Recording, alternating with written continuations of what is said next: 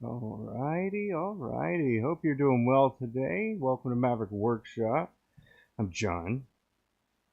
And what we're going to be doing today is finishing up these aerial blanks that I had started before. Well, I guess yesterday. I started them yesterday.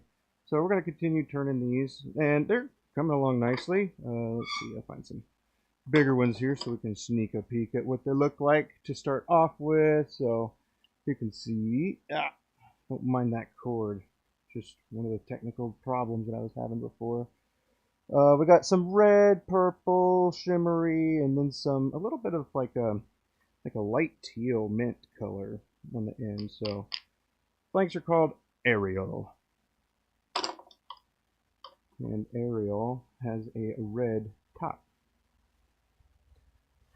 or hair, red hair. I guess we'll be even more on the nose, huh? Let's see. Yes, indeed. Sorry about the initial delay. Ooh, man, the cameras weren't wanting to work out for me. This one. I swapped this camera into something different. That way it could potentially autofocus a little better, but it is, I guess, struggling to get either power or connection or something. I don't know, man. I built this computer that I'm using like 10 plus years ago, so that's what I am working with here. Bum, bum, bum. Okay, and Abby is actually pouring blanks. I will pivot the camera over. I'm gonna show you. Okay, over there. And then let me.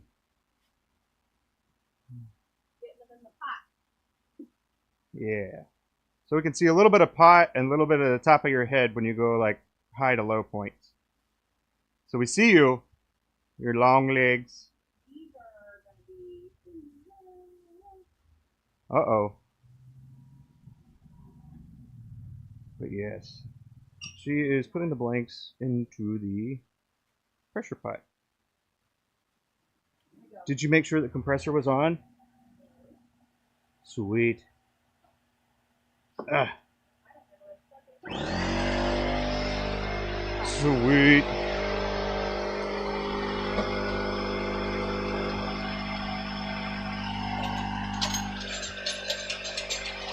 All right, so we need to get these babies to pressure at about 50 to 60 psi. That is what you want.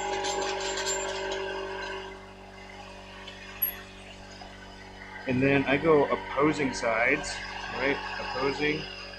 And then give it some pressure. There's the cam. Okay. All right. Let's turn this beat around, huh? Whoop. And take it back. There we go. Perfect. That's pretty good. Okay.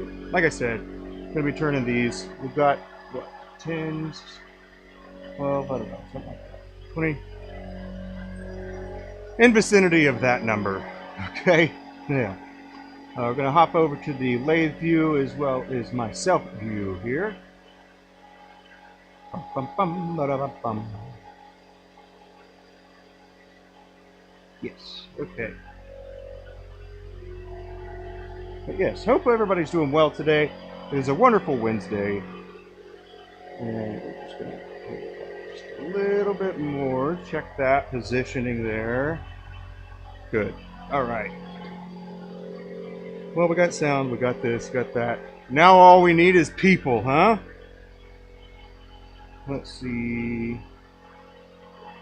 But yeah, one of the USB cords just was not wanting to, I don't know, either deliver enough power, because the cord is pretty long that I made for it. So let's see, what are we doing? What are we doing? There we go.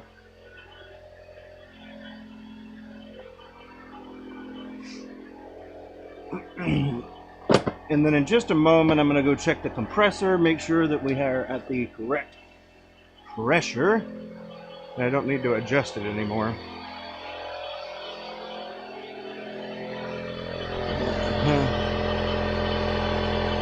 that. See?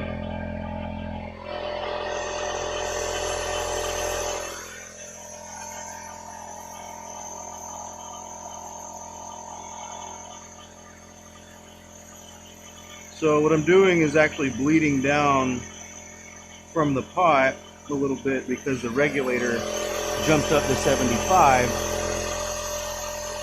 Sometimes when you have, I guess, a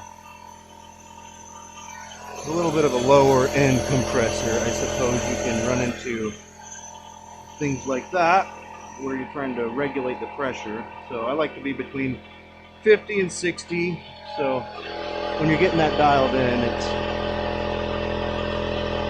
you just try to get it as good as you can, but just take a look at your pressure pot and the safety stuff that's on there, and like the safe operating pressure, which I believe max pressure is 80, safe operating pressure is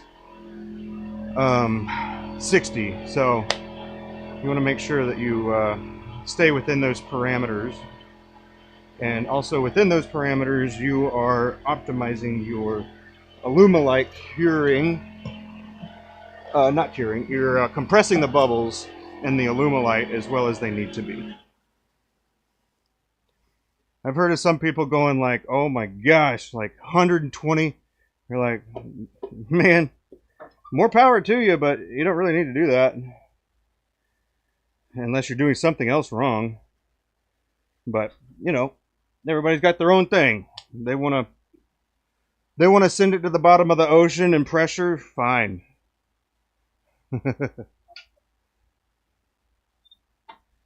Why'd you look at me like that? What? I was talking about people who crank their compressor pressure up to like 120. Well, if their pot's okay.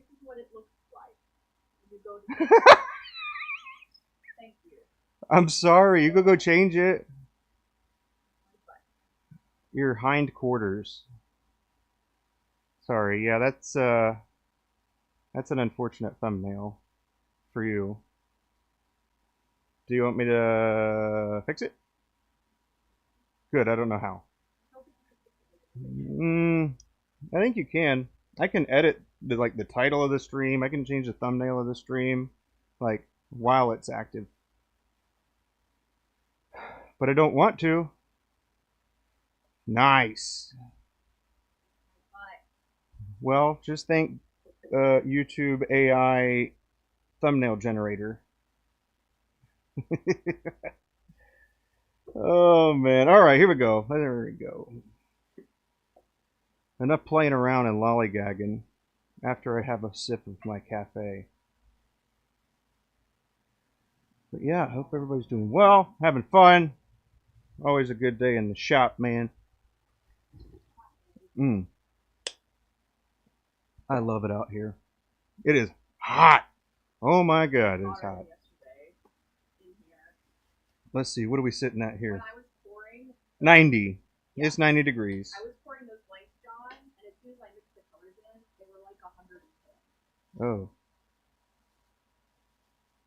So the air conditioning fan is right this way, and this is saying that it's 89.6, 89.7. Yes. Toasty.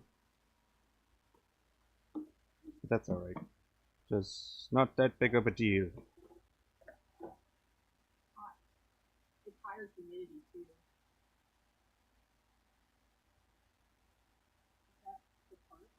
No, that's the air quality index.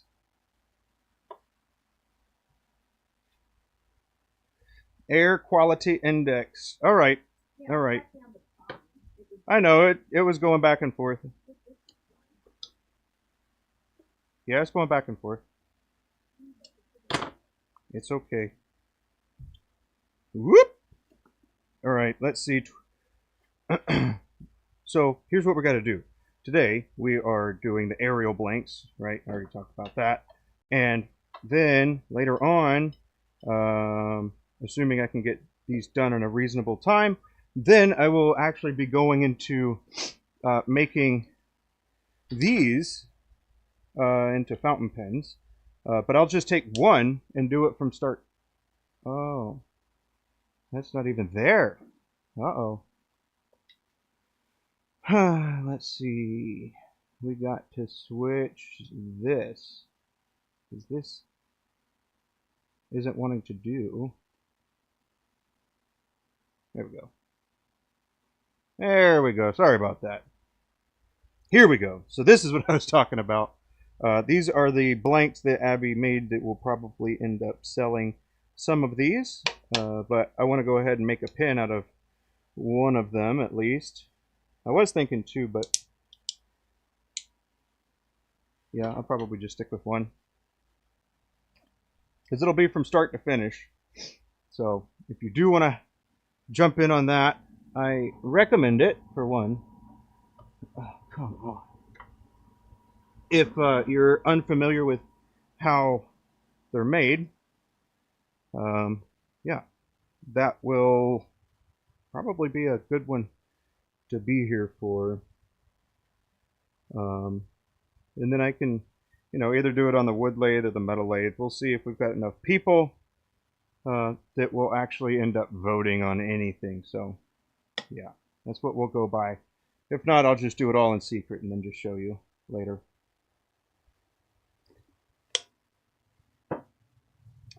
Excuse me. Let's get going.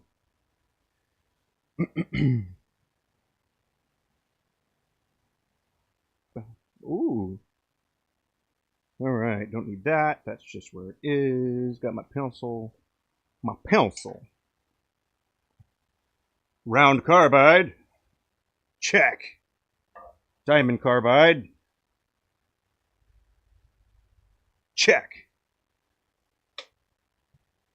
Morty.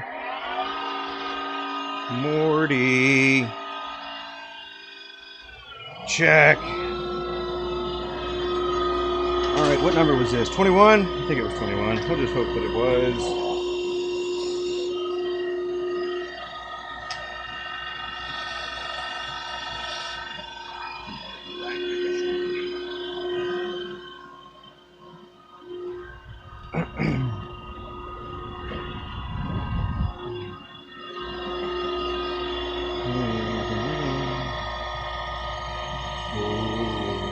Oh yeah.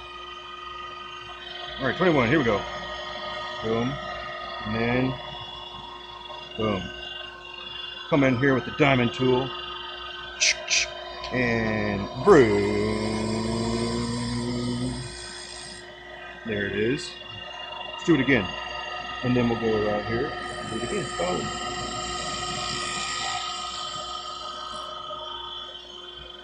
All right, tuck that little guy away right there. That's all we needed it for now at least.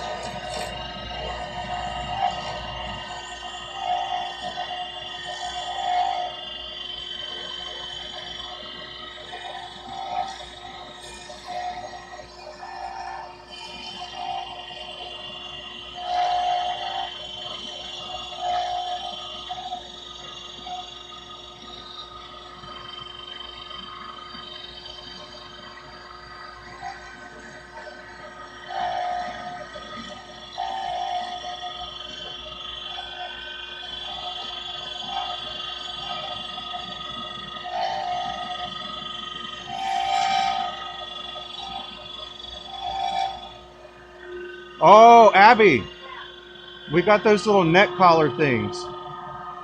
Oh, yeah.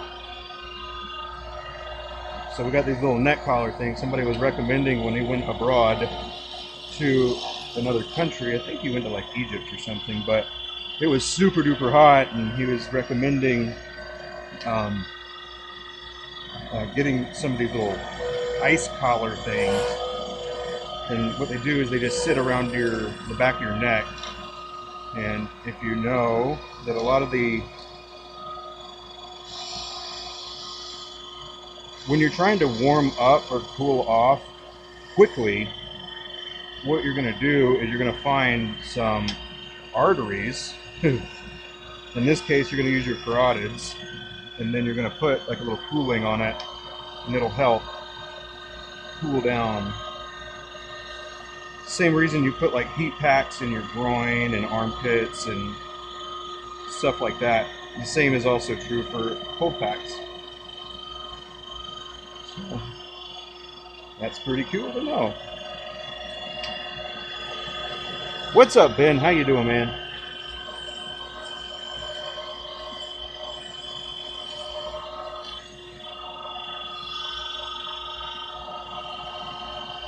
That was a cool project you were doing this past weekend, man.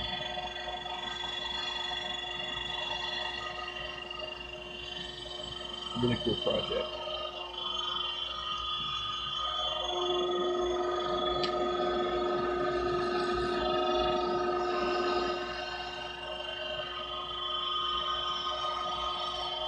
But yeah, those little cold packs will help.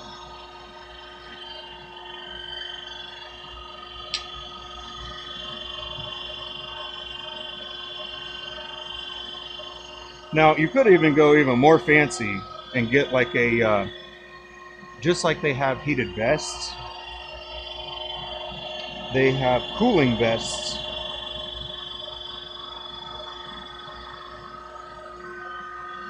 Oh, not.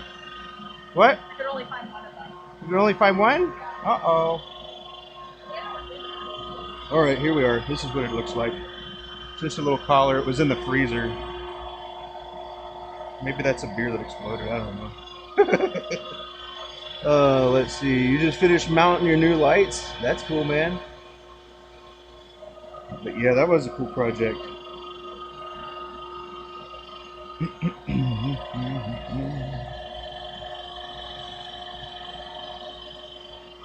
I'm a little bummed I missed the beginning of it, though. It's been weird getting in a good rhythm of the kids being out of school, and as you know, I'm kind of in charge of my own schedule. I just have things that I've got to get done at different times, so you know.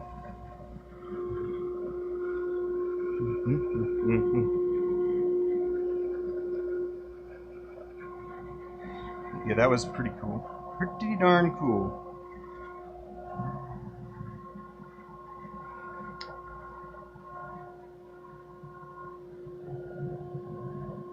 Well, I didn't make those mistakes because I hadn't tried it.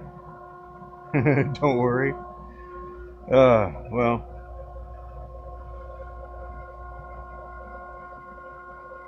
Mornings are sacred.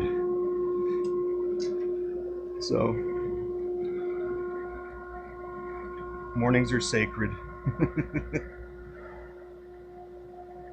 I come down, I have a little routine, make some coffee, sit there, stare at a wall for a little bit, go ahead and plan my day,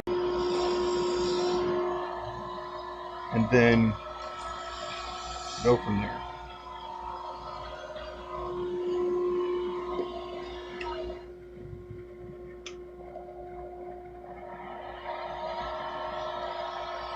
But yeah.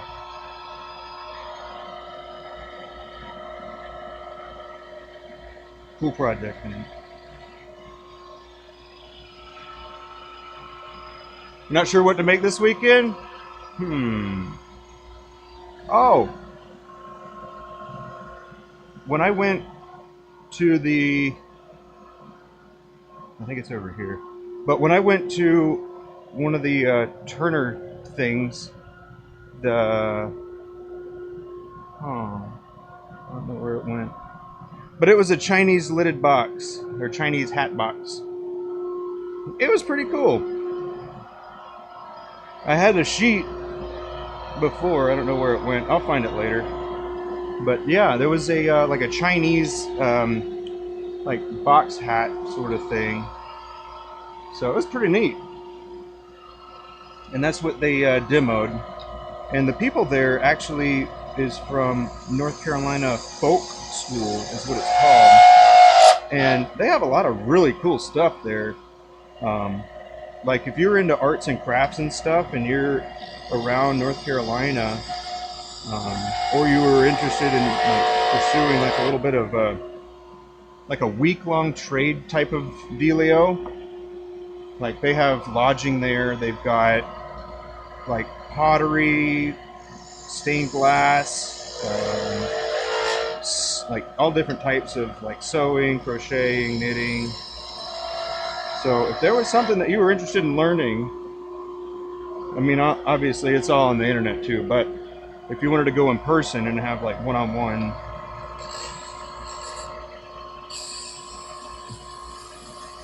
or I guess a small class setting, then it's pretty neat. I was looking at it, but I've got a couple other things that I got to do, or I want to do rather.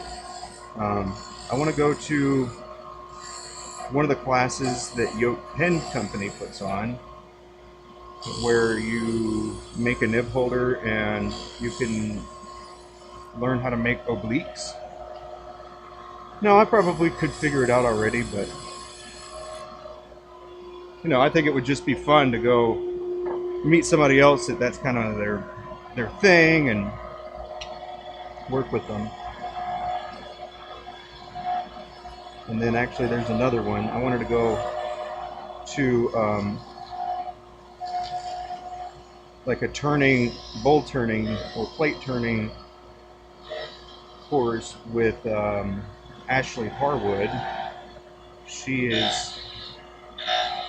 does in-person classes, so it's pretty neat.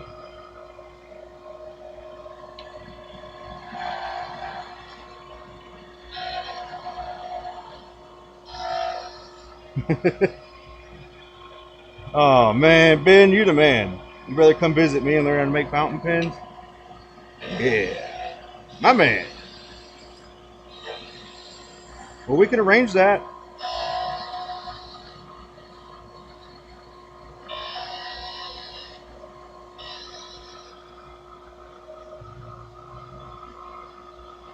Cutie. Are you talking about Ashley? Yeah, she just had a baby. Well, I guess a couple years now. But yeah, she's really pretty cool as well. That, you know, I have some daughters, all right, so it's really cool that, you know, she is well known as she is in a world that is really a lot of dudes. Like, I know that there's female turners, but I don't know many of them that are like known like that. So it's pretty cool.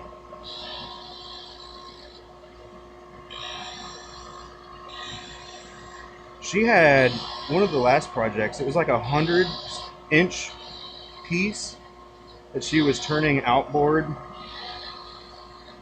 And that was a huge piece. It was bigger than she was, it seemed. And it was just like this massive wheel turning right here. And she just got what looks like a little teeny tiny baby tool.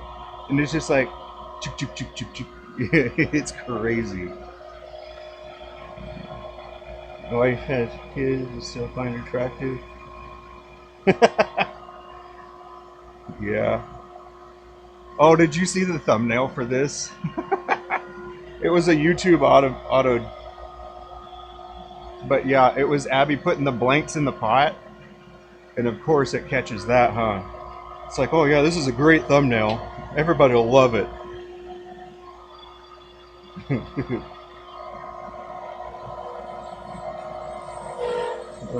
But yeah.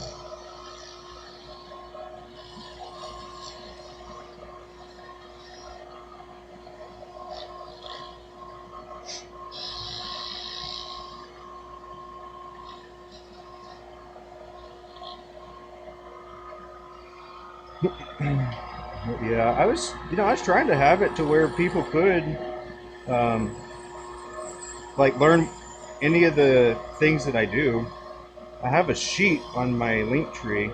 Oh, speaking of Linktree, Ben, if you wanted the shirt, they are on the Linktree. It's like the merch or something. It's done through Printful or Printify. It's done through Printful or Printify. The shirts, Printful or Printify? Okay, I think it's Printful. But yeah, there's a merch link in my link tree.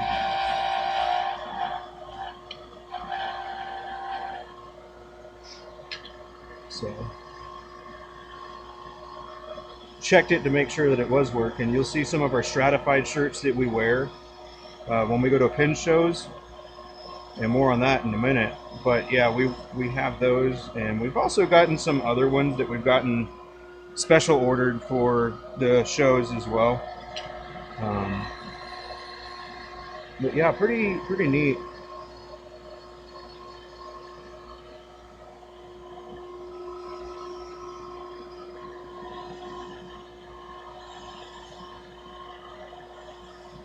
Oh yeah, the other thing.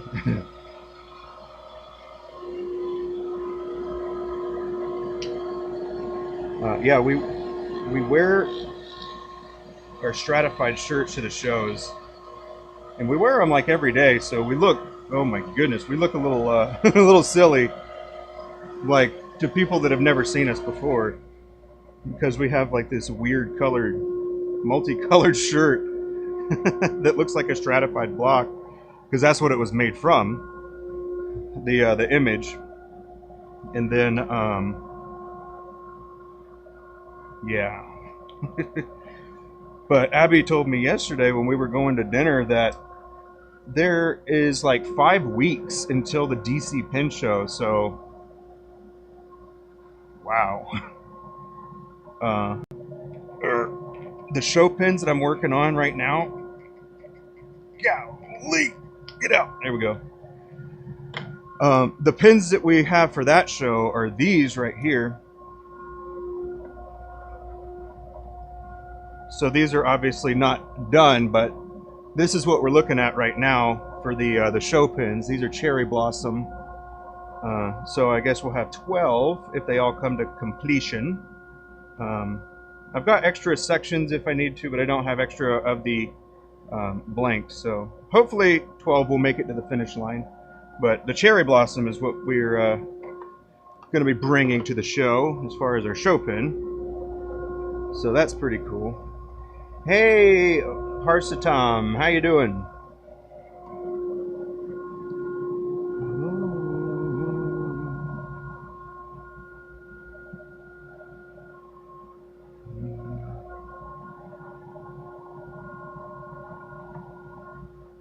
Oh.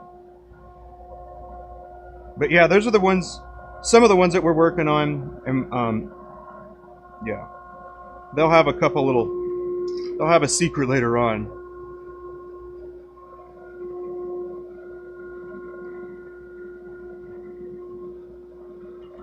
And then hopefully we'll have some other stuff that we'll be able to share when we go. All right, we got a number 16 here.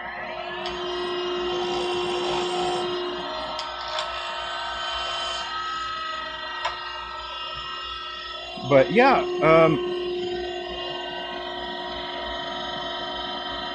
if there was something specific, like that's what I was trying to do with that little sheet, is just try to make myself available for people to be able to have one-on-one stuff if they wanted to like go over something or how I do something. Just kind of giving that ability for people to ask questions and stuff like that. Oh, this one first. But yeah, not many people, well, not anybody actually. So I haven't really had to put too much more effort into that part as far as figuring out what people wanted to do. But yeah.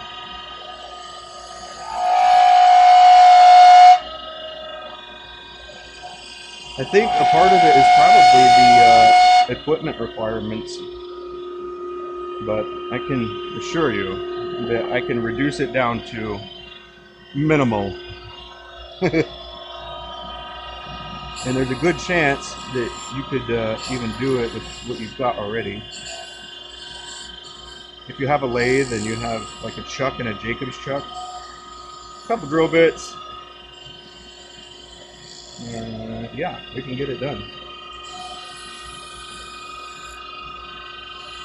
Or we'll find something in the stuff that you've got to try and make it happen. Dang it. But yeah. But that's also why I stream too.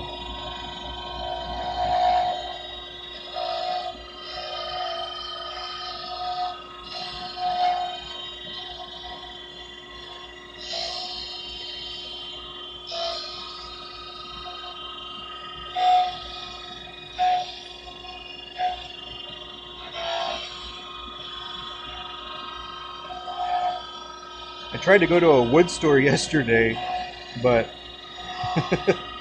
well, let's see. It was a Rockler. I went to a Rockler yesterday. I was in vicinity of, and I went there and it was like 6:15 or 6:30 or something, and they were already closed.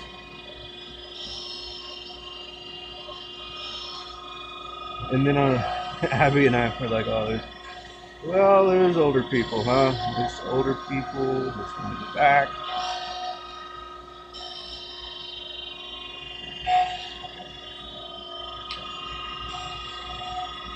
It's just kind of funny.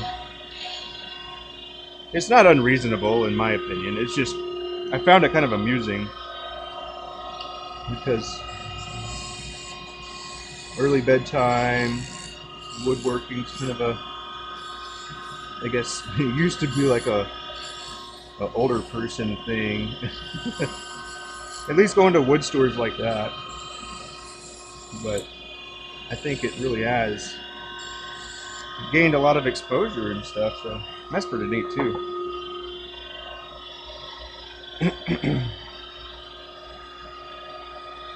All you need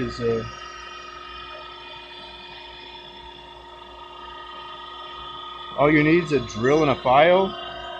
Are you talking about for the thing that you made?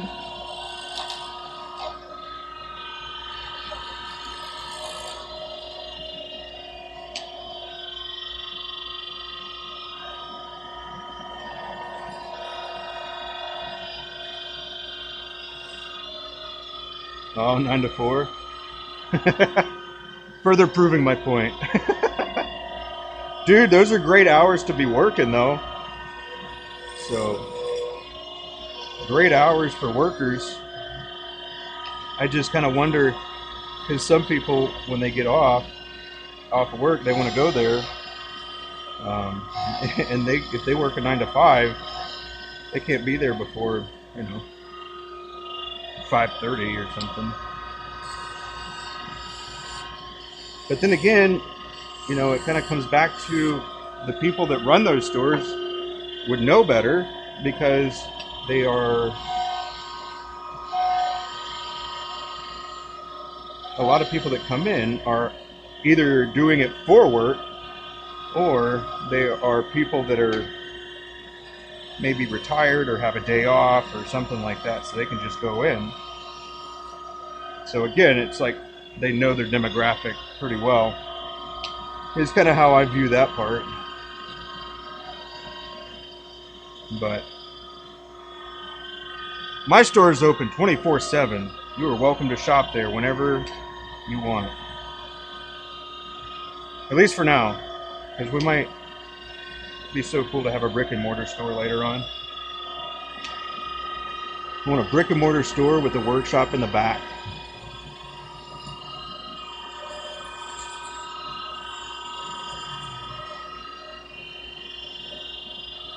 Pretty cool, I think.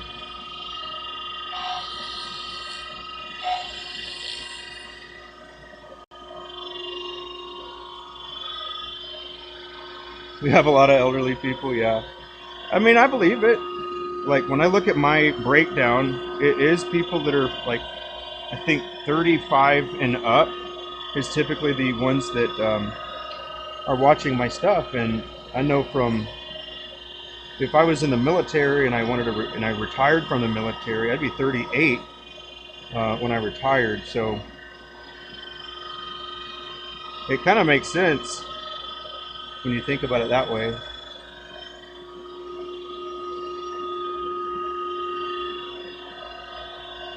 You got a website as well? Of course you do. But of course.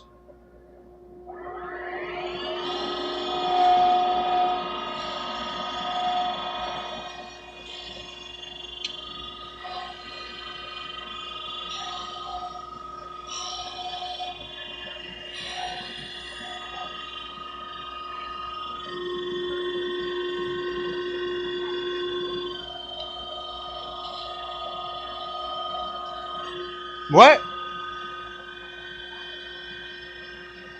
No, I said my target demographic is 35 and up, which makes sense because if I was in the military and I retired, I would be 38, which is near 35, above 35, and then I would be looking for something to do. So I didn't say I didn't specify my age. No.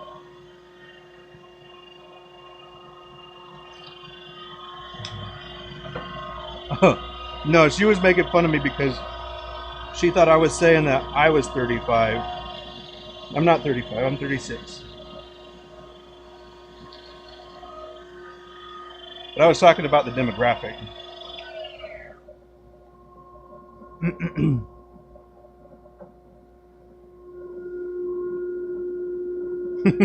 But yeah, I hope it's not old.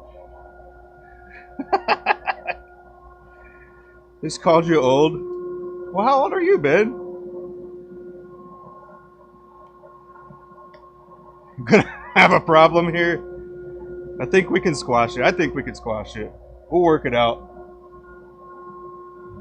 I don't know what your beef is, but you better grill it up and eat it. Does anybody know that what that's from?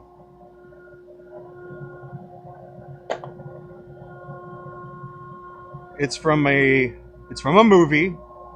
It's got Denzel Washington in it. And it is a football related movie.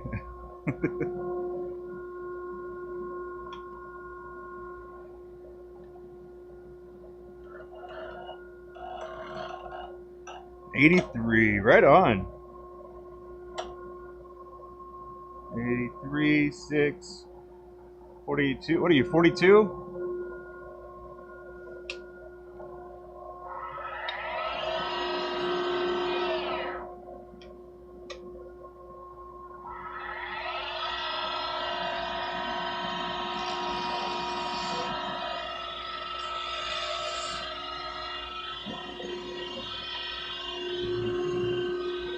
Let's see. What about? You'll be 42 next month? Right on, dude. Well, early birthday, huh? Alright, what are we getting you for your birthday? What are we making you for your birthday? Because that's how we do. Buy you something? No. Spend thousands of dollars buying the equipment to make you something. But I could have used the equipment. Yeah. You know how it goes.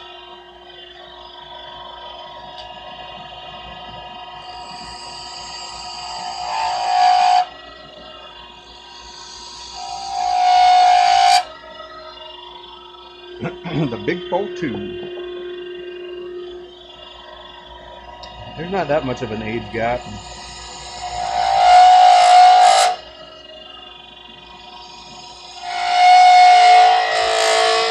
Well, people in my last stream guessed that I was 30. And there was more than one person that guessed.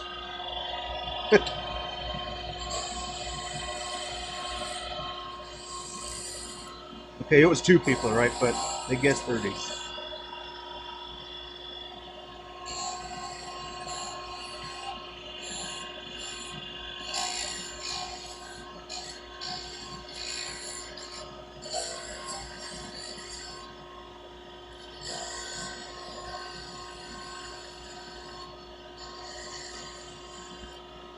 There we go. Make you a fountain pen? Alright. I'll make you a nice kit pen. Real nice kit fountain pen.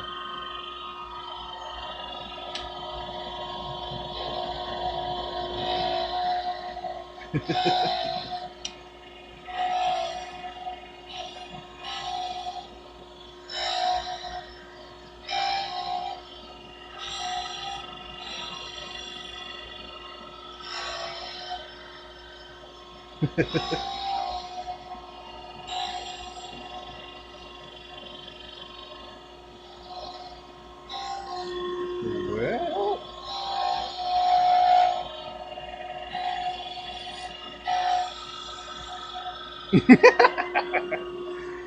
not a kit. Are you sure?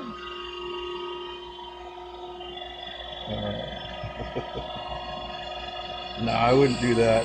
I was just kidding.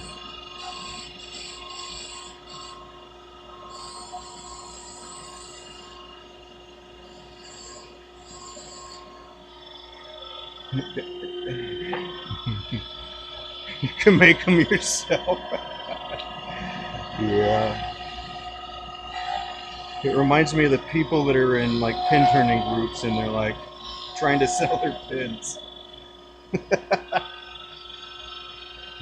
Dude, you know who you are, right? And then, you know what else really cracks me up too? Something else that really cracks me up. Like, I went into looking in like Facebook groups and found like an Etsy Facebook group, and it's just a bunch of businesses or people that have business pages on Etsy that are like all together. And you're like, what do you expect to happen with that? You're selling to sellers. That's no, you shouldn't do that. Those are not buyers. Those are.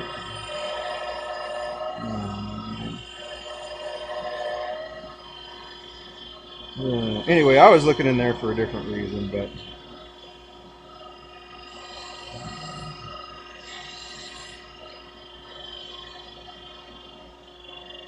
that's also why I don't really talk too much in. I just.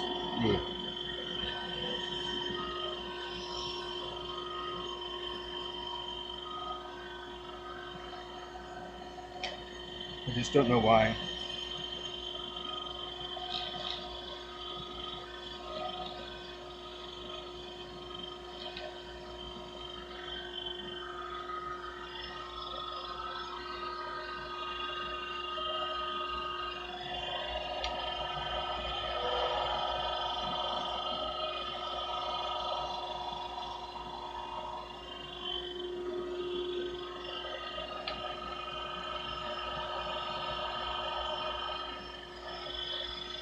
You'd be happy to. Well, yeah, man. I'm sure we could arrange something.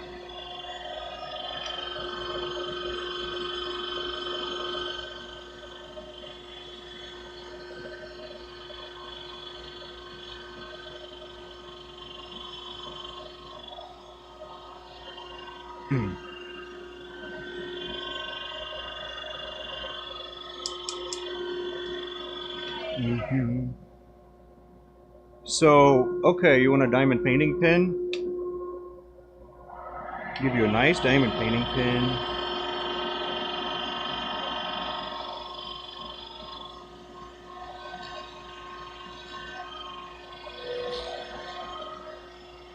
That'd be good, right? Oh man, I'm just kidding. I'm just kidding.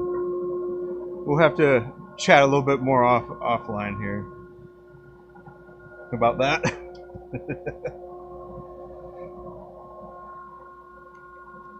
But yeah, man, what are your what kind of colors you like? All right, I'll hold off.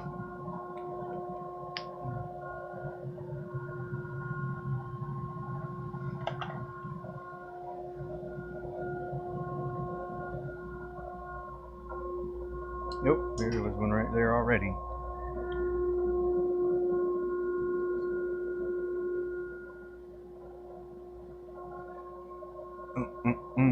Yes, indeed. Man, this one's got a lot of clear in the middle. That's pretty neat.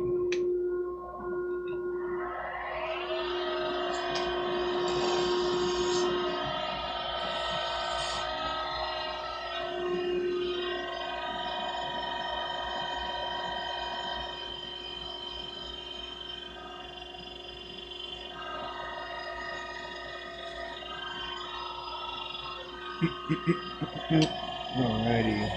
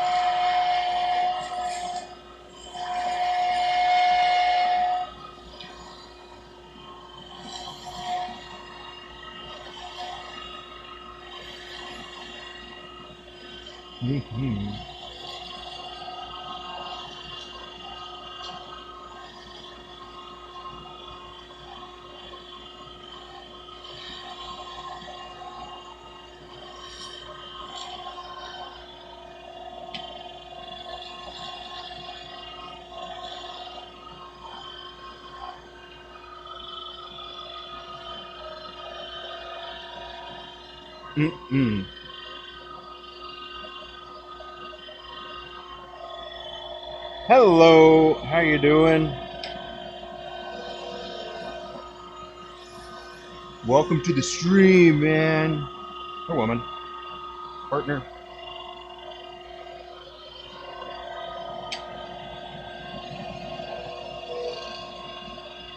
Just working on some diamond painting pin handles here. I call them handles, but mostly known as diamond painting pins or craft handles.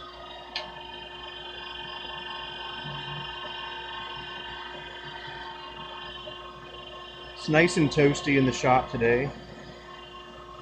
A cool 90 degrees Fahrenheit.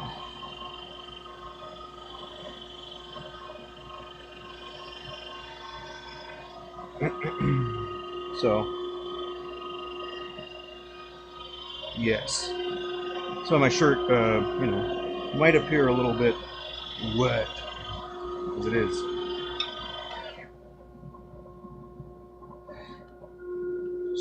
Sweet.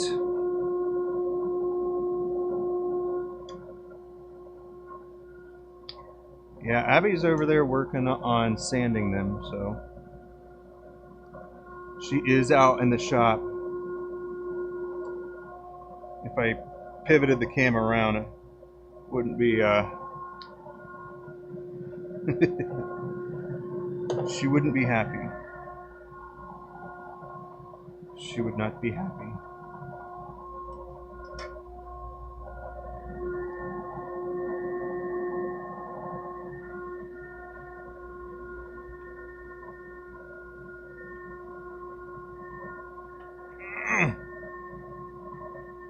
But I do think she's watching if y'all wanted to say hey to her as well.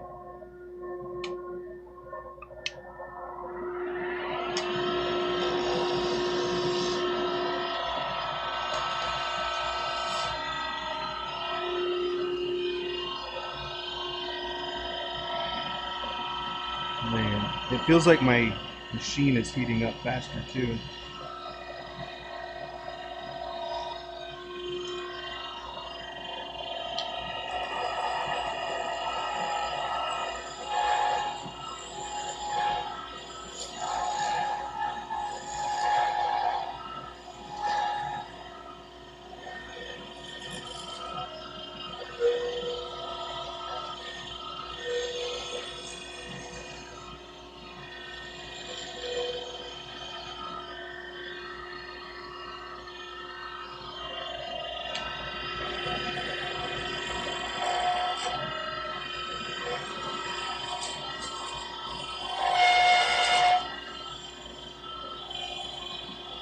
few more regulars to go. Yoink.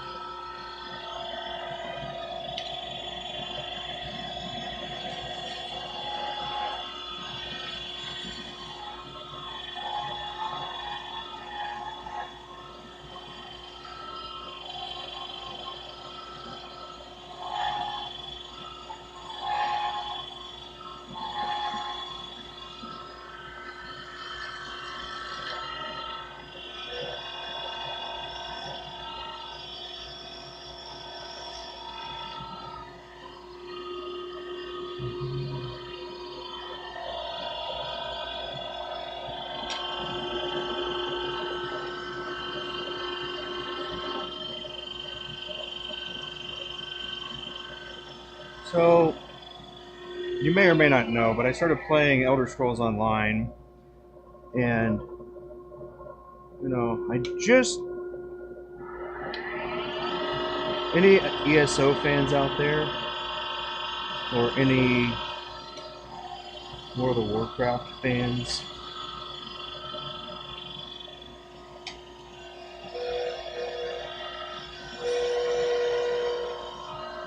Like, they're both big games. I think ESO's got like mega servers, and you can do like different types of public dungeons and things like that. But it's like now I feel like it's a never-ending thing of having to level up more and more and more.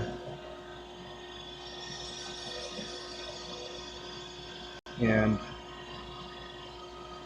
it feels like I have to use a loadout that I don't really want to in order to continue to advance. So that's a little weird.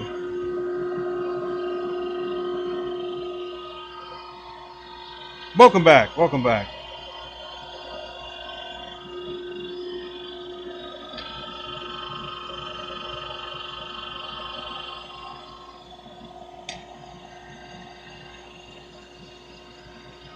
So what were some of your colors? Hot pink and your preferred colors? We've got some really bright pink, some translucent in there. You'd love it. God. Just kidding.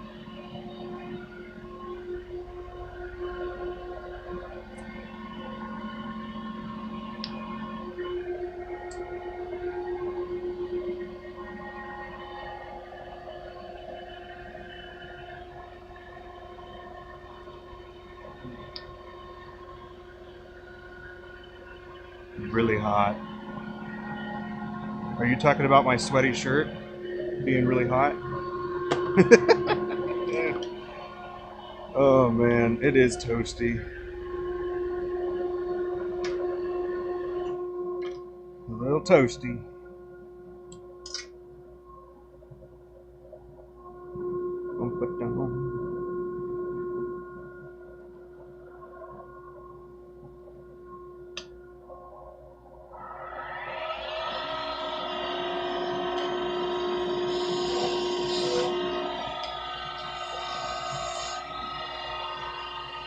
You've been looking at a duct system. Ooh. Dang. You're gonna be going full force into that, huh?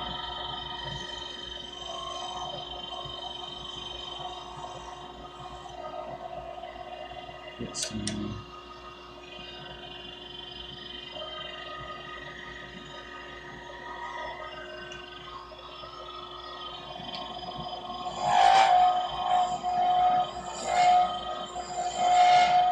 When we move, we'll have a workshop, or at least another garage shop that will be on the hunt for a workshop.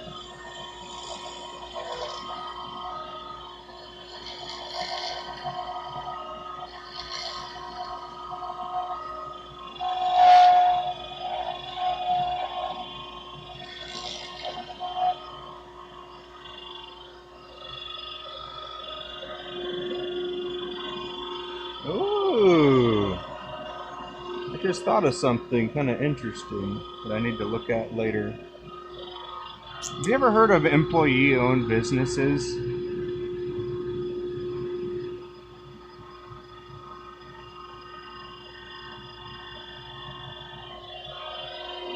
it's interesting.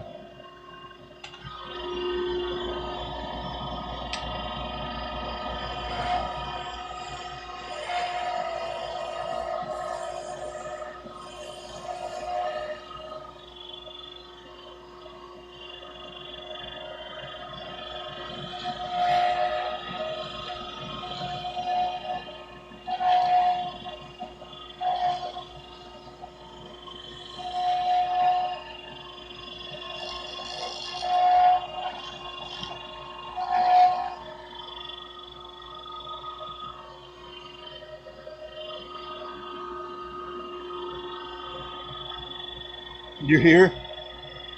Yeah, I was just wondering if you've ever heard of a employee-owned business. So like multiple, bunch of people, not just one person. Because one person is just like a technicality kind of thing.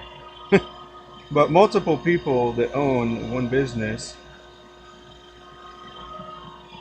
So everybody's invested in the growth and development of it, which is kind of interesting.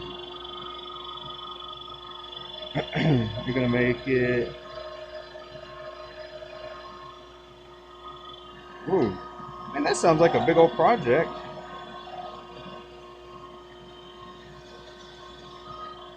That's probably something I'd pay somebody to do.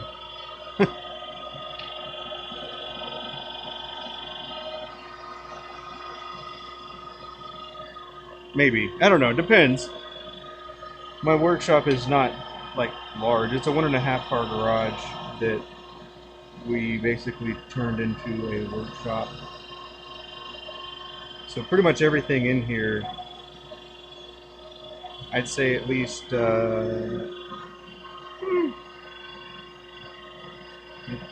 maybe 70% or so is all workshop related stuff. Somewhere around there. We do have some random storage stuff, and well, maybe even more than that. I don't know. I did a little tour yesterday. I did a little tour. I took this camera off, the one that's looking at the lathe, and I walked around and showed some of the other stuff. So it was pretty neat. Showed the different things that I'd done in the last couple days. I got a new table, so the one that my metal lathe is on is no longer on casters. So I'm satisfied with it. It's was easy to put together. The top of the table is like a solid piece of wood, and it says it can support 2,000 pounds. So I don't know what more I could ask for that. Maybe a shelf, but it's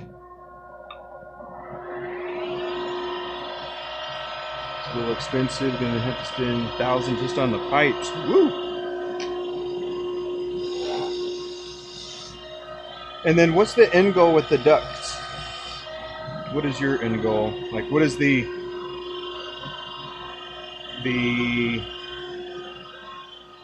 measurable level of success?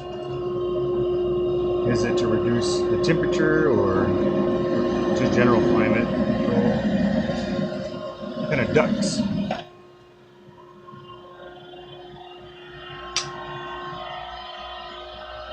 Let's see, Vinny, how you doing, man? The company you work for is going to and that is a employee owned something. I don't know what that stands for.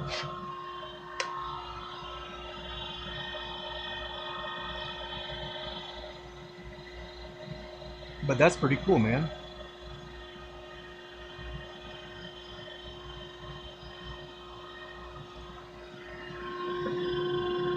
Because I was thinking about it, okay. I was thinking about it as like a much smaller scale.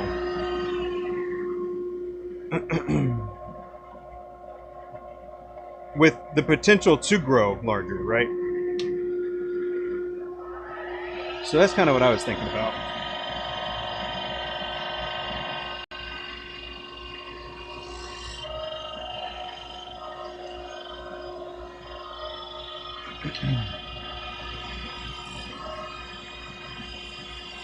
Oh, Vinny, did I show you the completely wooden pin that I made? I don't know if you were here for that, but I did make one entirely out of wood.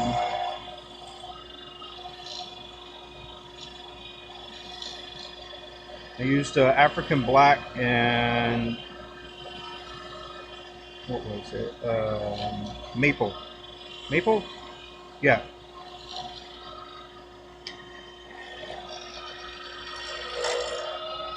Employee-owned stock program. Yeah. Yes. Yes. That's what I'm talking about. That's cool, man. From the person that I was talking to about it, they said that it was great for the business that they had. All right. I didn't sand this, but this is it. It's got African black. It is African black wood. I threaded the wood, and then this, I actually have it so it can fit the nib, and then I threaded this section a couple times because I broke it the first time. But I'm pretty sure I also broke this somewhere there. I have a little split right there on the tenon, unfortunately.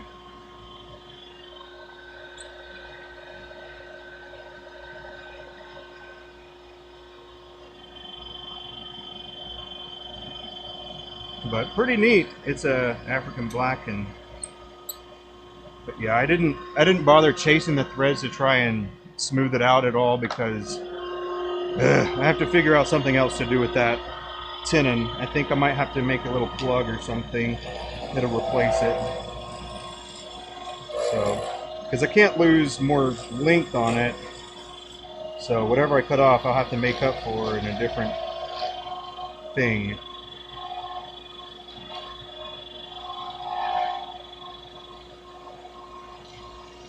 And also, I was going to make it a Joe 05 or a rollerball converter, which is pretty cool too. This is raw wood. Raw wood. I did not. Well, the maple could have been stabilized, but the African was not.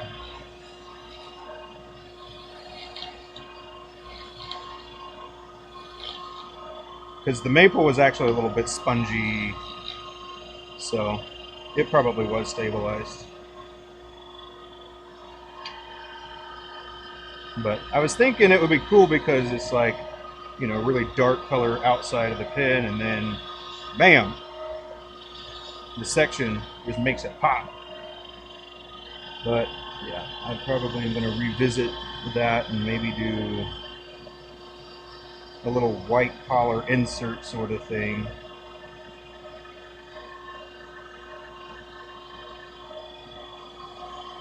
Eventually. might end up doing that. I don't know. Let's see. Oh, Ben, he was talking about the African, the wood pin.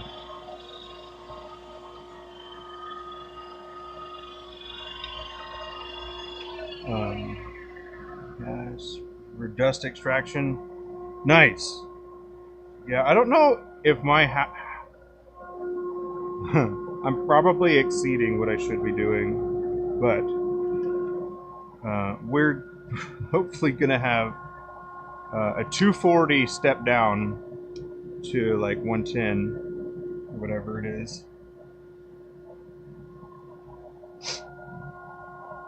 But yeah, we can't really do that right now. But that's okay. That's all right.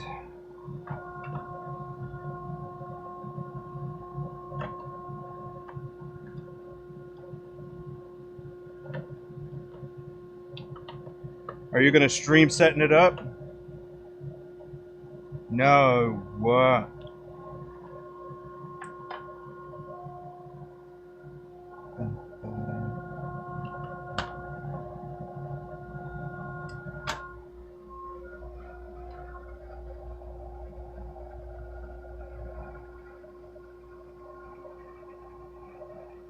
I hadn't gotten around to turning yet.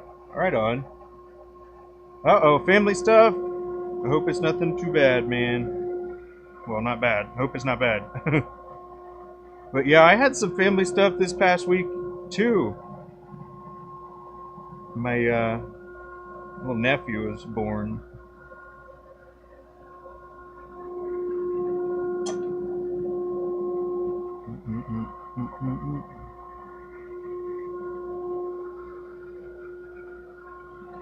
Yeah, little nephew. What a cool story, though. How that baby came into the world. I'd have to ask my sister if I could talk about it before I do. She probably won't, but no, it's gonna be a lot of cursing and swearing. Yeah. Oh man, that's how it was when I built my little tinfoil shed in the backyard. It's like all aluminum sheeting and stuff like that, but you know what? It served its purpose pretty well. Not disappointed about its performance, just there were so many sheet metal screws. Yeah, it is cool. So I've got two little ones, two little nephews that were recent, both this year. Must have been something in the water.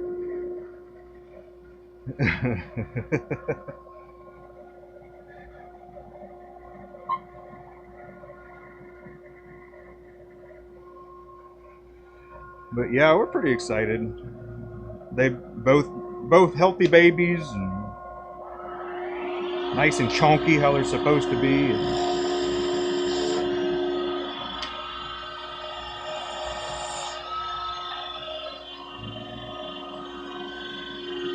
All right.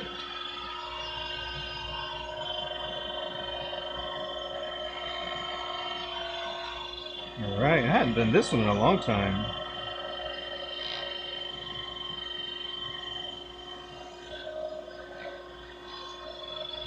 Oh, Vinny, are you going to the DC show? Or, wait, you're going to the Florida show, right? I think that's what it was. Yeah.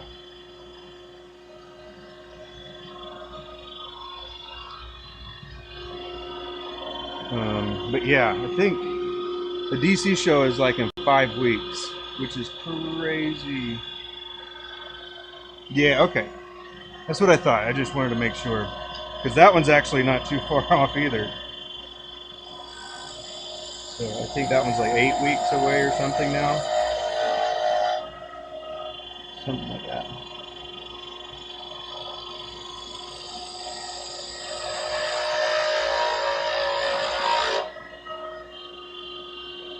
Looking forward to that.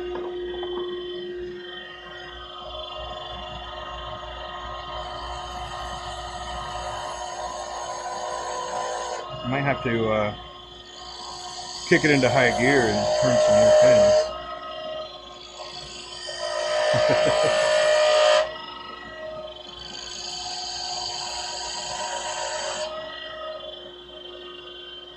Yeah, man, you'll see us. And I'll talk a lot more about it when it gets closer to that time. Oh, okay, gotcha. The hotel that the Orlando show is at, as long as it's the same one, is really cool. It's got like a mall on the inside, so you don't really ever have to leave the hotel. Some good restaurants around there too.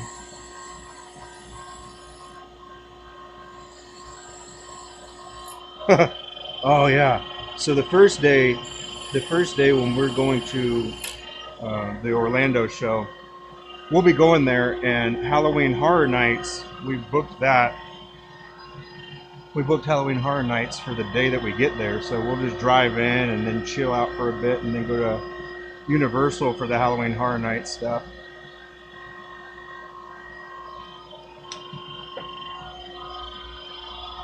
So we kind of make it a business trip slash vacation.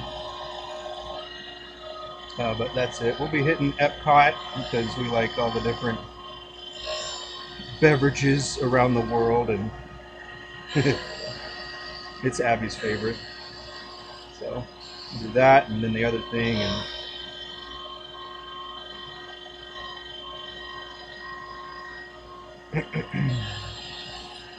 but we are getting trickled information about the DC show. There will be a virtual map, which is pretty cool. I hadn't seen that before. But yeah, the DC show does a virtual map because it's the world's biggest pin show. So a lot of representation from other countries there. The Miami show is in a couple weeks. Yeah, I keep seeing stuff about that too. They're so for a while they were not doing it because the person that used to put it on had passed, or didn't put it on. I don't remember if it was they passed away or they just didn't have the strength to do it anymore, or I'm not sure. But somebody else has picked up that torch for the Miami show, so I think this is the second or third year in a little bit of a hiatus break. But yeah, we thought about it, but with as many shows, we'll eventually incorporate it into the circuit probably that we're a part of, but we still got to get to that point. Because we won't be bringing the kids to every place.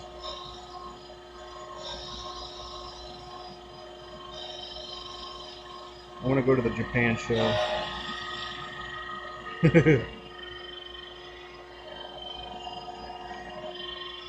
Let's see.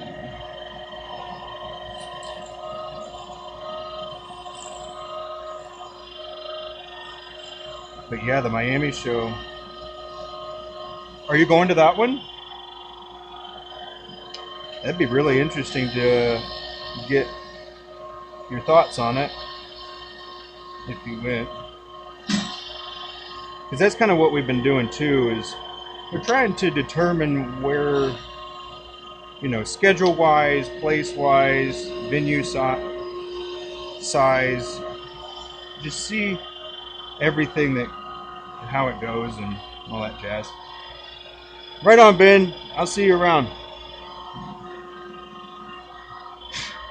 Enjoy your movie. I love movies.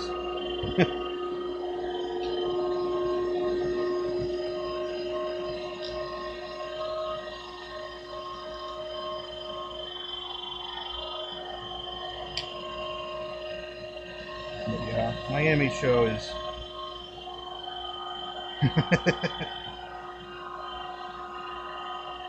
apparently one of the years, I'm not sure if it was the Miami show, but one of the years there was a adult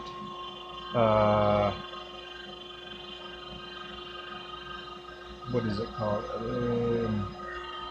Well, it was all adult related stuff, we'll put it that way, and a lot of people were walking around in questionable attire, and it was not well received by the other people that were at the venue for a different reason.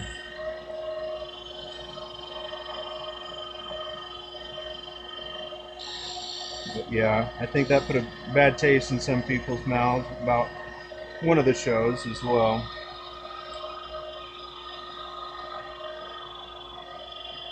Oh, gotcha. You're up in New York. Well, that's good on you. Good on you. Glad you were able to do that. I'm sure your mom is as well. I'm glad that you were able to take some time to be able to do that.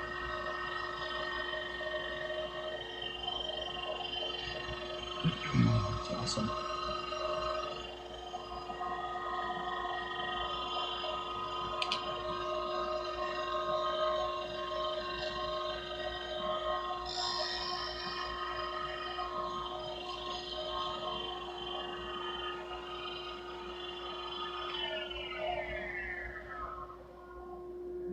Okay. Don't do that shape very often.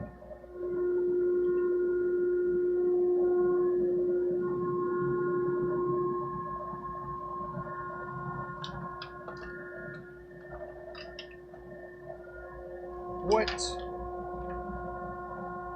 are you doing there?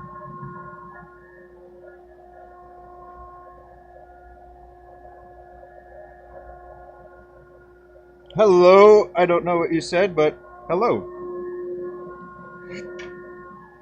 I hope you're doing well.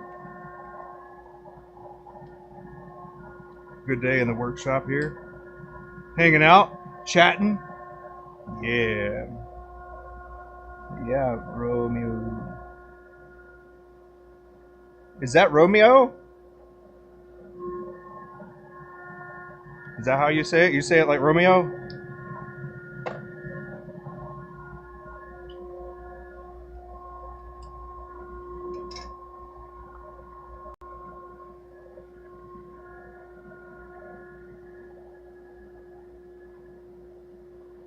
Okay.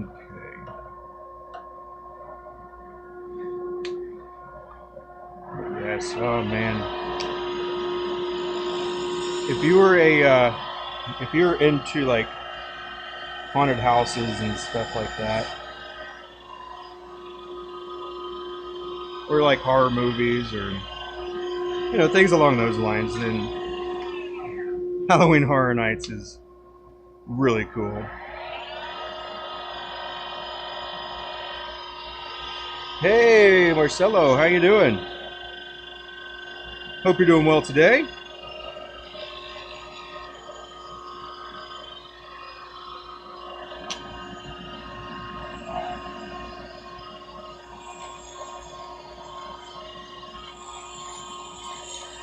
A little hot in the shop today, but that's all right. That's all right.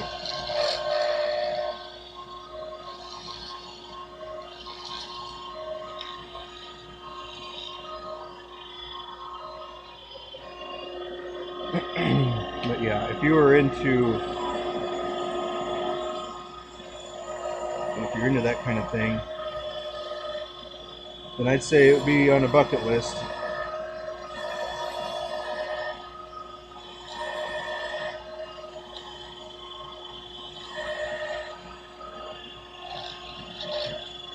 We didn't even know about it actually until the first pin show that we went to a couple years ago, that Halloween Horror Nights was even a thing, and we kind of booked it last minute. And man, it was pretty cool.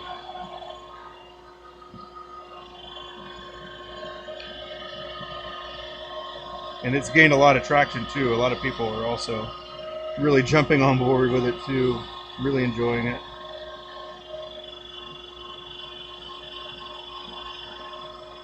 They do a really good job with all the houses and the actors and stuff like that.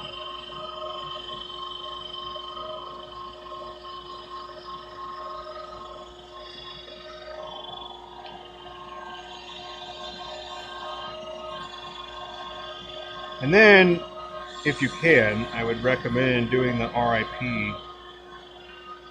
It's called the RIP Pass, or the RIP Tour, one of those. And basically, it's you and a group of like 5 to 10 people that are a part of a group, and then you have somebody that's walking you around everywhere, all through the scare zones, and then taking you to the front of the lines. So it's like having a fast pass or something like that. But yeah,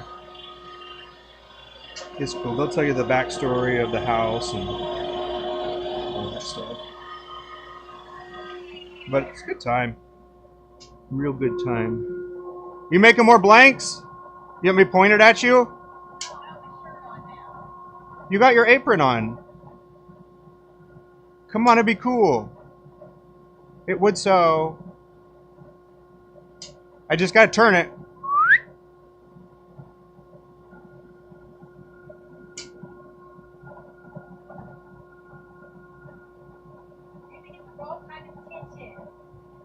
No, it's the right outfit. All right, you ready? All right, you don't want it, that's fine. Abby's over there making some bespoke blanks. You may or may not have heard, but Abby is interested in selling them again. Kind of took a little hiatus because, well,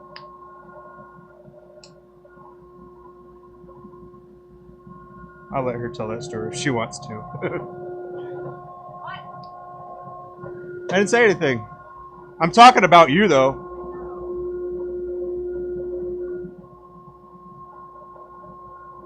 Talking about you.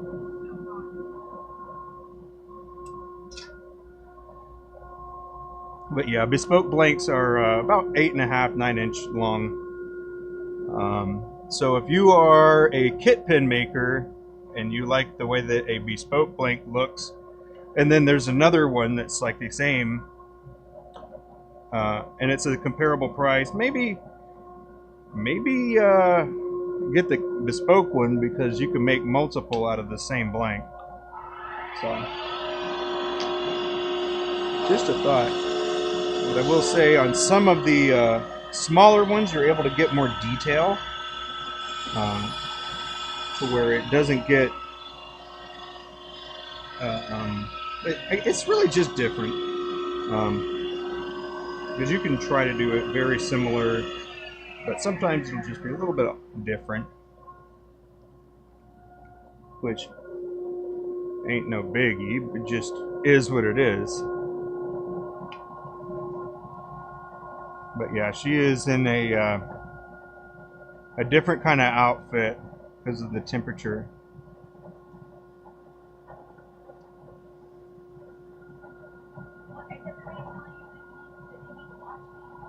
What? What? Well, I was just going to point that one, so it's looking at you, and then this one's looking at the lathe. Oh, yeah. But that's fine. You gotta. I don't care.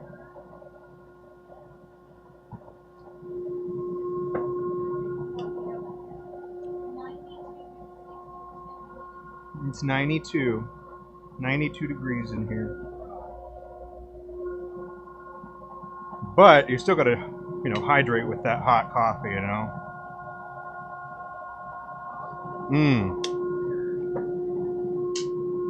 Nice hot coffee, too.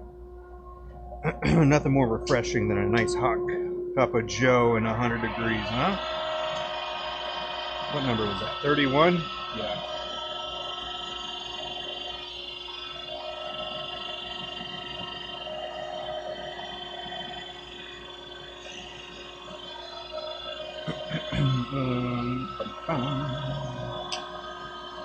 Yeah, what's everybody doing today, this week, this summer? Anybody had their vacation yet? Or do people not take vacations? I don't know. I get restless on vacation, so I'm not good at vacationing. It's hard for me to relax knowing that there's a lot of stuff to be doing.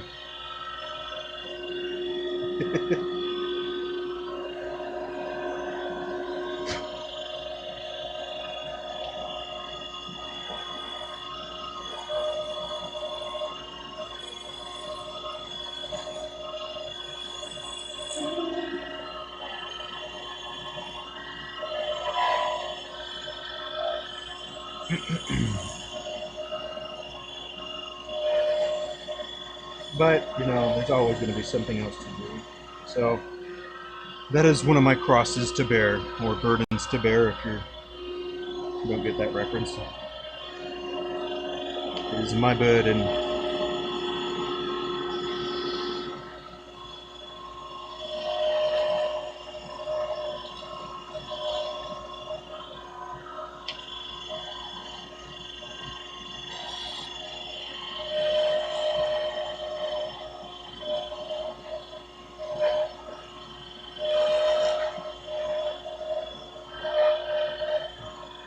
I was hoping I'd see some Someone pop on. Anybody use 3D printers? Or have a recommendation of a good starter 3D printer? It's really simple to use.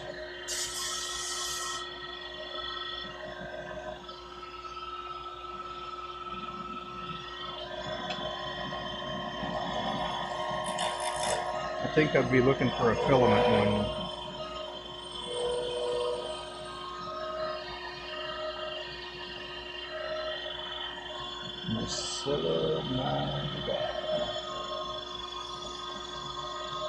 Navidad. Is that your last name?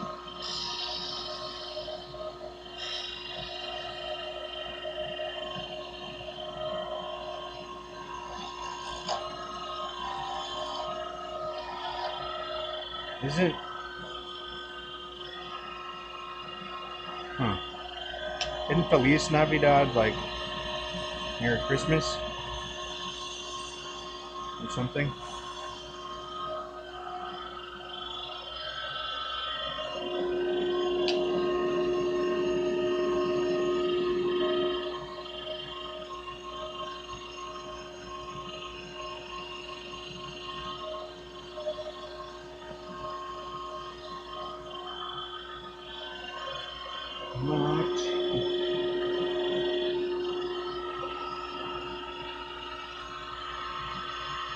Depends on what you want to spin. Bamboo Labs are pretty good. Alright. Well, so looking for something actually lower end to see if it's something that we even want to do, but not like bottom of the barrel, because I don't want to deal a whole lot with the leveling stuff, man. That is so frustrating. So if there's something that's like more convenient, I understand I'll have to level a little bit, but it is frustrating.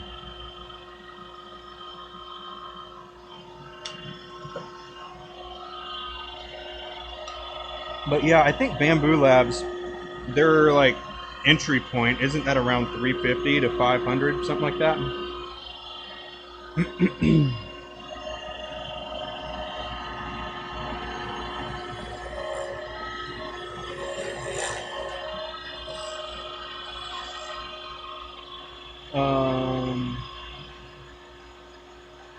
Is that the Ender 3? I started with an Ender 3 that was messed up. Well, sort of.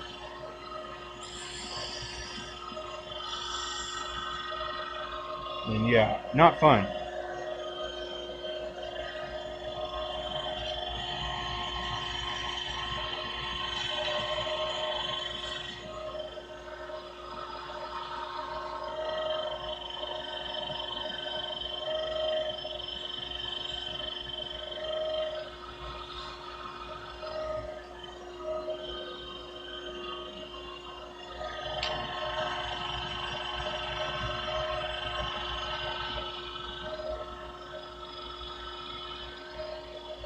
Ah, Ender 3. I mean, there's a lot of good things about the Ender 3, so that's why I went with it as well. And I didn't hate it when I got it. It just wasn't able to do what we wanted it to do, and so we kind of just didn't have another plan for it. So that was kind of one of our, not expensive lessons, but a lesson nonetheless that, you know, costed a little bit. So, don't believe what people say on the internet, I guess. Because we saw that the Ender 3 had an upgradable glass bed that supposedly the glass makes it so it distributes heat better, so we got a better build plate and all that crap, but that is not what happened with our stuff, unfortunately. So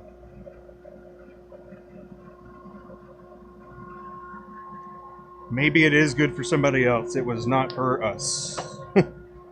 Pretty much made it to where we didn't want to tinker with it anymore.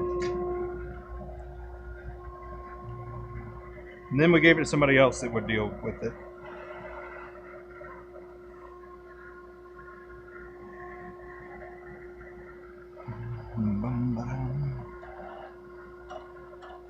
Dude.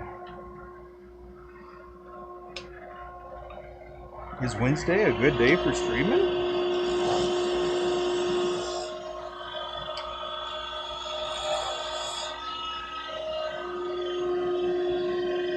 Hey.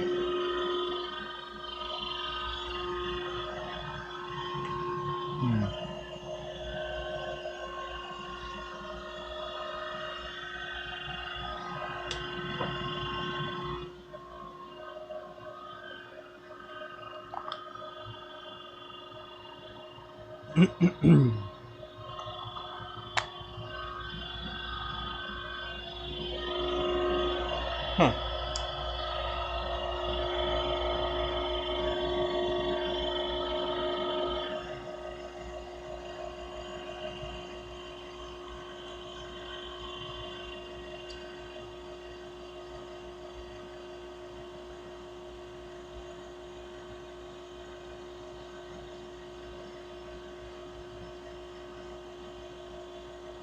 Oh man. Does anybody else carry a knife like all the time? Always has a pocket knife in their pocket? This is a Kershaw, but the reason I got it was because of this locking mechanism. It's got the Benchmade style locking mechanism, and that's what I'll call it probably forever, but it's I hate liner lock knives.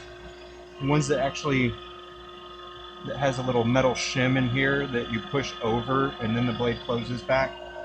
But this one, I like it so much better because the liner would actually start messing with the angle of the blade because it's got pressure on it, and then you slide it over. What happens is it just, it starts wearing away that metal, and I had one close on my hand, which is not cool, man, not cool.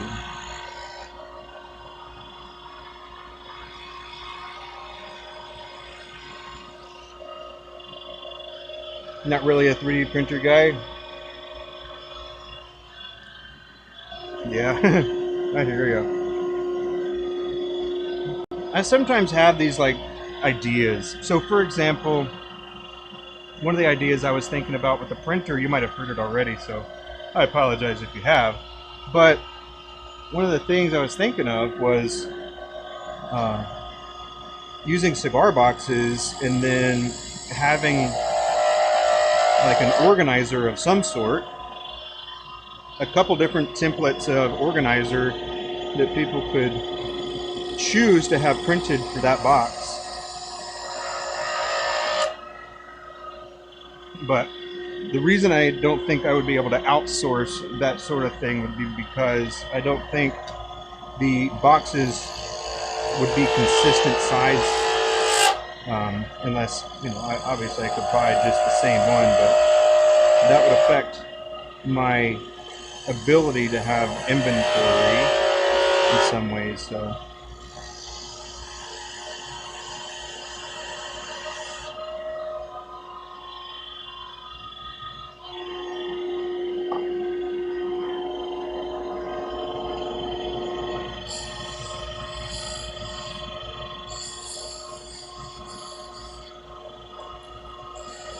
So an interesting question here, and I'm just trying to get an idea and see if people think it's a good or bad idea. But what if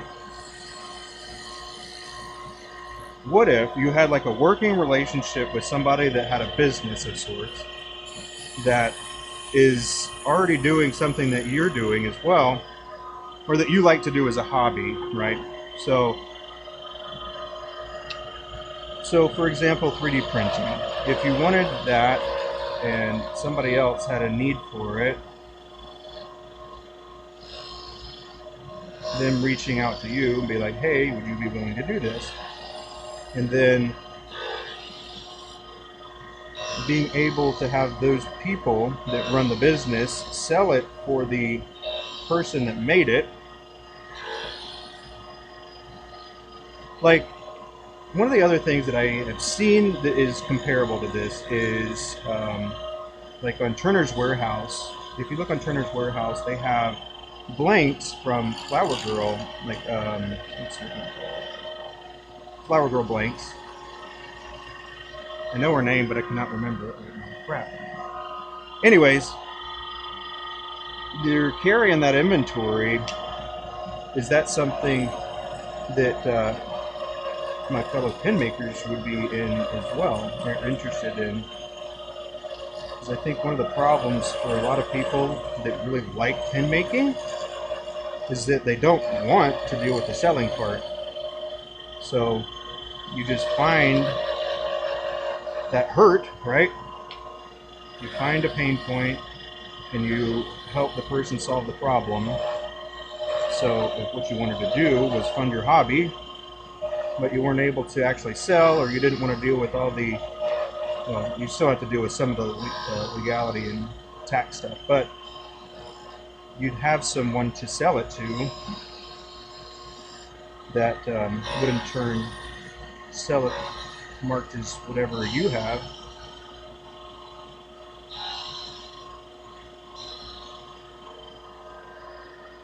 Kayla, that's right, Kayla Cooper. Thank you.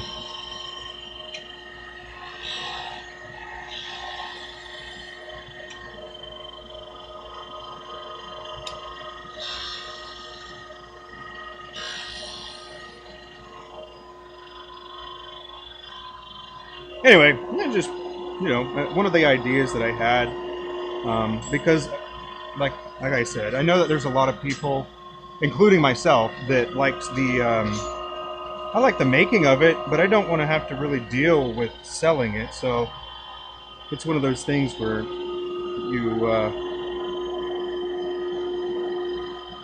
find somebody that is doing the, or willing to do the parts that you're not really.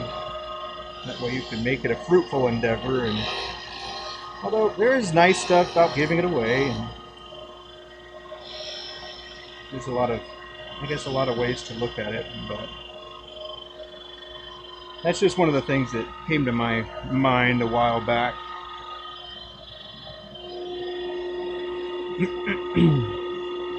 But it sounded interesting, at least. But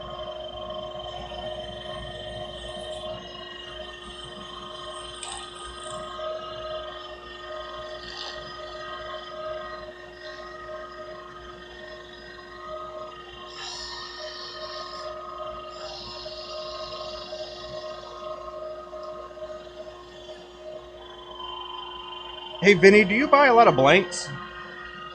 And if so, who do you buy blanks from?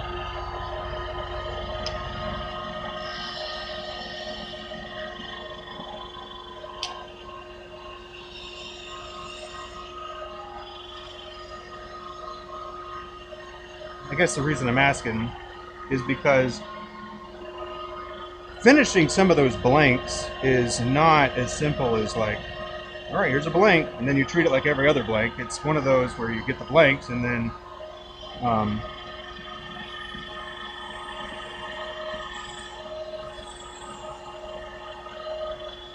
you got to like learn how to do it.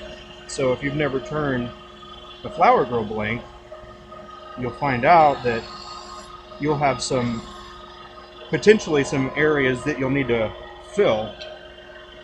Because whether it's chip out or there's a little bubble or something like that, you might come across something that you don't necessarily know what to do if you haven't had to in the past. So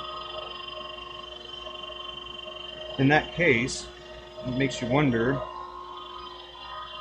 Now, I guess to give credit where credit is due, Kayla does have instructions on how to do her blanks, and then how to like make corrections on certain areas depending on the problems that you come into. So I definitely think that that's a awesome thing for her to have done and have that available for everybody, because that information applies to all kinds of things. When you see blanks with big chunks of glitter, for me, that is a red flag. Don't touch that. I typically avoid things that have large chunks of anything. But on the other hand, I also pick some things that are very challenging, such as ebonite or surfite or maritime fordite, micarta.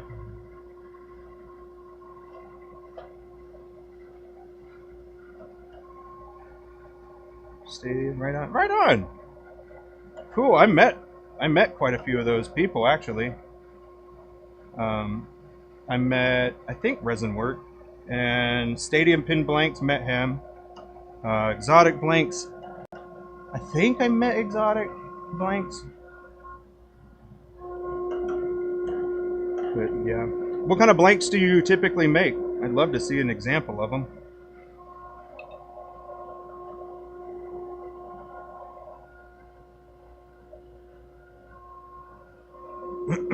Let's see, what do we got? 33.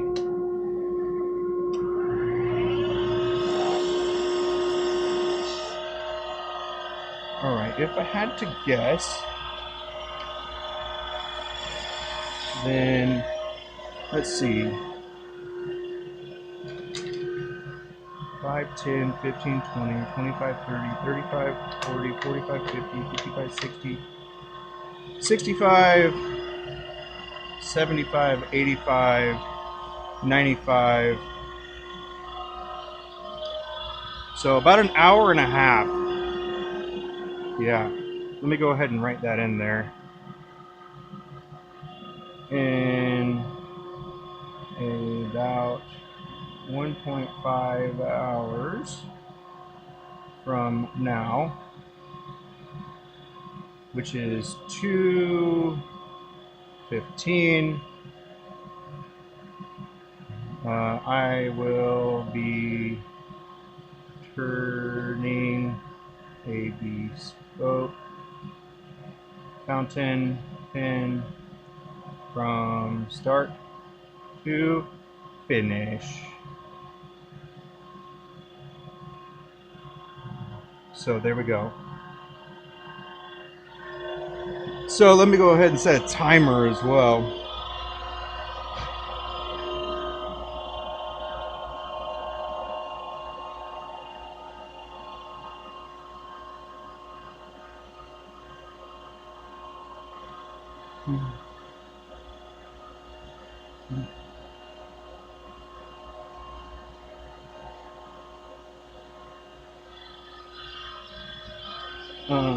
You do a lot of first responder stuff. Whoa, dude.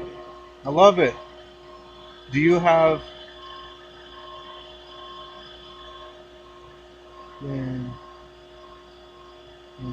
Okay, cool. Well, that's awesome, man. Really cool.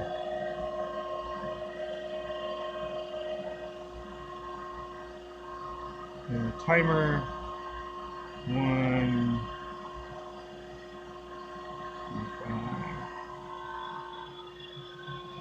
Okay, but that's really cool, man.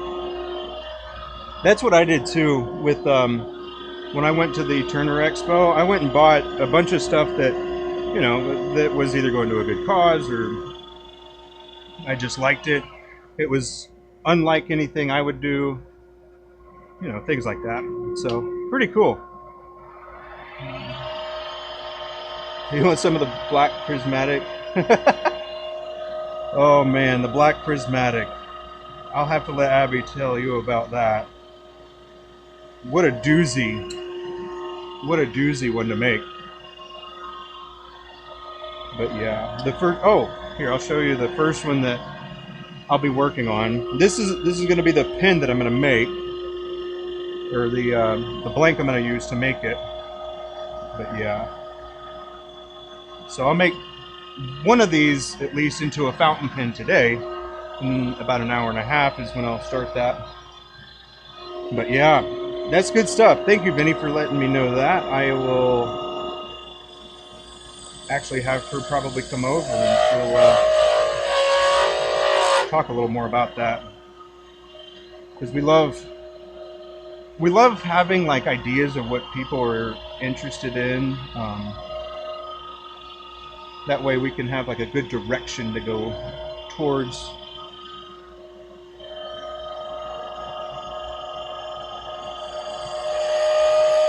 Black prismatic though has been one of those that's like really hard to do consistently because of the complexity of the pour. But pumpkin spice, I don't think was, or mocha mousse for that matter. That's pretty cool. You actually know them and stuff. That's a compliment right there, man. I appreciate it. And I'm not even a blank maker.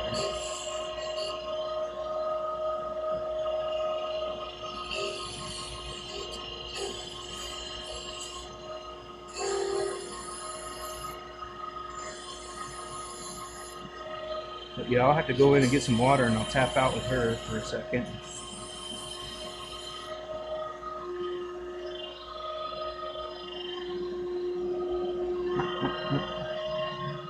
Yeah.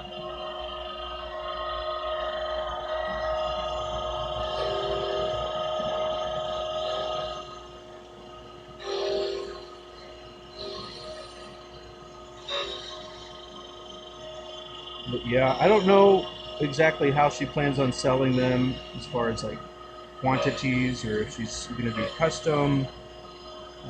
It might not be customs.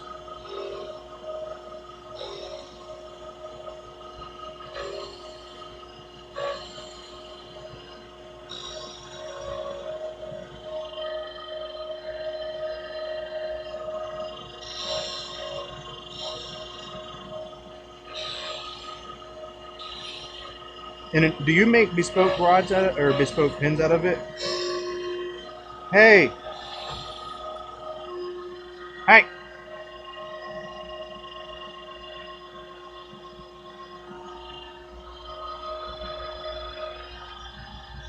Alright, I'll bring her over.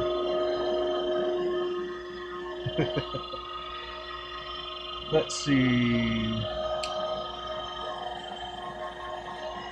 But yeah, since this is still relatively new, we're working out the details.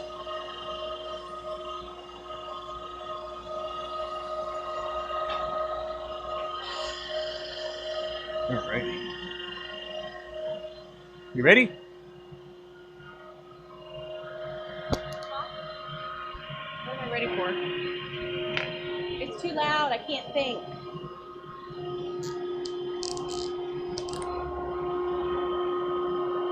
Hello, everyone. Hi, Vinny. Let's see. Blanks. Black prismatic, mocha mousse, alchemy, and pumpkin spice. Are you talking about the ones specifically that were from the fountain pens, from Maverick pens? Because I've done like a couple different versions for each of those. Hello. Because I am making a list and starting to do some kitless blanks to get up on our website. I think I might even still have some mocha mousse, but only a couple. I'd have to look at them. But yeah.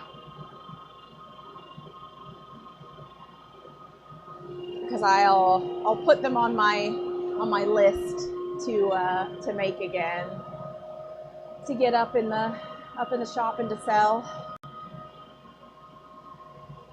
You want my iPad? No, I gotta get back seeing them on the web source pens. Okay, I'm just making sure because obviously he's starting diamond painting pens right now, so we run two kind of parallel businesses.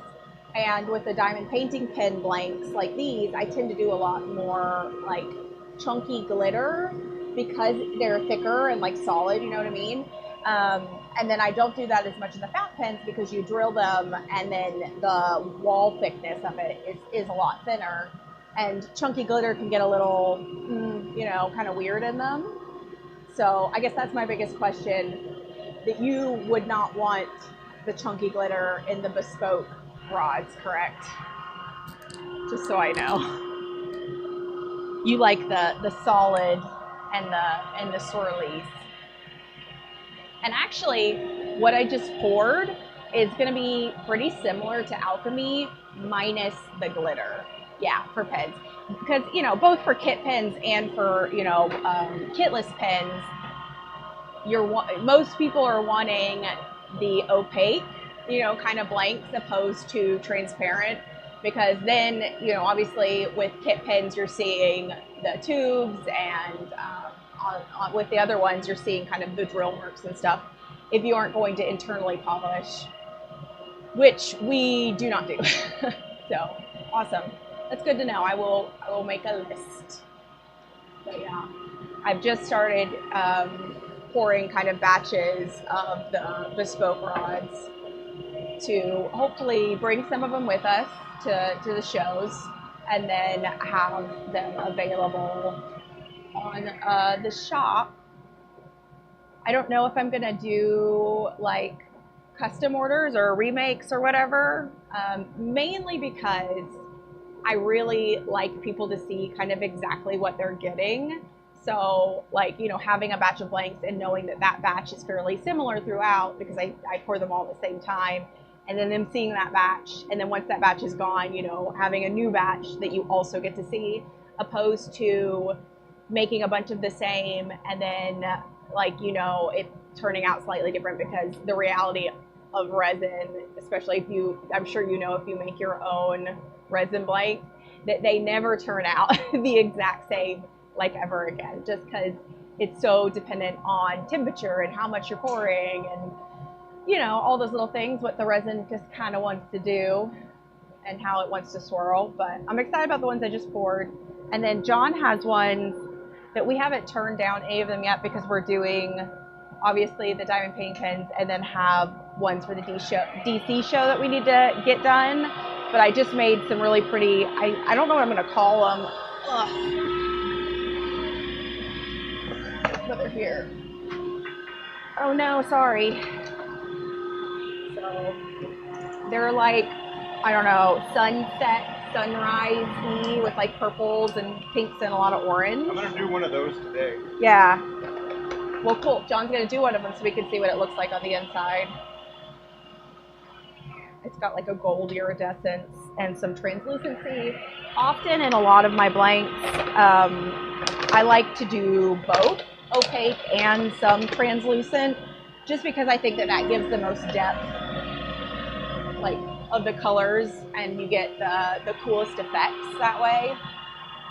But yeah, I was just pouring rods, and it's so hot in here that our resin already is starting at 90 degrees. And so, yeah, it was a quick pour. But I did 16 blanks, 16 kitless blanks, because I've already got my other pot filled up with about 50 of the diamond painting pen blanks. So we have 2 of the California Air Tools 5-gallon pressure pots, and I'm gonna do better to try to keep them filled up and working on the blanks. I'm gonna have to order some more Alumilite here shortly, because once you start really pouring, it goes pretty quick. I've seen pictures of Tim McKenzie specifically from Diamond Cast and McKenzie Penworks, that he buys like these massive pallets of resin because of how many blanks that they pour, which is crazy.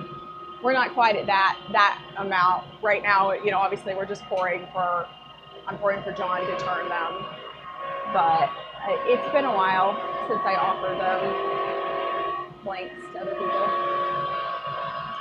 Let's see. I'm just looking at John's chat. Oh, you do a lot of seam rippers and sewing stuff? That's very cool.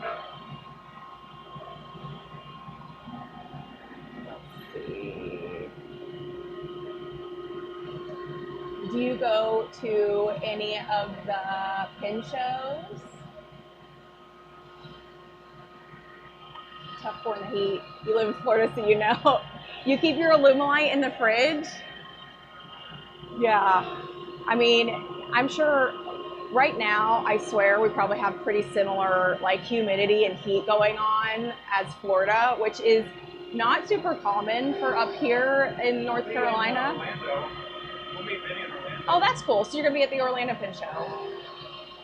We're very excited. That's one of my favorite ones. It's maybe because it was our first show was that one in Orlando, but we also make a fun trip out of it. And John and I's anniversary / Christmas gifts to each other are going to the Halloween Horror Nights at Universal in Orlando. It's been our kind of new favorite tradition to do each year when we go down for the pin show. So that's awesome. I'm very excited. I'll make sure I bring blanks, and then maybe you can pick some out in person, which is even better. Yeah, I've got to start getting to work on the different blanks that are going to be the like exclusives for our pins for Orlando, because I'm going to do something a little bit different because I'm going to San Francisco in August. Yeah. What doing? I don't know why he made it all me, but it's okay, I guess. But yeah, our heat has really only started getting up this hot this week. Normally we hang out in the like high 80s, maybe 90 here during the summer, but today is like 99 and 60% humidity, and I'm steaming in here. It is, I think it's 90 in our workshop, even with the AC on. Yeah, 93 and 60%. Oh yeah, I think it was over here. It's very hot. I'm glad I got out here earlier than John did, so I got a lot of my stuff done. Although he looks like he's getting pretty close to being done. Oh, no, he's not. He's getting close-ish to getting done with these for this week. And they're sanding nicely. I'm happy with them. Get some water. Okay. Need lots of water. I'm sweating so much. Your shirt is completely wet. Minis. Yeah.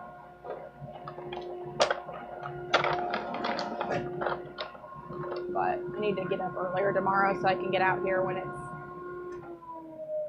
not quite so steamy. But yeah, we're gonna drive to Orlando from where we are, and it's like a 7-hour drive, 8-hour drive. I don't know. It's quite a drive. I'm hearing you on a delay because I'm listening to the screen. Oh, John's listening to me talk through his headphones instead of me being right beside him. Love their Buc-ee's t-shirts that we've gotten them pretty much every time we've gone through Buc-ee's. But yeah, they let's see, are you going to be there for the whole pin show? Because they're doing, let's see, I think it's Thursday to Sunday this year. So Thursday is like the half day in the afternoon, and then Friday, Saturday are full days, and then Sundays like another half day, I think is what they're doing. That Sunday was not what they had done in the past, so I'm interested to see how that goes. It works out for kind of what we want to do for like our plans. And the last 2 years that we've gone to Orlando, we brought our kids with us, which is very fun. However, it is during school, and our older daughter's in middle school now, and so we realized with this last year where she missed, some school for the pin show, that we probably shouldn't bring them every year for them to miss that much school. You're gonna go for Saturday. That's probably the best day to go. I want to say, I think that is one of the best days. It starts kind of slowing down towards Saturday, which is nice. It's the busiest on Saturday morning. Friday's kind of, you get a lot of the all access people on that Thursday evening, and then Friday morning, where they're kind of doing their rounds and checking out everybody's stuff. And it's a decent size show. It's the smallest one that we go to out of the 3 that we're like attending this year and did last year. But I like it. It's a nice size. Like, it's enough stuff and enough variety, but not overwhelming or like an overwhelming amount of people, because the DC show is an overwhelming amount of people. Like, it's an overwhelming amount of vendors. The people pack in and you are like, they're like sardines shuffling past your table because it's so crazy. But Orlando's nice. And we really like Joe and the like Orlando Pin Club and all of them that work on it. There's some great people there. But yeah, it's going to be fun. John's got his notebook over there, writing I don't know what. Notes for me, maybe? I'm planning for Orlando to do a beachy themed, I think, set of pins. We did Sunset last year, and I'm probably going to do those again too. They were a big hit. We do them with special finials, and it was very fun. I actually probably need to get ahead on that and get the pre-orders open if we're going to do that. Oh man. Oh, and they do a show. Well, there's a couple things. They do a pin maker challenge, which they have not sent out the directions for this year, but that's always a thing. There was one more. Let's see. That's always an interesting experience. It's this pin makers challenge. We won our first year that we went, because the first year it was based off of who raised the most money for the chosen charity, which is Reef Relief, and our pin raised the most money. And then the next year, the voting and the auction were separate, and our pin still raised the most money, but I guess we lost out by a couple votes.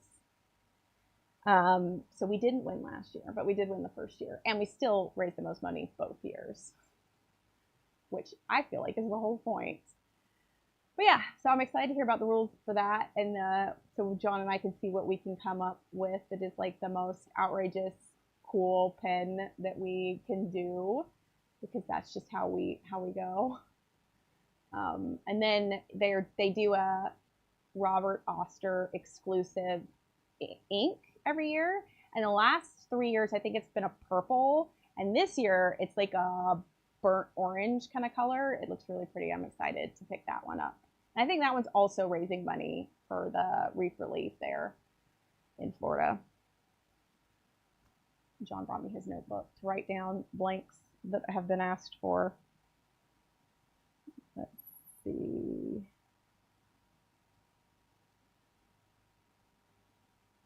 He's got his tiny little, and I have one too. It's a copper Quebeco Lilliput, and it's like the most itty bitty little pen. And it's really funny. John's has turned a very interesting color. Mine, he carries his in his pocket, and mine I keep in like a pen case on my desk. And my pen's patina is very different than John's. Mine is such a different color than this. It's so crazy. That's one of the cool things about copper, is the way that it patinas. It's so hot out here. I wish we had. It's cold inside. Brr. Oh my god, it feels so nice inside. I wish we had an inflatable pool to go lay in our backyard. Ugh. I'm gonna go spray myself with a hose. He's standing in front of my fan over there. We're melting, John. Melting. I'm just listening to you. yeah, on the delay. But yeah. What else are we doing for the Orlando Pin Show? What? We haven't heard about the Makers Challenge yet. We haven't got any emails. I wonder if Steve's running it again this year. Well, I did talk to Steve. He is going to be doing them different because he's the only one that's in charge. Oh, that's right. I'm very excited. So we'll see what the... That was kind of the thing about that. Too many cooks. It's changed every year that we've gone, the rules for it. Well, first one, you got to figure something out. Second one, you're ironing out it a little bit better, and then the third one, it should be good to go. Hopefully. The problem is there's a lot of people that complain both of the time that they felt it was unfair, mostly because some people didn't win, and maybe we came into our first show and might have won the everything our very first show, and we got so much crap for it. But they pulled John's name for us to win our hotel stay, because Joe, if you buy your vendor table and book your hotel stay early enough, I think it's before June, your name goes into a raffle for someone to win their stay for free. We won that, and then we won the show pin. And did we do anything else? I feel like there's something else that you won. One of the maker pins. Oh, that's right. We also participated in the raffle for that first year because we wanted to also, support other makers. And so I put my tickets in some of the ones that I really liked, and won one of the raffle pools. And I really hope the person that won our pin that first year really likes it, because she was like a spouse of a pin enthusiast, not even the one that was in the pins. Yeah, that was a little awkward, wasn't it? Yeah, only because she came before she won it, and she was like, I don't. And we were talking about that first pen, which ended up in Pin World, which was cool, that we would have charged well over $1,000 for that pen had we been making it for someone. It took me a good over 6 hours of finishing. 5 to 10 hours of time into that pen, which is somewhere on our feed. Yeah, it was a little crazy. We did go all out. I really liked the one we did last year too, but we're gonna do something completely different this year, because we've done very similar for the last two with the hybrid, which we do still have one of the hybrid blanks left. This is the blank that we used for the last two pins. The blank by BBC. Blanks by BBC, yeah, who did some really awesome hybrid work. So we're probably not going to go hybrid. I don't know what we're going to do, but it's going to be way cool, right? Yeah. Yeah. Anyways. We don't just play to participate. No, we're there to win. But yeah, and I got to keep my ink buying to more of a minimum this year. Last year, I was very excited at every show. You bought all of them. I bought so many inks, which has been great. I've used them in a bunch of different pens and sent out samples to people that buy pens, so it works out. But I did buy a lot of inks. Luckily, John went to was it the Atlanta show? He went to the Atlanta show for a day of it this year and bought me some of the color of the year ones from Colorverse. So I already have those. Got to get that exclusive orange and put that in a pen when we're in Orlando. Oh yeah, we might need to do that pre-order. I know. Joe's doing a pre-order of that. What? For the ink? Yeah. We just go in and buy it when we get there. Okay. Yeah, they have a ton, and we'll just buy one as soon as we get there and put it on the table and fill up our tester pen with it. That's what we did last year, so that people. Yeah, I need to get back to sanding now. Okay. I have that other fan too, that mega one. Yeah. Hopefully that's power. No, maybe not, but it's over there in the corner. But yeah. Oh, we did one more. Well, not only that, but we talked about maybe opening a pre-order for the Florida sunset ones we did last year. Those were pretty popular. Yeah. So I haven't decided quite. Yeah, we probably should.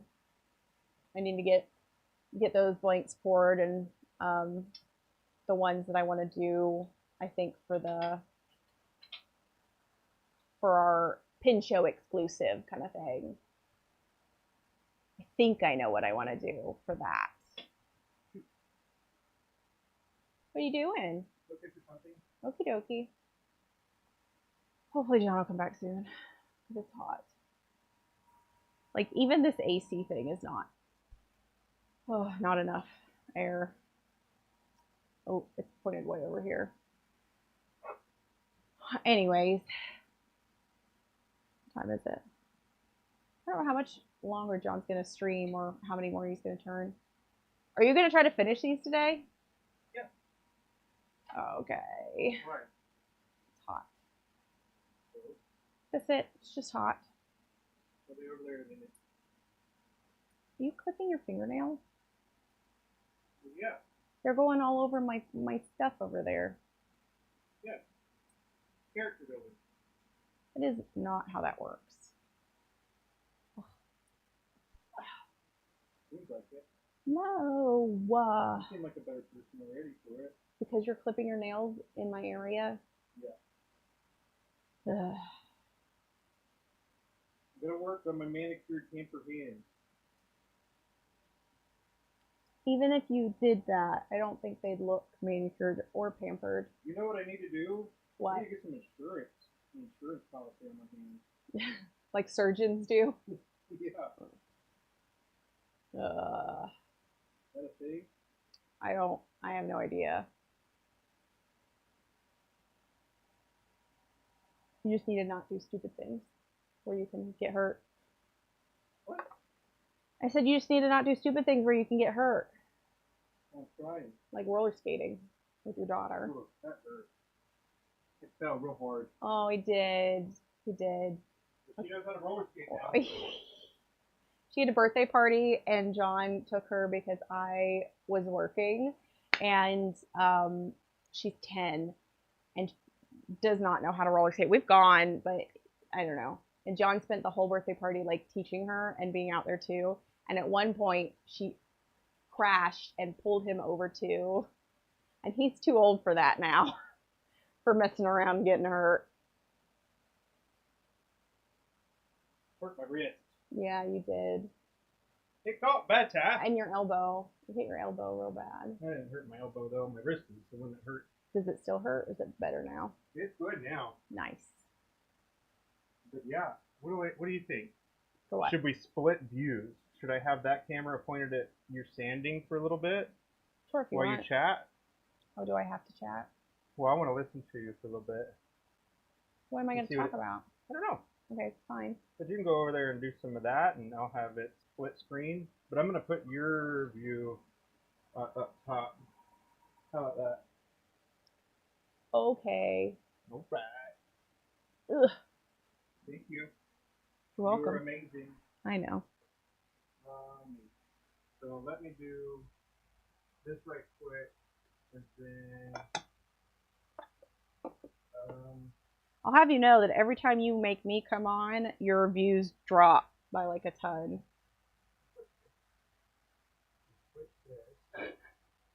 People don't want to listen to me. So he's gonna switch the camera around so that it is looking at his lathe and then me over here. My lathe's kind of on the other side of the camera with my whole sanding setup. So I'll just do a quick walkthrough of my sanding process. Right, hold on. Bring it around. Okay. Hold on. Oh, we need to pivot this way. I have glitter all over my arms. There we go. Hi, Mohan.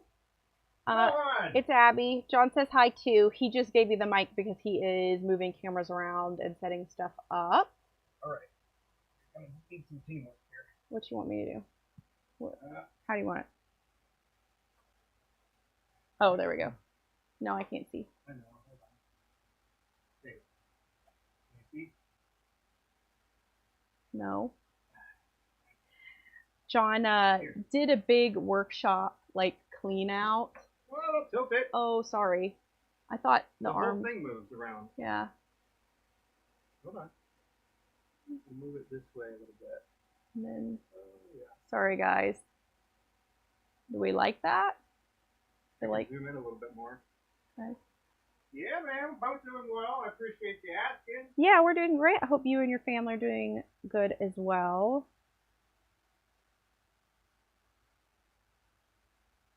Here we go. John's working on getting this camera set up over here on my sanding lathe. It is a Turncrafter Commander. I got it from Penn State Industries.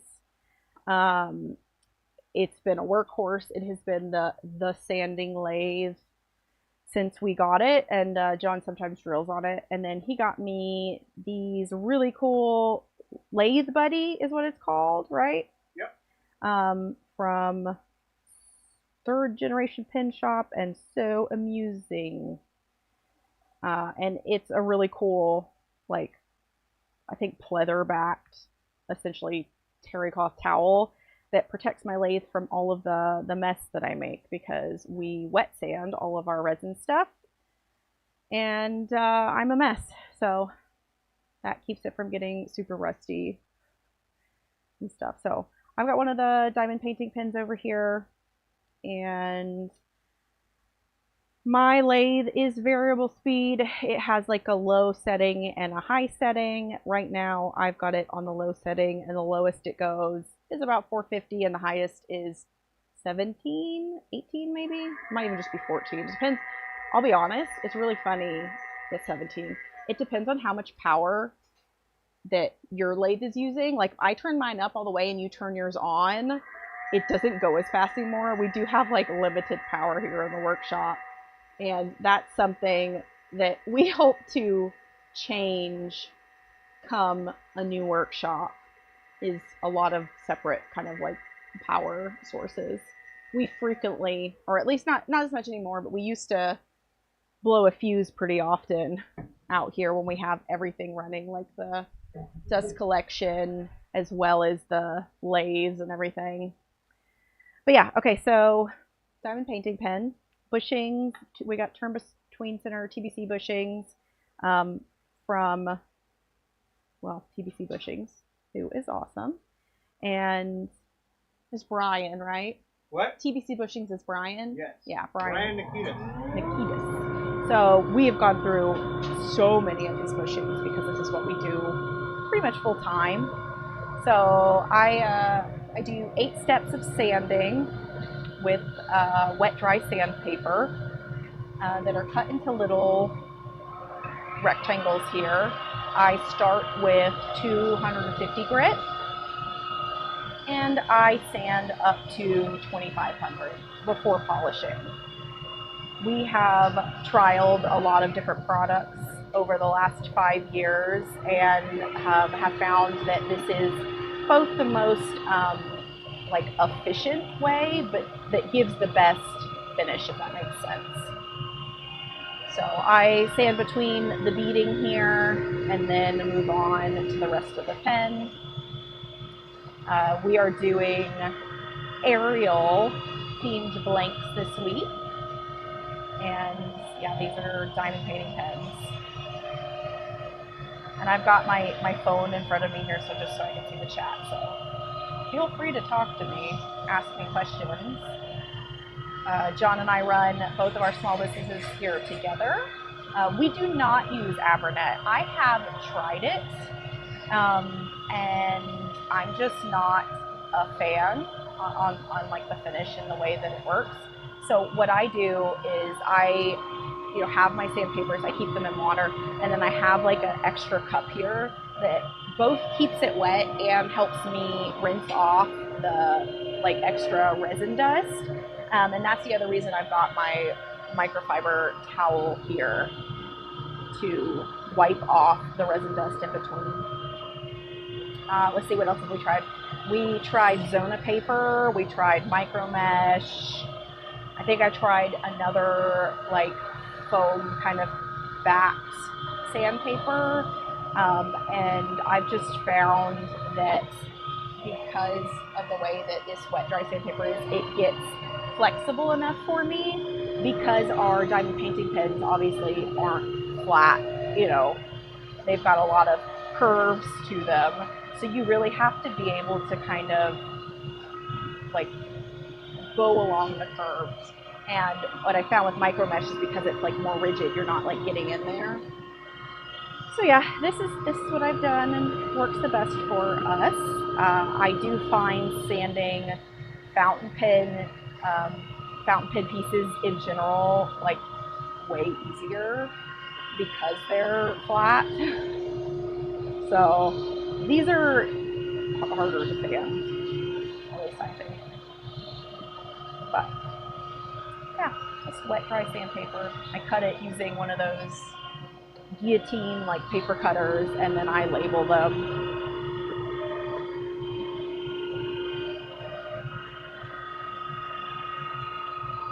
And we've got this great little container that I'll show in a second that we got from Harbor Freight. I think it's actually, hold on, what are these called? It's US General is what the little container is, and it was actually meant for a like drawer organizer, but John had the genius idea to use it to keep our sandpapers in. So he's got one and I've got one, and they works really well.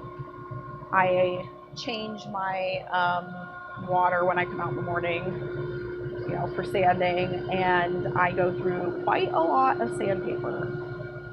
I find that per like sandpaper square kind of thing, that I can probably get 4-ish pins sanded per square. John gets a lot more use out of his, and I don't know what he does differently. He doesn't sand all that often, but I have found that it's like the best use of the sandpaper while also not like overdoing it and making it so that I have issues and have to go back and sand again, which does happen. We do a lot. Use a similar one for your sanding too. Yeah, it's smart. I really like it because when we initially started sanding, we just had, you know, like our little plastic cups and had them stacked in the cup, and then you would go through the stack. But that really is not a very efficient way to do it, and they all like to stick together and all of that. So it's nice to be able to like reach to a certain compartment and know that I'm getting the grit that I am supposed to be on. So I'm on step 6 now, which is 1,000. I'm on 1,000 grit.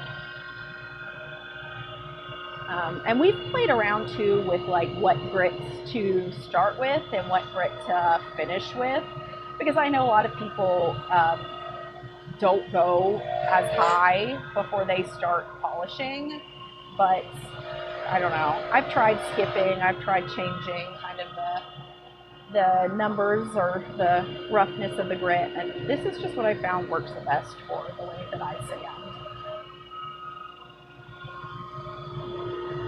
And in the past, when we first started, and we weren't sanding to as high of a grit, and we were using a different kind of polish, we found that we still needed to buff pens to make them as shiny as we thought that they should be. However, with buffing, I feel like that finish wears off after a while, especially with something that you're holding and your, you know, hand is getting it all warm and your oils on your hand are kind of wearing off that wax that you're putting on when it's being buffed. Whereas sanding to the grit that we do, which gives a very nice like matte, but not like you can't see scratches finish before I polish, and then polishing until it's like super shiny, like a glass-like finish as best as we can, that never wears off. It is just going to be that shiny forever. You can clean it, you can use it, you can, you know, do all the stuff, and it's always going to be that shiny because you are literally making that surface that smooth, if that makes sense. Whereas I feel like buffing is like to hide stuff almost. But there are some projects that we will buff, like wood stuff, because that's kind of a different use case. Have I tried Dr. Kirk's? Yes. That is the magic something or other. I can't remember what it's called. It came in little tins. I don't know. We have it somewhere still. I was not a fan. It's always left, like when you're done with that third polish, it's just not shiny enough for what I like. So what we use is magic juice from Stadium Pin Blanks. And it's just honestly the best that we found. So wax tins, yes. So, and that's probably why that might work really well for like wood or some other stuff, but it just didn't do the job that I wanted it to on a urethane resin, because there's a difference too. Yeah, John's got all of the Dr. Kirk's Micro Magic, that's what they were called, and it's a 3-step. And we still have some from when we originally were using that, because that is what we used first.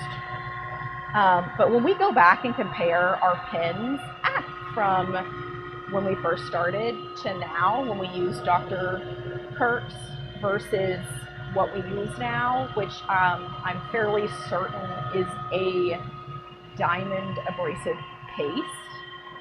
They don't tell you what it is, but I'm pretty sure that's what it is. It works better because our Alumilite resin, which is a urethane resin, is a softer resin, which is great for turning because it turns better than what like an acrylic resin is, which is kind of brittle and harder, which sands and polishes better to like a brighter shine. But with a urethane resin, you have to be a little bit more careful, gentle, because the other thing too, and the reason that we wet sand is, one, to keep the resin dust down, but two, to keep it cool enough, because it is a plastic and you obviously don't want to melt that plastic. But yeah, these bushings aren't quite the shape that they originally were. Because I sand so much, my bushings get very sharp and dangerous. Ooh. So I have to be a little careful, because these ends, I could cut myself with them and have. But yeah, there we go.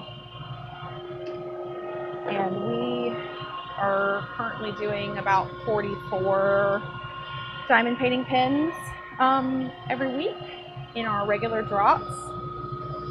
So I don't know how many in I am at this point. I've been working on what we call our regular size pens.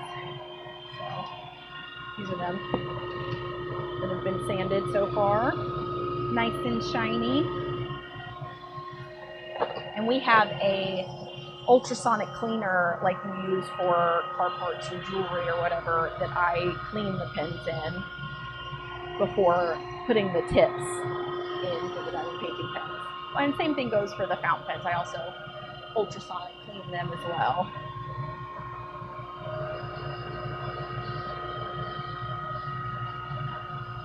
But yeah, we've sanded at this point like 15,000 diamond painting pens over the 5 years. I don't know how many hours to be an expert. I think John looked it up at one point, but I feel like I'm an expert at sanding, at least for diamond painting pens.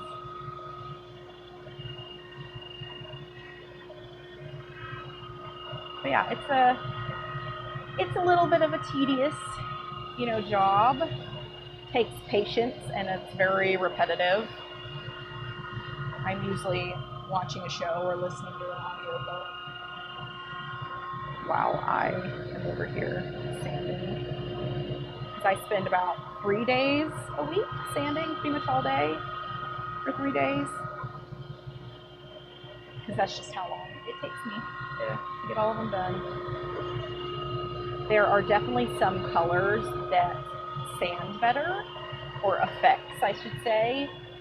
For example, in this particular pen, we've got a solid pigment here in the red, as well as the very light green.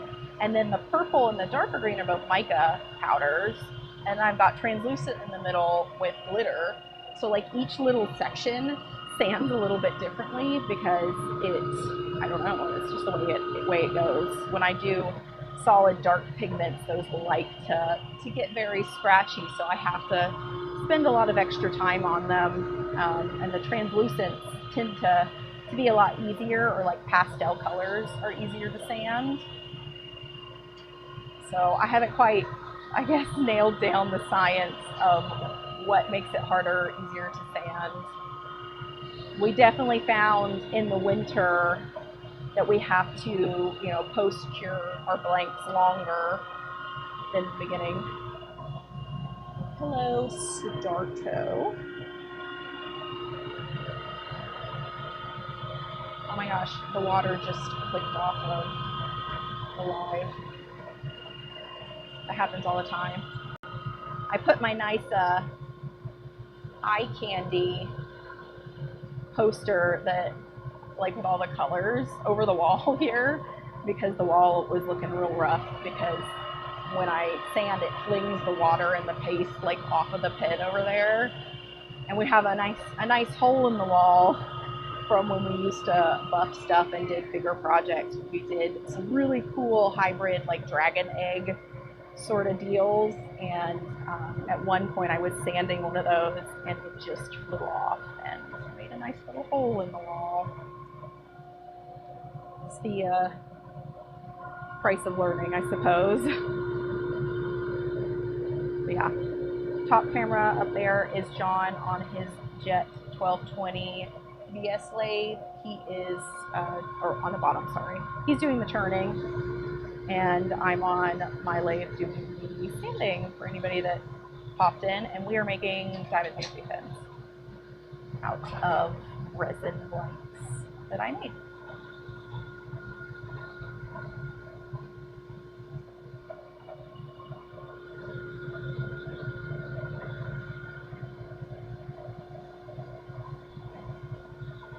But yeah, let me know if you have any questions about what we got going on here. And I know we aren't working on fountain pens right now, but we were chatting a little bit ago about the pin shows that we've got coming up this year. And we've realized that we only have like 5 weeks until the DC pin show. So we've really gotta get our things organized and get a lot of fountain pens ready for that, which is exciting. I need to design us some new stratified shirts and outfits. If you've ever seen us at the pin show, that's what we wear. Our stratified is our layered, very cool, very brightly colored material that we make. And we go all out, like to stand out at the shows and wear our very cool stratified outfits. And I got, if you're familiar with the small kind of maker community, rickshaw bags, they're amazing. They so kindly offer to work with small businesses like ours who are ordering, you know, in smaller quantities than what like a big business would be able to do. So they make pin cases and pin sleeves and really cool bags and carriers and all kinds of stuff. So we've got our special stratified pin sleeves that go with all of our stratified pens. And then I got us like a pin roll and a very cool bag for me to carry around at the pin show. And their quality's awesome. They're based out of San Francisco, and I got to meet and hang out with Mark, who is the owner, last year at San Francisco, and just had an amazing time. And it was a lot of fun. We're a really big fan of the community. The pin makers community and how kind and, you know, all the different stuff that everybody brings to the table, you know. And for our stuff, we like to be unique. There's John in the chat.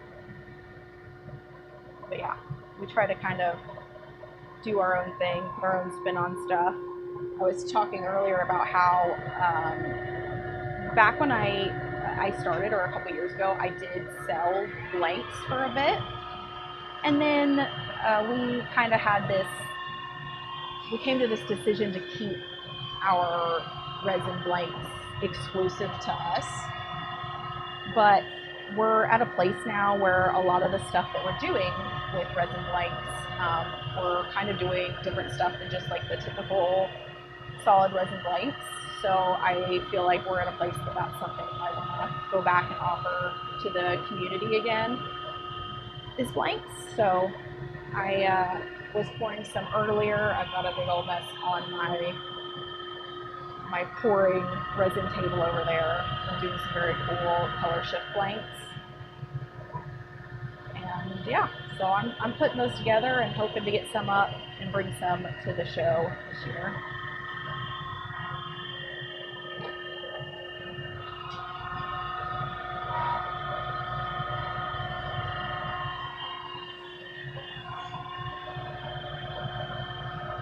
And that was a business card I was using to get some of the polishing paste out of the honeycomb, just because it comes out easier in the ultrasonic cleaner if I get some of it out first. And it was it's Divine Island Design Braxton's card, because we order the solid pigments that I use are all from him. He's got an awesome product that we use almost weekly.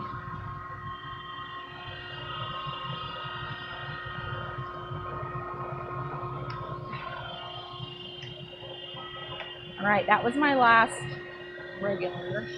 Now I'm on to what we call, well, actually, John's handed me the captive ring for this week.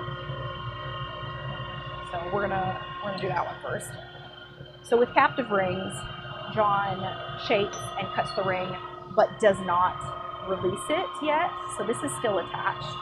So I'm gonna sand and polish the ring here, and then it's gonna go back onto John's lathe, and he'll release the ring. I don't have it. He'll release the ring, and then I'll finish sanding the rest of the pin. There we go.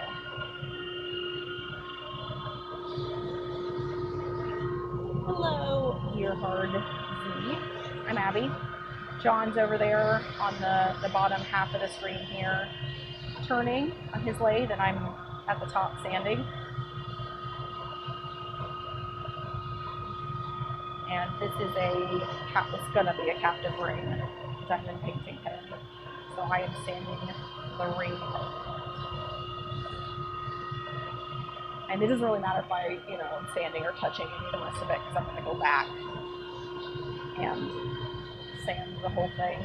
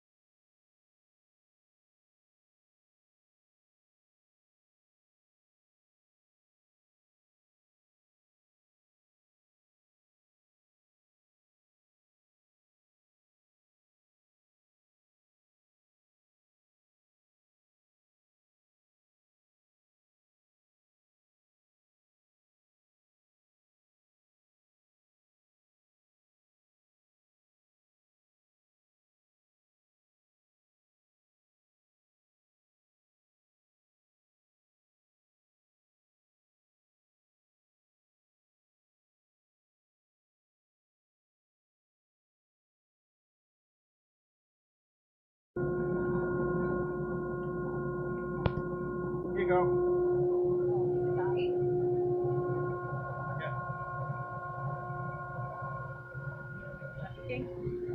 Never mind. There we go. Resin. Oh, about weight of resin. So acrylics. See your shirt. Shoot. Okay. Acrylics are heavier. When we work with acrylic resin, it's a lot heavier, which makes a difference when you're holding something for a long time. So both our fountain pens and the diamond painting pens turn out fairly light.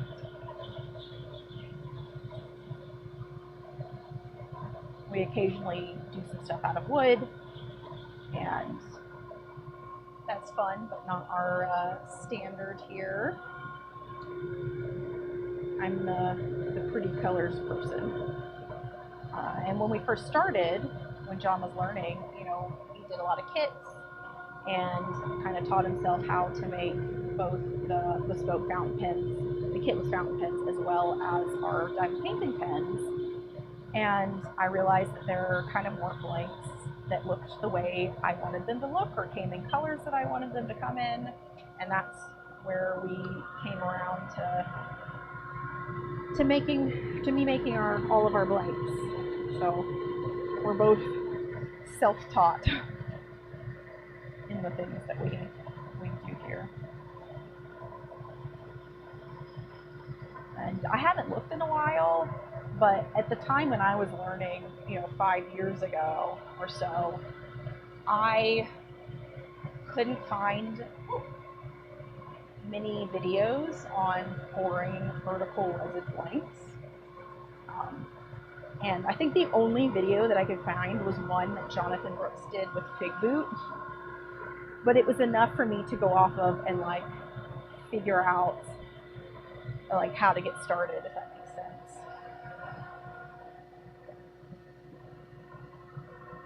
And then from there, it's really just making mistakes and learning from the different mistakes. The biggest mistake that I probably made in my whole resin pouring journey was one time I got these very cool, I think they were temperature change, thermal pigments, and it was a liquid pigment, and I just didn't think anything about it because they were selling it as stuff to put in resin. And so I mixed these thermal pigments into our resin and poured them, and then came to find out later, after these blanks bubbled up and turned into the weirdest, fluffy, crunchy, bubbly, it foamed all out of the mold. It absolutely destroyed our mold. We had to actually cut the mold open to get the blanks and the mess out. But came to find out that it was a water-based pigment, that thermal pigment, and Alumilite resin, urethane resin, does not do well with water or moisture. You don't want that anywhere near your stuff because it will absolutely ruin pretty much everything.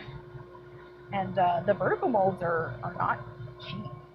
So I was pretty upset that not only did I ruin, some resin and some blanks, but the mold, I was pretty sad about destroying a mold with my mistake. But I've never made that mistake again, so there you go. Sometimes you just gotta make those mistakes. Other than that, the biggest thing with pouring resin blanks is temperature. Temperature and timing. And my style of blanks has evolved over the years. We went from really solid stuff to doing more clear. Let's see, Abby, do you have any temperature controlled environment for our resin pours? So, no, I do not. We don't want it in our house because you don't really want to pour resin in a not ventilated area, for one. But also, we just don't have the room in there, so it stays in the workshop, and our our workshop here is not temperature controlled. We do have like a portable AC and portable heater for depending on the time of year, like a propane heater and then a portable AC. So right now we got the portable AC running and all the fans, but my resin is holding at a steady 90, and the temperature that they suggest you keep it at year round is 70 degrees Fahrenheit.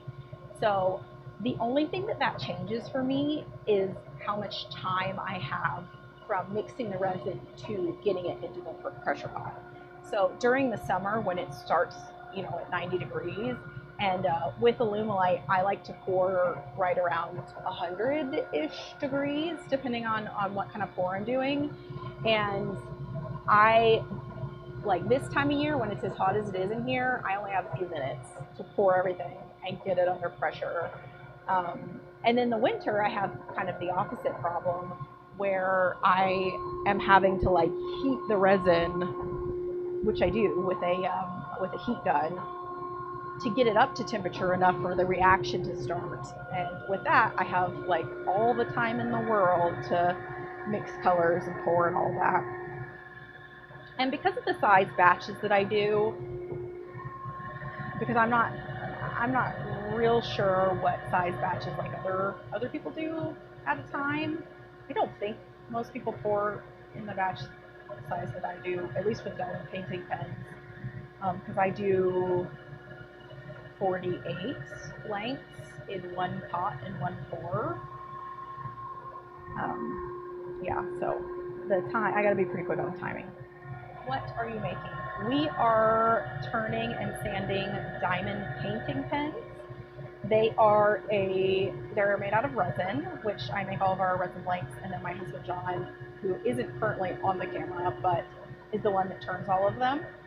And diamond painting is kind of similar to paint by numbers, except for you're using these tiny little sparkly gemstones. So it's like part paint by numbers, part bedazzling. And the pens that we're making, the diamond painting pens, you use the tip and push it into wax or putty or something sticky, and that picks up each one of the diamonds for you then to place on a canvas. So that's what we do. We make handmade diamond painting pens. And we've been doing this for 5 years. And it's me and my husband. We work together to do all the stuff. So our diamond painting pens, that business is called Butterfly Effect Wares, and we sell on Etsy. We also have a fountain pen making business called Maverick Pens. So we're all using, you know, the resin that I make, and John does all of our turning. Yeah, so we make a lot of them. I'm gonna do the captive ring and then go back to that one. Where'd the captive ring go?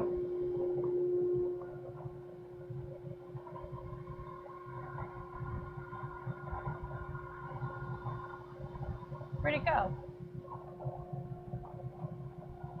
Oh. You threw your towel on. I did. I didn't look. So John's handed me the captive ring back, so we're gonna do that.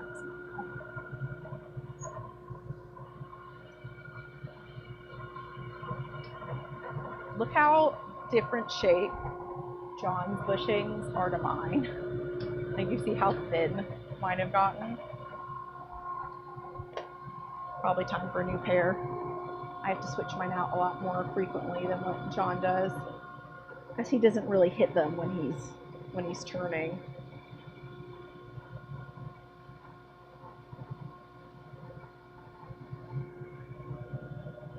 With the captive rings, I do a little bit of sanding underneath, just to get rid of that ridge in the middle that John does his very best to turn away, but you know, sometimes you can't quite get to it.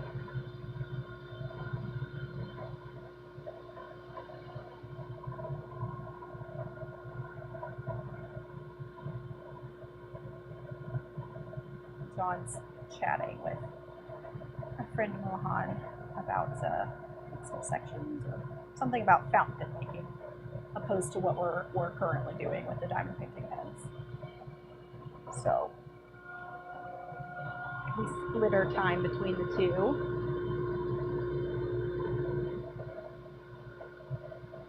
And I have a feeling we'll have a lot more fountain pen videos and streams coming up because, like I was saying, we've got the DC Pen Show coming up at the end of July. We have a lot of work to do for that. Do you want the mic back now? Do you want the mic? I'm getting alerts on my phone. I don't know if y'all can see, but we've got a severe thunderstorm warning going on.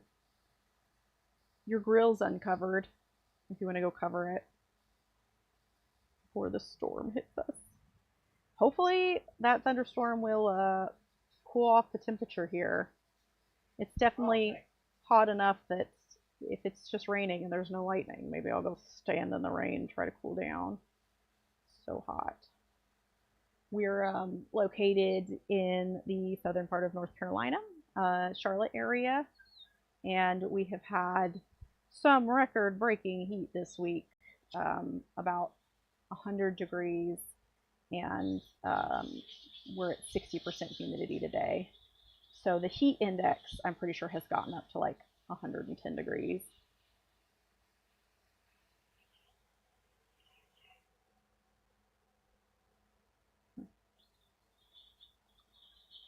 Yeah, I'm not gonna comment on politics here. That's just a recipe for disaster. Plus, it makes me sad. So,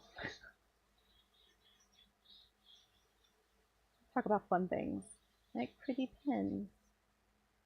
But yeah, it's hot. It's hot as heck. It's 95 in here now, even with all of our stuff running, and I am sweating terribly, as is John.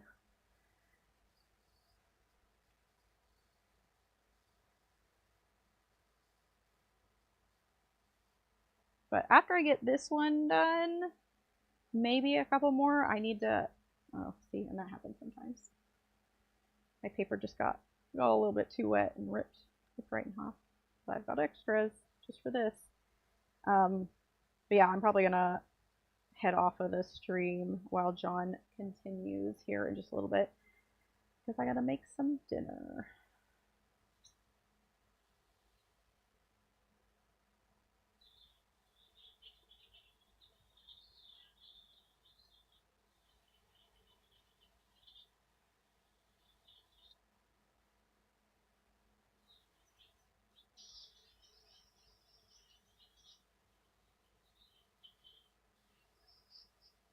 I've got to be careful on this part to try not to hit that ring that I already sanded and polished. However, we do have a trick, I guess, for fixing it if that does happen.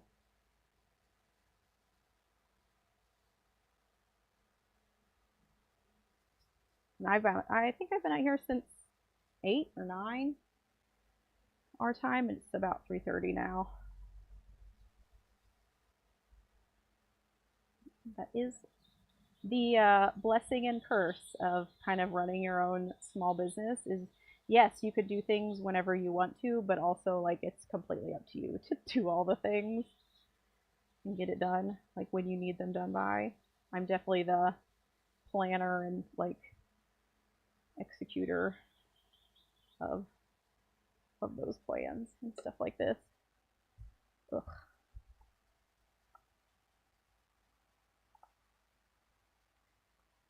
For anyone else who's here, I'm not typically the one that's talking on John's streams here at Maverick Workshop. It is his stream.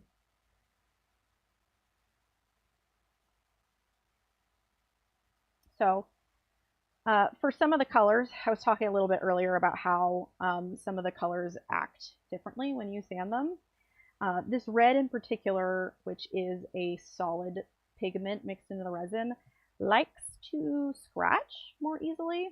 So what I found for some of either the darker colors or ones that are giving me issues like that I stop them and then use a back and forth motion, because when it's spinning, obviously you're getting this like circular kind of, that's what you're doing, is you're essentially scratching it more and more until the scratches are so fine that you can't see them. Lateral sanding.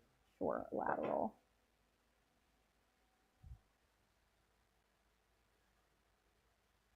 But yes, then I go horizontally to get some of those marks out that just like to be a pain sometimes.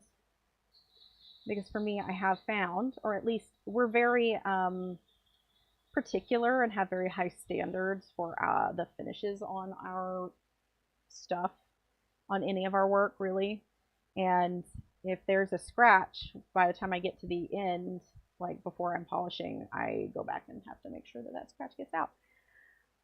So, and it happens sometimes. That last one that I had on here, I'm going to have to redo because I did not see the scratch that is on that red side that's just being a bit more difficult.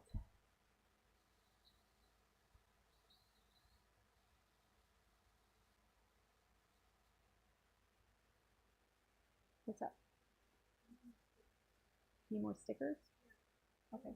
How many? Wow. Okay, I'll be in there in a few minutes.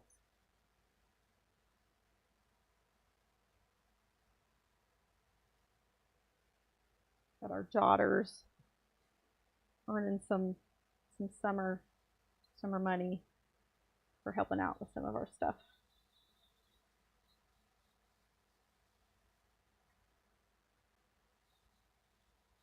So we are truly a family-run business here. But yeah, after I finish up this captive ring, I am gonna make John take the mic back. Hi, Danny. Nice to meet you. We're here making diamond painting pens.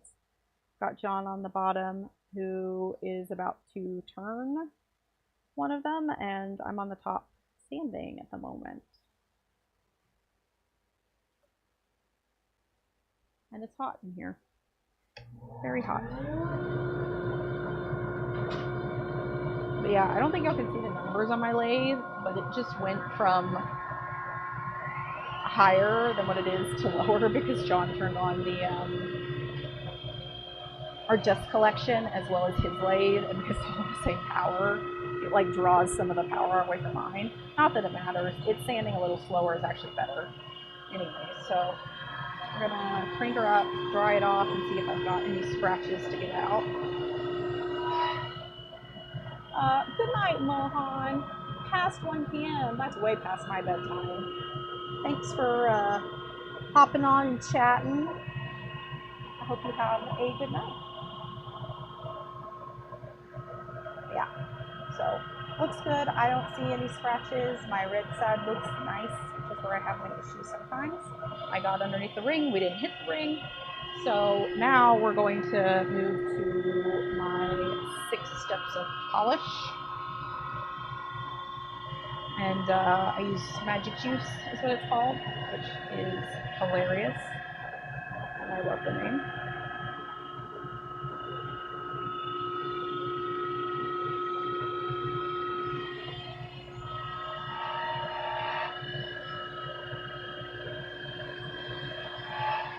We're here in our workshop in Charlotte, North Carolina area.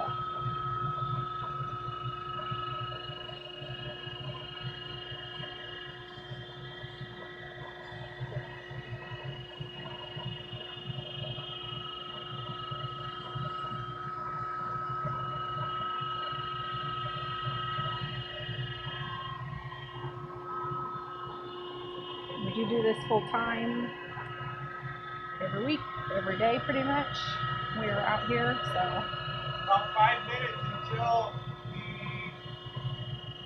the Bespoke pin making. 5 minutes?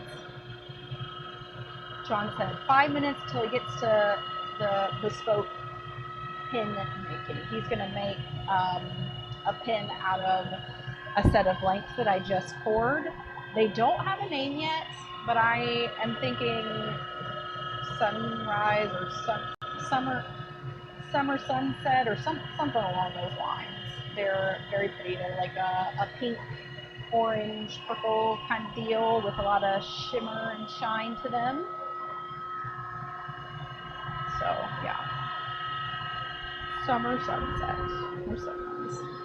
Y'all can let us know which one you think it's more like.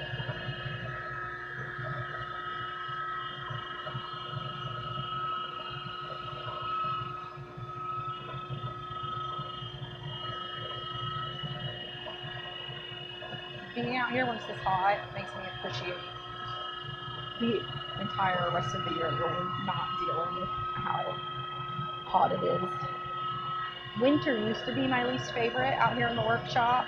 We had a small propane heater, but last winter we upgraded to a big propane heater, and now we're like perfectly comfortable here in the winter. I'm thinking we need a bigger AC unit after how hot it's been.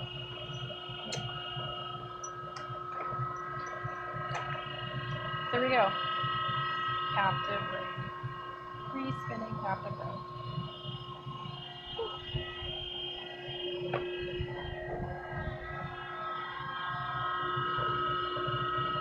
John's been turning these for several days now. He's a lot quicker than I am with sanding. So this is the one I was talking about that I was doing before. Yes, it's already sanded and polished and shiny. However, being as particular as I am, there are a couple scratches right here in the red. So I'm going to resand the whole thing.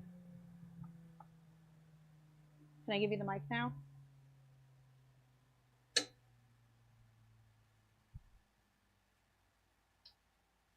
Nah. Are you ready for the mic back? Oh, just a moment. Okay.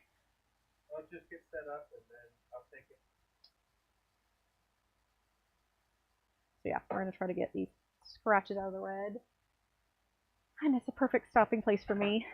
Anyways, once I finish this one, I'm going to lay on the floor in our house in the air conditioning because it's so stinking hot.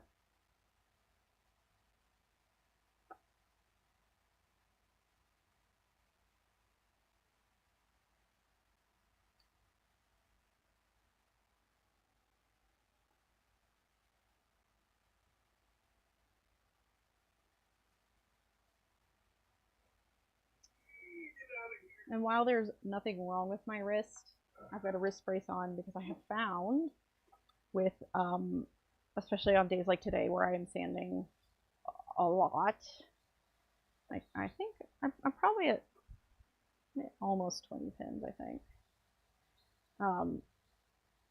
It keeps my wrist from flexing to the point that it hurts later. So it's made a big difference wearing it when I'm like sanding a bunch of stuff. And I don't end up in too much pain. Getting old, my hands are getting tired.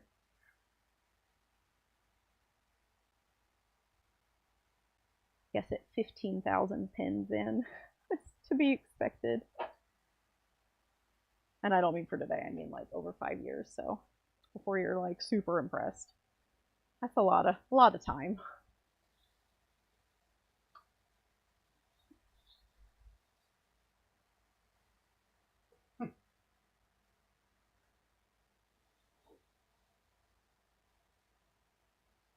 John, how many hours does it take before you're a master at something? Well, it's 10,000 hours, but it's dedicated practice. Like, you were trying to actively improve. So it's not just repeating what you already know. Hey, we've improved. I'm just saying, it is intentional practice with the intent to discover new things. If you look at it. Like the definition? So it's a lot more complicated, and it was taken out of context. Okay, fine. I won't call myself a master sander. Although I feel like I am, so. Our kids, our daughters are 10 and 12. You any good at fishing? Fishing? No. Okay.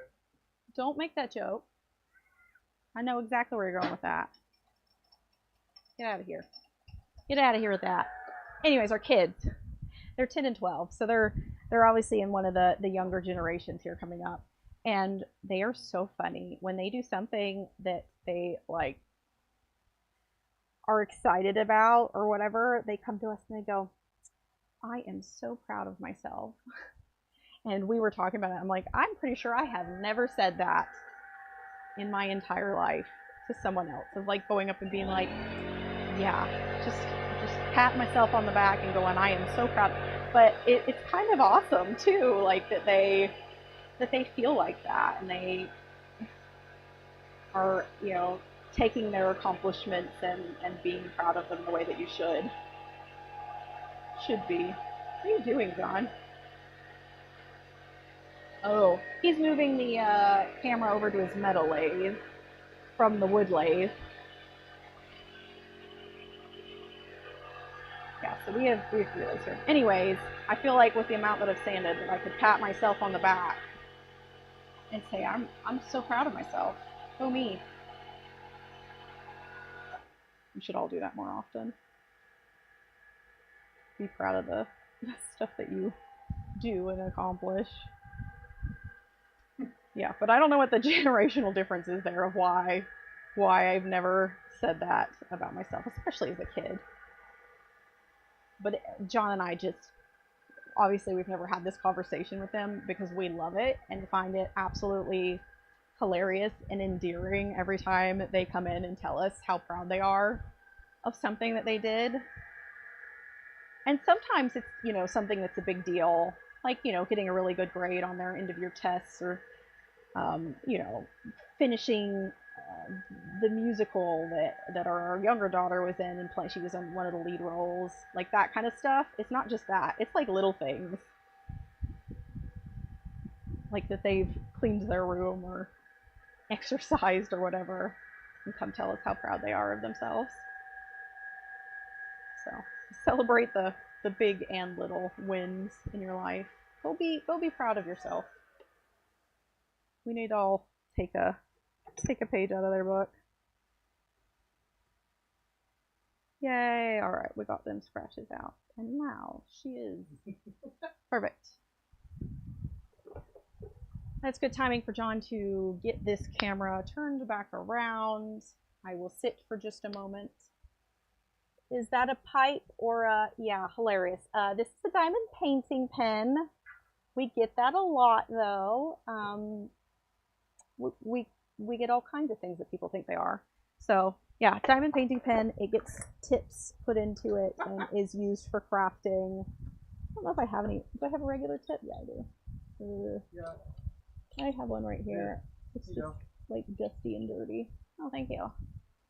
So they're drilled for these special tips for diamond painting. It's a craft pen. It is not dirty and it is not a pipe. Well, we could make those. They have pipe kits at some of the different places that sell pin kits.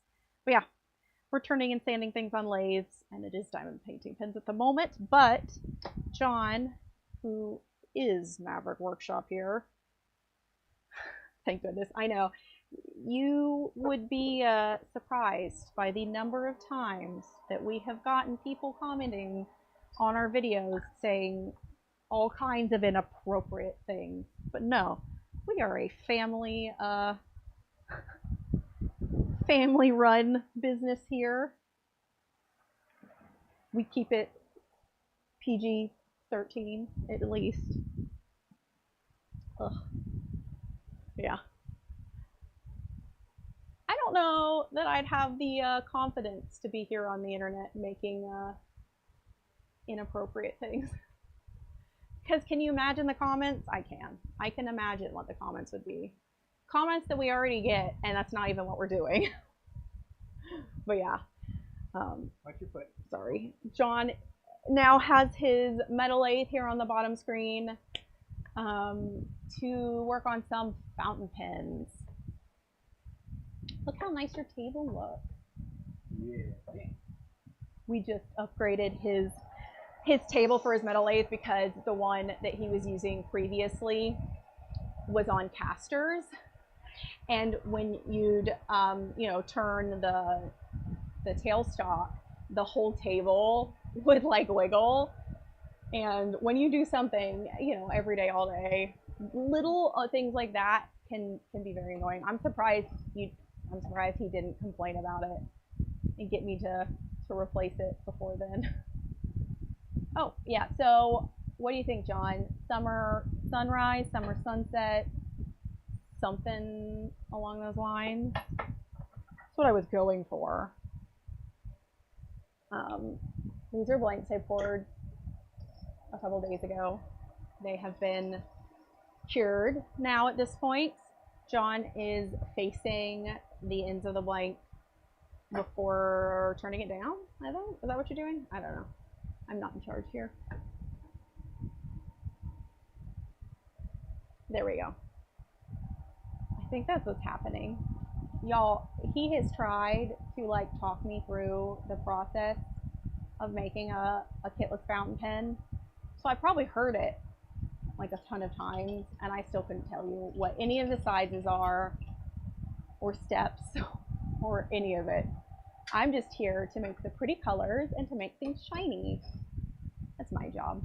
He does all of the actual like difficult precision work, I guess is what you'd call it. Yeah. Yep.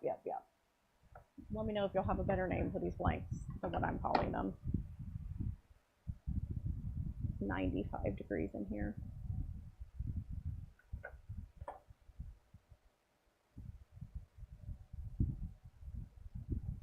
Are you ready for some light fat? No, you're doing great. I need to go start dinner. What's It's for dinner? 4. I'm making ribs. How are you making ribs? The grill's outside. I'm not grilling them. We're going to instant pot them and then sauce them and then broil them, and they're going to be awesome. So I am going to give John the mic and go do that, and then I'll come back. How about that? It'll be like 10 minutes. Jonathan. I'm going to poke you with this. Ooh, you will come back? I'll come back, but you have to take the mic so I can go do that. Okay. Because I'll be honest, I'm not saying anymore, and I'll just sit here in front of the fan for a little bit. Well, that's cool. You hang out with us? For a little bit. Oh, look, your amazing shirt that I got you for the 4th of July is going to be delivered what? today. Your cool shirt for the 4th of July is going to be delivered here today. Oh, nice. Very patriotic. Okay, I'll be right back. Okay, let me switch this cam, back it up a little bit so we can be here together. All right. There we go. All right, so you got. How we looking? I look good.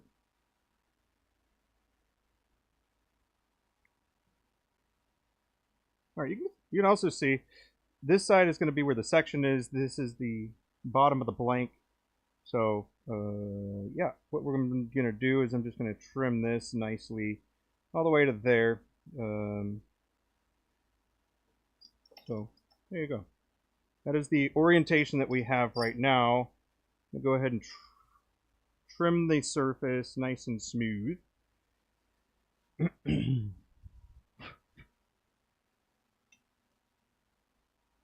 yeah, get this dialed in, lock the tailstock, and then get up in here. Alright, here I also like to use the vacuum. Keep it cleaner, you know.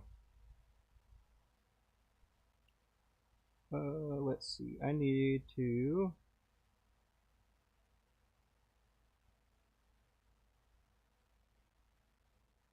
okay, I need to do some of this, do some of that.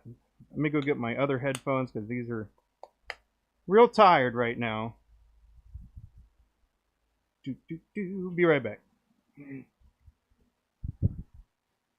Burb.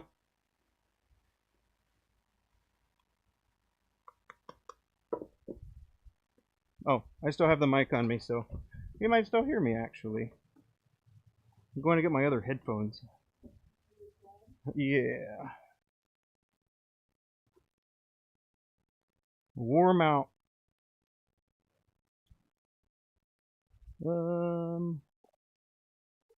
If I were headphones.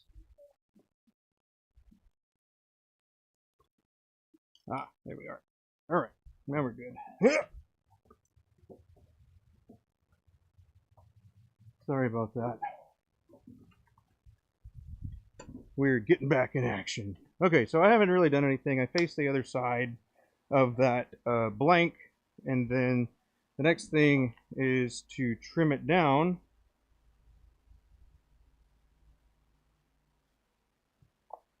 Yes. But yeah, it shouldn't be loud from here on out, other than the vacuum. So I got one more vacuum to do, but then after that, unless I think of something else. Okay, this is set, this is locked, everything is positioned how we want it to be. Hit the vacuum, crank her up to speed.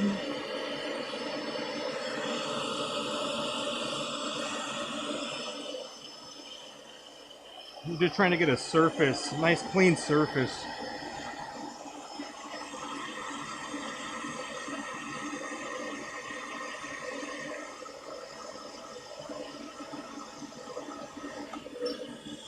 Already deviating just a little bit there.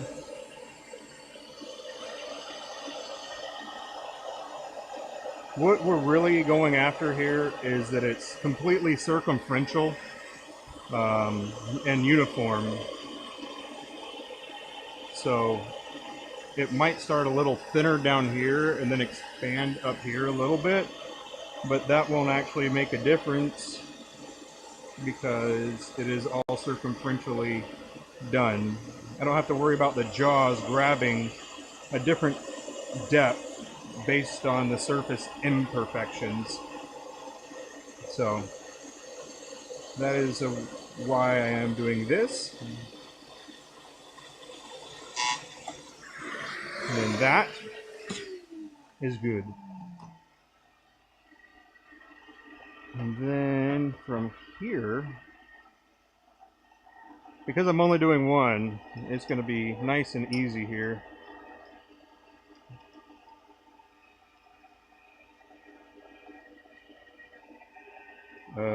Yeah, well, we're just going to deal with this.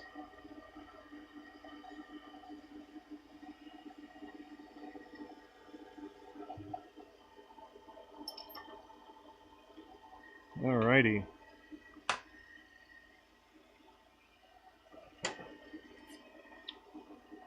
So this is going to be the cap. Whoop, sorry. This is going to be the cap. This is going to be the barrel. So I'll go ahead and mark it as such. We're going to have a C and a barrel. But they'll be pretty obvious because the sizes will be different. This one is about... This needs to go to here. And then the body. Plenty of body. So I could even go a little further if I wanted to. Because I have a little bit more blank. So that gives you a little bit more of the creativity element of trying to figure out where you want to get the full pin from. But now, since I'm at this point, I'm going to go ahead and crank this section out right quick and drop the speed significantly here.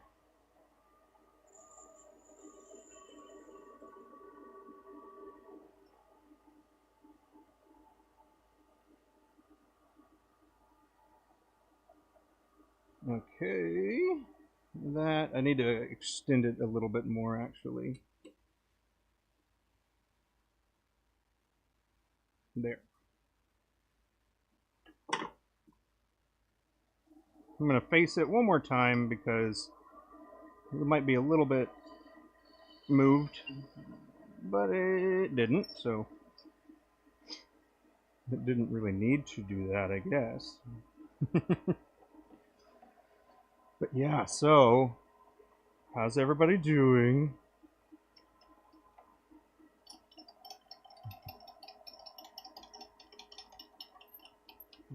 You look good today. I don't know if anybody's told you that lately, but you look good.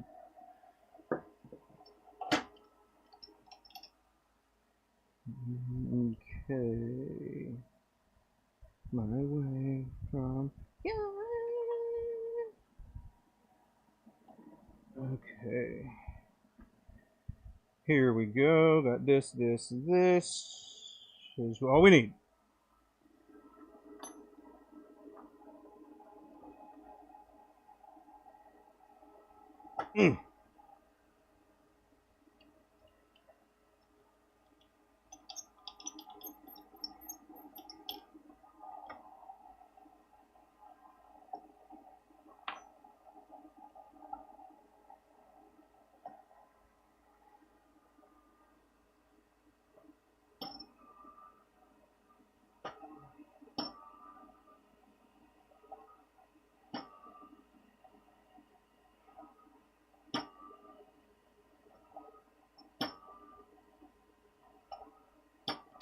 Boink. Okay. We're now through with that. This will go on next.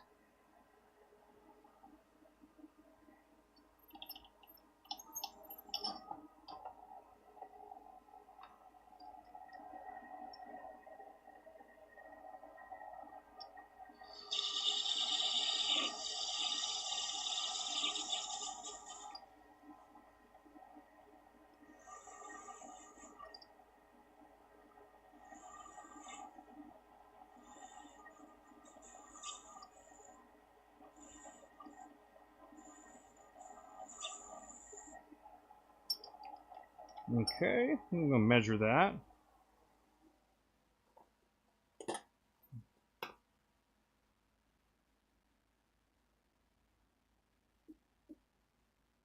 We're right at 10. Need to trim it down. Oh, maybe 990 and then 995.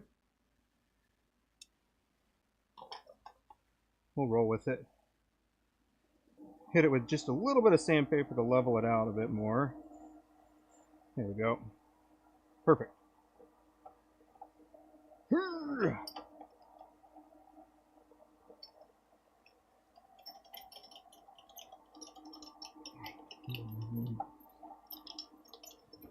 There we go.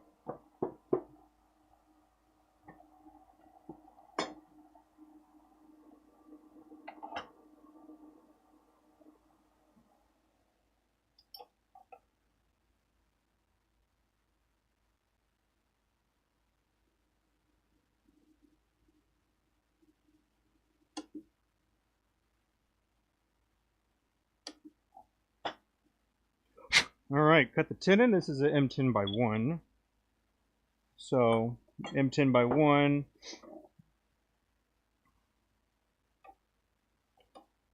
I like the little bit larger threads than the 0.75 or even the 0.5. Those are just a little...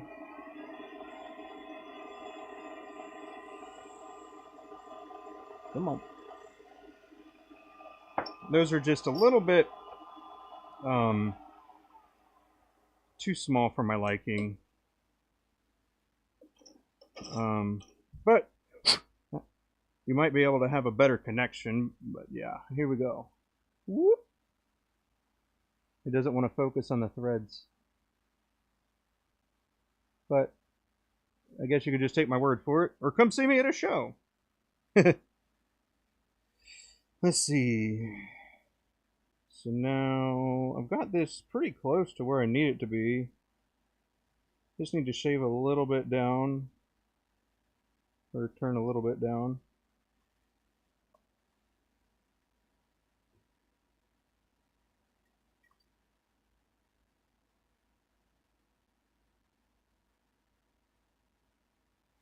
So basically that little rim right there is what I have to take it down to be the right size.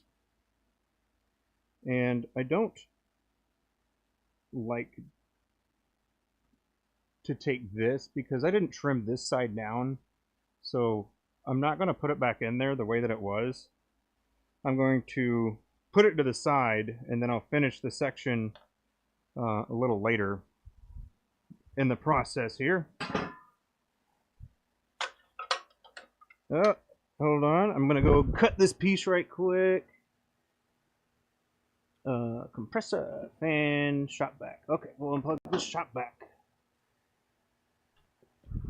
But yeah, so this is how awesome pin making is.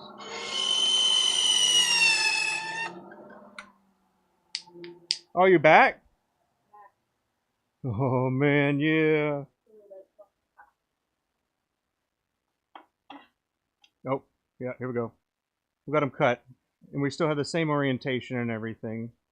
So obviously the cap's going to be a shorter part than the barrel, but I do this for the sake of consistency and so I can, you know, maintain some organization when I'm doing multiple at a time.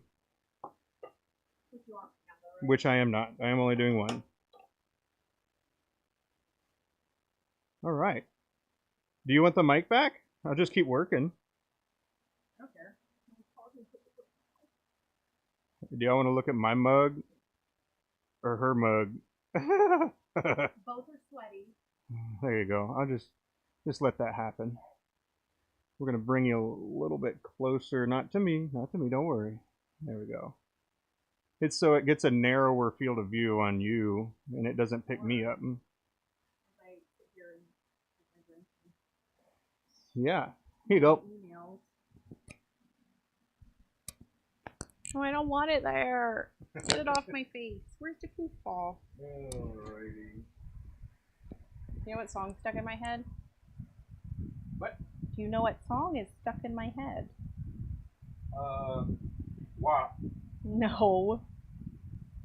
It's peaches, peaches, peaches, peaches, peaches. We got a box of peaches and now it's stuck in my head. Jack Black singing Peaches for the Mario movie. Which, by the way, after our kids watched, and the way kids are, they like to watch movies like multiple times over and over again. Man, they would play that song on like our Alexa. We're like that, you know, hearing it once during the movie was enough for me. I didn't need to hear it many more times. But yeah, now it's stuck in my head. I guess there are worse things.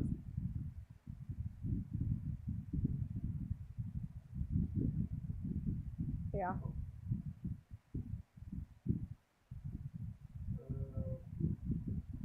I'm gonna hang out until I'm too hot, I guess. This air conditioning doesn't even feel cold anymore. That's how hot it is. How's your bucket? Fine. I did empty it this morning. It was very full. Well, it might need to be recharged a little bit.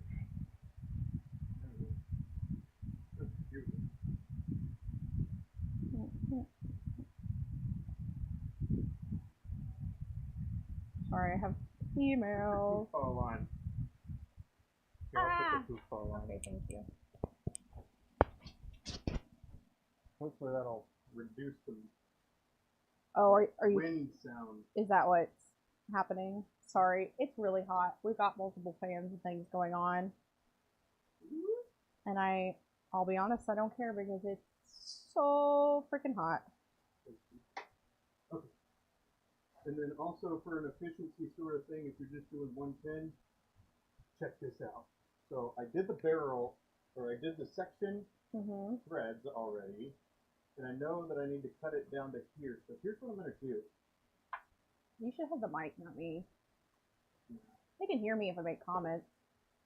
No, it's not really a guide anyways. It is so you can see it, and then if you see something that I'm doing, ask the question. I'll tell you why I did it. Ooh, Etsy is doing a thing. It's their 20th birthday. No, not a thing. Yeah. So if you are one of the top 500 sellers driving traffic through your link, you get $25 in a gift card. Is that us? I don't think that we're in the top 500 sellers. No. Really? Oh, I wonder if I can look. We're definitely in the top 5%, if not more of the top percent than that. But I'm not sure. I don't know where you would see that. Let's see. Can we look at Etsy shops. Right. I know, I don't know why it does that. Very loud. I'm sorry, I don't know why it does that.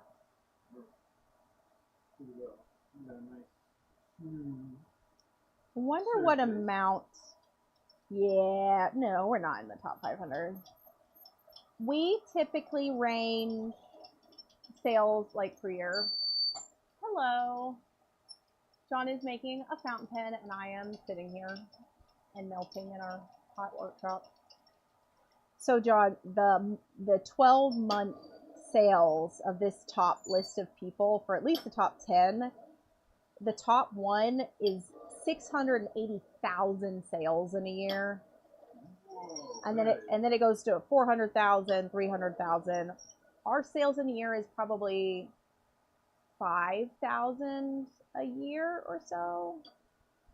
Like 3,000? I don't know. We're somewhere around there. The number one Etsy shop is a jewelry. It's a customizable jewelry shop.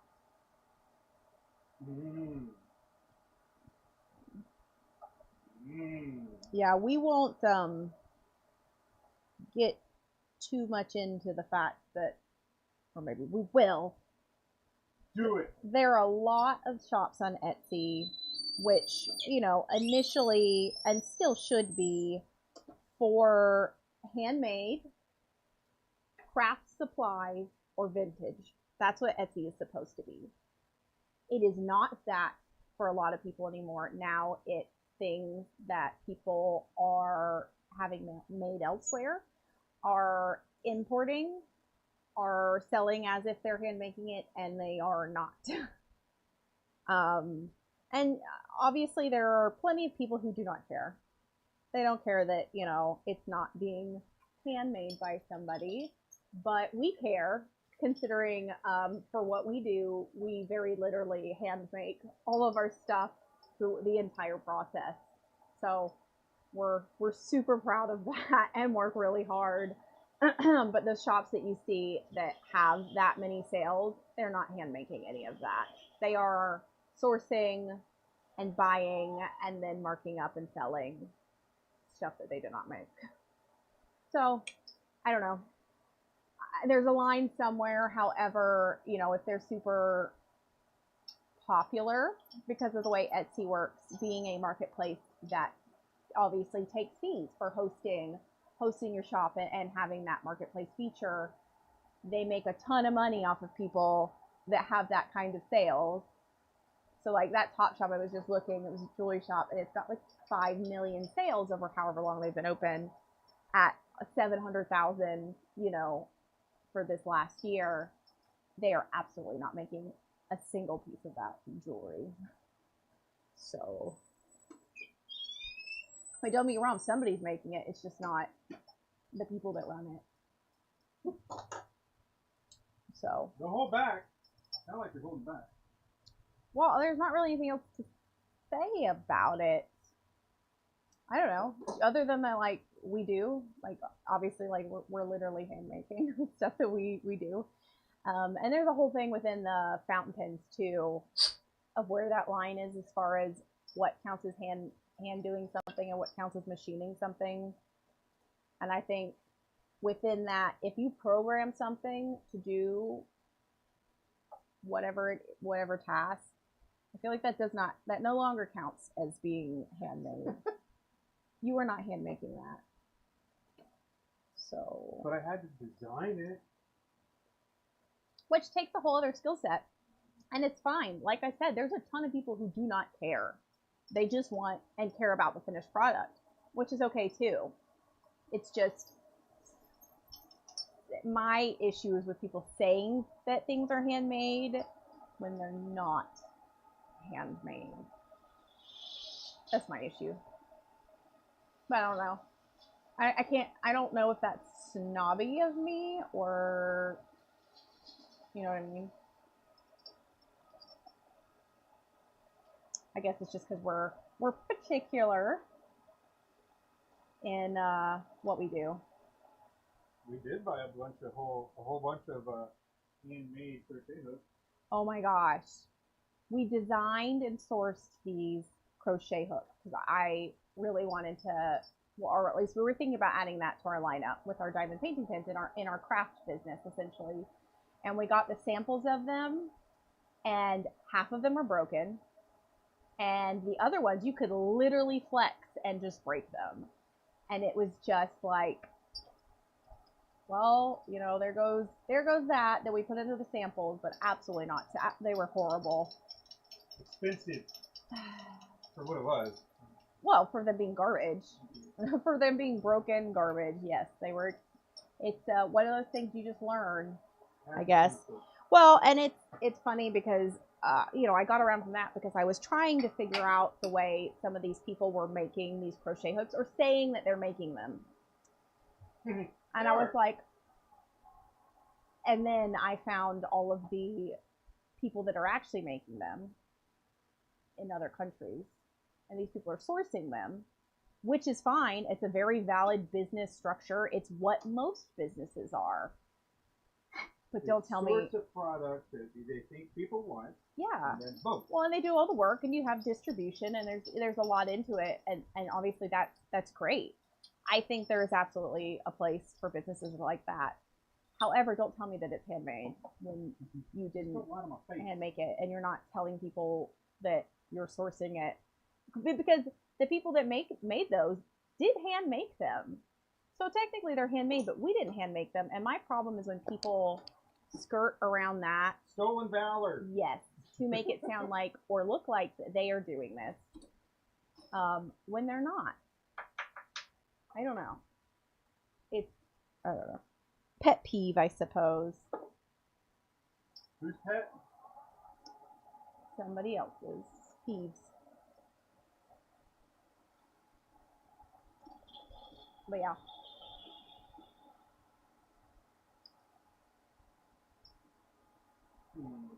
So I hope it's gonna get cooler. I think today was supposed to be the hottest this week here. 96 feels like 107, and it is 95 degrees in here. So we are not.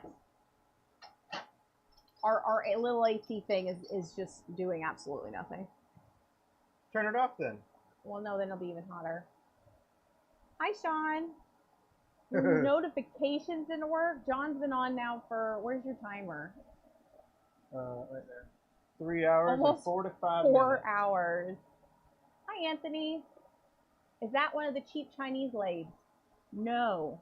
Well, Is yes, it for sort of. Chinese? It's not cheap. Okay. It's... Relax. Let me say it. Well, then talk loud enough. It is a lathe that was made in China, but it goes to Little Machine Shop. And from my understanding, Little Machine Shop refines it in their way and then sells it as their own. But yeah, hindsight, I think that I could have gotten away with half the price for this size lathe. The finishing is nicer than what if you're buying direct from like a. But anyways, it's a Little Machine Shop metal lathe. It's a smaller one. We also have a Jet 1220 wood lathe, and I don't know. 1221. I don't know what size mine is, but it's a Turn Crafter Commander. But it's for something. You wanted to get one yourself. We've had this for a while now, haven't we? If you are interested in getting a lathe, metal lathe. Well, metal lathe, there's a lot of. You're gonna have to determine what your budget is, and I wouldn't necessarily just ignore the brand Vivor. Vivor. Okay. But yeah. You would go bigger though. In some ways, you get what you pay for. Although I don't necessarily think that this one's twice the value of one of the other ones. Hello. That is, half the price. But you haven't used the ones that are half the price though. I would never use that Central Machinery one. That's the one from Harbor Freight, right? The one from Harbor Freight. Garbage. because its through hole is too small, and so you can only really work on smaller pieces. Would you go bigger if you bought another metal lathe? Yeah. Would you stay with the little machine shop one? Nah, I don't know. Probably not. Huh. I wouldn't pigeonhole myself. Sean, did you say it's 60 degrees there? He's in Washington, I believe. Oh my god, that sounds amazing. Send some this way, please. It is not only 95 degrees, it is 60% humidity. And we have been boiling today. This AC is just not keeping up. Beaver does seem decent. Yeah. So is that like half the price? Yeah, it is. But yeah, if you were doing it like that, go for it. If you wanted like a bench top lathe, you know, even just to see if you like it in the first place. Like when I bought this, it was like $2,000, $2,300 or something like that, and like I just kind of went with the little machine shop and. Can you see Canada, Sean, from where you are? Where are you in Washington? I've never been to Washington State. John has. You did training there, right? Was that mountain and avalanche training in Spokane? In survival. Survival school. Gotcha. So John's been to Washington State. I have not. I would like to go. 6 degrees in June sounds fantastic to me, personally. Well, but I don't. I would absolutely go during the summer because I do not like cold weather. Sequim? Huh. That's where Sean is. Oh. I bet it's nice to get away from that southern Arizona heat. You used a wood lathe years ago? Nice. Yeah, we have 2 wood lathes and then the metal lathe, and they're used for different parts of what we do. And you can, so if you are making fountain pens, you don't need a wood lathe or a metal lathe. You can do everything on a wood lathe. That's how John started. We didn't get the metal lathe until a couple of years into what we're doing. Like 100 over there. Like I know. 3. We've been 3 years into it. We've been in Tucson over 4 summers. So definitely 100 to 110 plus. Where we are here in southern North Carolina, seeing 100 degrees is not a normal thing, or at least it didn't used to be, because we both grew up here. 90s was normal. 100 that it's been this week, not so normal. And it's, you know, it's the thing that you hear when you talk about moving to Arizona. You talk to anybody that lives in Arizona and they're like, but it's the dry heat. But guess what? It makes an enormous difference.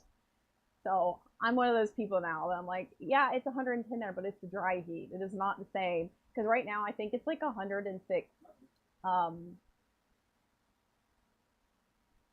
Whatever heat index. 100 over there in the summer. That can. Eastern Washington gets 100 degrees? What? That sounds awful. But being by the water is nice. I wish I was by the water right now. Oh, we were just at the beach a couple weeks ago, which was really nice, and we had great weather. But now we're back home and it's gross. And you know what's funny though? The hottest that I was last year, with all the places that we went and whatever, was the weekend that we were in DC for the show. It was so hot. I think it's just because it's so much like concrete there. Yes, it's a desert. I did not know that. I did not know there was a desert in eastern Washington State. I know very little about Washington State. Small metal lathe looks perfect for pen making. Yes. Right, John? What? Small metal lathe is perfect for pen making. This one, not a little, not a central machinery. Yes. Yes, John says that his is great for pen making, which is what he does on it. Most of the drilling over there because I can quickly just. Well, I mean, I've done it both ways. It actually took me a little while to move my entire process over to the metal lathe, really, because you know, you may or may not know I'm self-taught, so I learned on a wood lathe, and then I wanted to actually use a metal lathe, Um, so, So now he uses both. so I use both. You can see the ships coming in from your Airbnb. Cool. So it's like a port city or whatever. I always love when I can see the giant ships. There's when we go to Bald Head Island, which is like on the kind of the end. If you're looking at the Outer Banks, it's not a part of the Outer Banks, but it's like below. And there's a big port there that we watch the big container ships come in. And that's fun. I like watching the big giant ships. Only because your collet is over there on the metal lathe. What? Sean said something about your collet being somewhere. I don't know. Oh, for my no. Okay, hold on. I did turn an entire pin with just the 4-jaw Nova chuck, and I showed you how to do it, so everything lines up still. So I did reveal that. Ooh, secrets. You have noodles everywhere. What are you doing over there? Shaving. In India, you're seeing it's 1:50 a.m. in the morning. Well, thanks for hanging out with us. That's late. That's Heck yeah. way past my bedtime. Hey, why is it blue? What? It looks blue here. I don't know. It does. It's very weird lighting. Oh well. It's 4:20 p.m. here in North Carolina. LOL. Okay.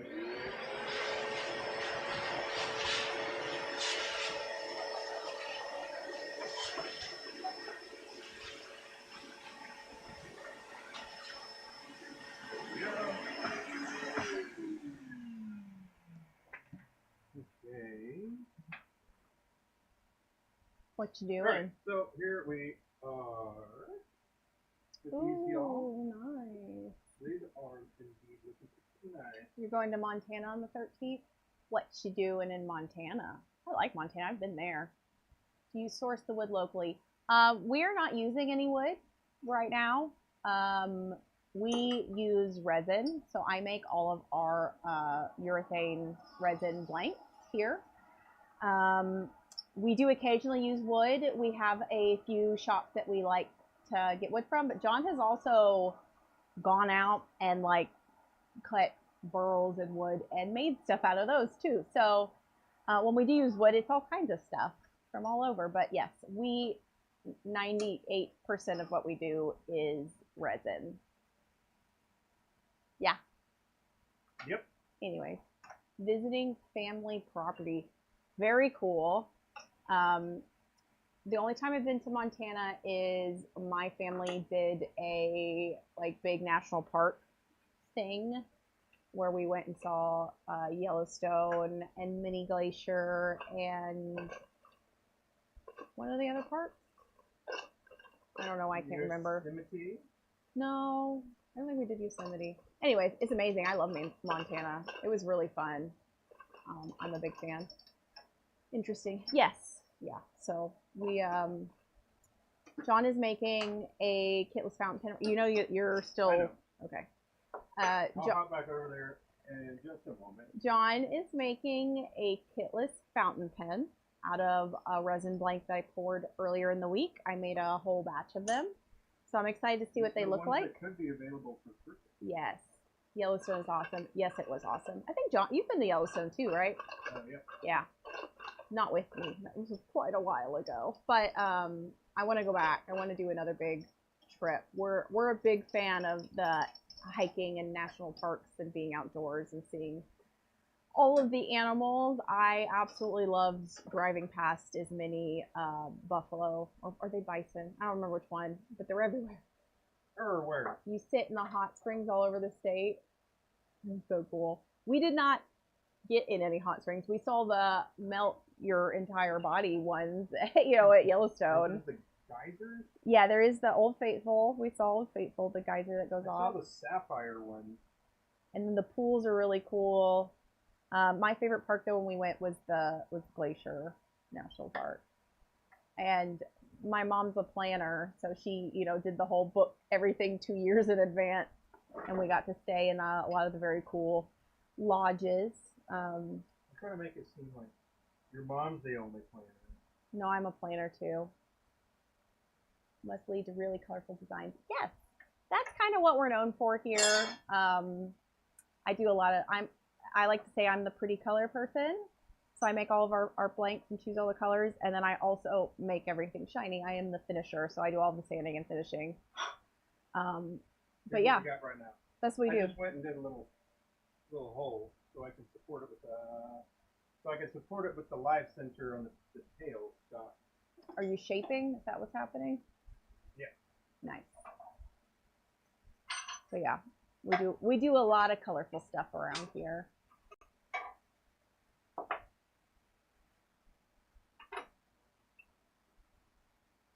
John has done, oh, I'm sorry, I was just watching you. John's done some stuff with wood. We do. Right behind you. Yeah, do you? It's entirely wood. Where? Which one was this one? Black? That is African black. African blackwood. But it needs some love still. So it's not finished. Why are you over here? To show. Oh, there we go. Because you can't see from over there. It's very squeaky. Yes, wood. Most people sleeve them. Yes, I didn't want to. I wanted to see if I could thread those. John wanted to see if the wood would thread correctly. And it did, but I broke it.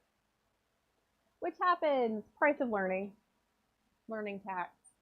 We break a lot of pieces. But yeah, we've been running this small, you know, handcrafted businesses here for 5 years, more than 5 years.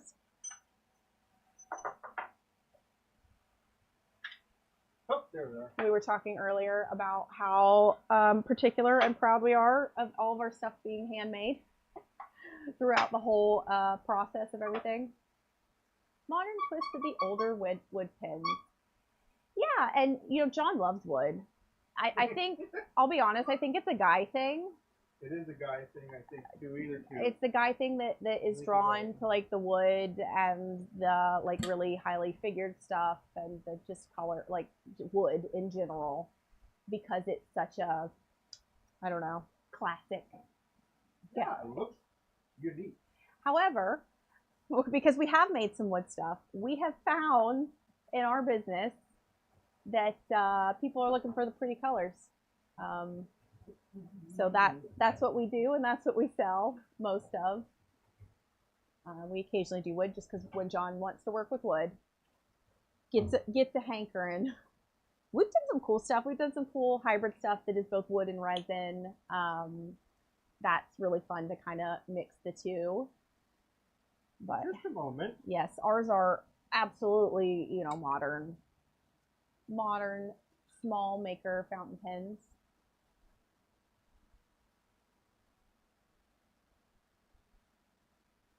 Supposed to get a thunderstorm here shortly, and I'm really hoping it's going to take the temperature down. You used to love the smell. It's funny you say that. There are some woods that absolutely reek. Some I love the smell of because, you know, when he's turning in here, obviously, if I'm in here, we're both wearing respirators and like, you know, the full deal. But when I come in after, especially if he's cleaned up and used like the shop vac, and you turn on that shop vac again, I don't remember what wood is. I'll have to ask him, but one smelled so bad. So some of them stink and some of them smell really good. So it depends on what kind of wood you're using, because I have smelled some bad woods. Also, it's a lot more of a mess, wood is. What was that wood that you did last time that smelled so terrible that I kept complaining about every time you turned on the vacuum? It was pine. Pine? Yeah, it was pine, but it was so dry that it was in a state of kindling. Too dry? It's a fire starter that people use. Well, it smelled like musty wood every time he turned on the vacuum. But yeah. My favorite wood that we've done is that stabilized Thoya with all of the eyes on it. Yeah. I really also like, is it quilted maple? The really shiny maple. And you have some stabilized, like colored maple blanks too, don't you? Yeah. Yeah. That's what that section was maple. Mm. You got to finish it to get that really beautiful chatoyance that maple has. But yeah, that's the other thing. It's a completely different process to finish the wood pins than it is to finish, obviously, the plastic, the resin ones. These wax, yeah, I like the smell of wax too. I don't like being covered in it though. Like buffing stuff, I end up with wax everywhere, and but I do like the smell of some woods and wax, and it's very well. And even things like lacquers for finishing, and some of that stuff like smells really good to me too. When we do wood stuff, a lot of time we use Triple E, which is a wax based like gritty polish, and then Mylands, which is a shellac lacquer, and I really like the smell of that for some reason. I like doing the shellac lacquer stuff, and it makes it really shiny, but still you get the feeling and like the true like color and stuff of the wood. Because one of the other things that we have done in the past, depending on what the wood's being used on, is doing a CA finish, and at that point you're taking away the feel of the wood. You still get the beautiful look, but then it's like, like a hard coating. It's more durable, and it doesn't wear off the way like it will if you just have a lacquer and wax, finish on wood. Your natural oils of your fingers are going to like wear that off over time. With CA finish, it's not. It's going to stay hard and shiny. And it kind of depends on what wood we're using. We have some cool Jack Daniels barrel blanks. So it's that white oak and it's charred on the one side. And the thing about those is they have such deep grooves and pores that when we finish those, we have to do a CA coating. But those are fun when John does turn them. If you're in here, you can actually smell the bourbon. The devil's cut. Yeah, which is fun. I know I'm blocking your whole fan here. No, I'm just trying to make it so it blows this way a little bit. Is it? It's too far away.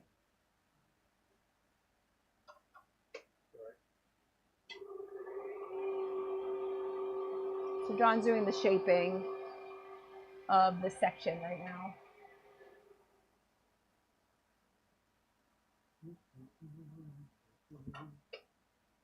Almost.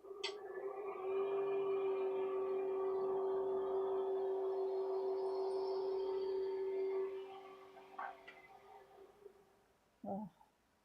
So making sure that the diameter of the section will fit into the cap. Yeah. So I gotta make sure of what he said. Oh, for our fountain pens, they are threaded for Joe number 6 nibs. So that's what we use, and international converters. That's where all of our fountain pens they come with.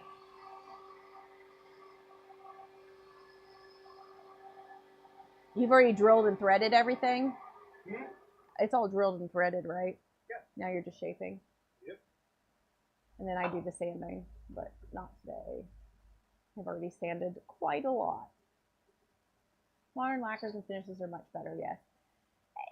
It really depends on what you like want out of it or what the use is for it, Of course, they've improved on them, but I think there's something to be said with some of like the older fashioned finishes, especially for wood. Mm-hmm. Like, some people even like that wood will have character to it. And patina, sort of, yeah, right, with use. It does. So you want a weathered pin, you're going to go for a metal or a wooden one that does have that patina that it can do. Yeah. Okay. What's that? That's already measured. What's next? Do you do the cap or the body first? I know, but I'm asking what you do. Do you have a typical one that you do first? From here, yeah, I'll just do the barrel first. I usually sand the cap first. I sand section and then cap and then the body. I will be right back. Ugh. Leaving? Yeah, I'll just be right back. Okay.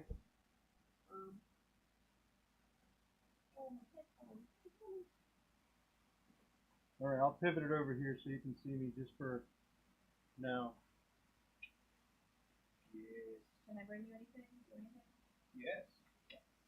Stuff and things. Things and stuff. Yes. All right. But yeah, Sean, there is a vid out there where I used the wood lathe the whole time.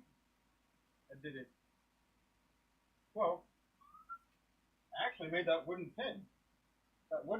So it's even a little bit more different because I made it with a square. So you couldn't even use a collet, really. Yeah. Just saying, man. But I don't think I put it back up because that is some. I think it requires more explanations than than it needs. But it does have.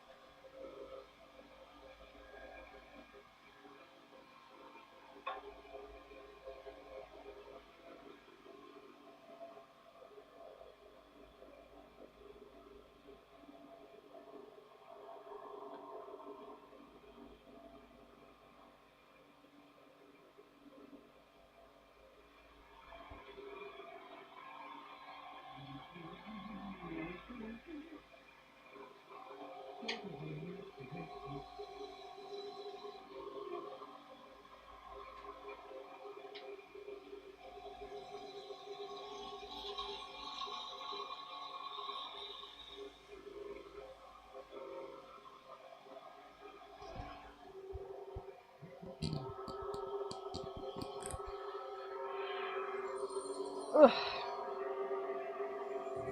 Ooh, lightning in our area. Oh, I gotta go get packages before they get wet.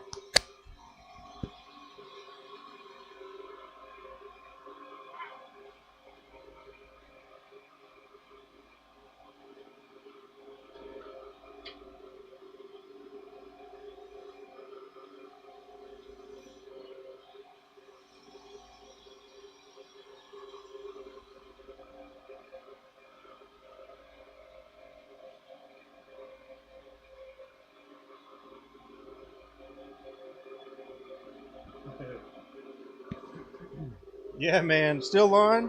Abby's got the mic right now, though. I'm just working through this pen here. I've already got it drilled, obviously, and everything else is pretty much done.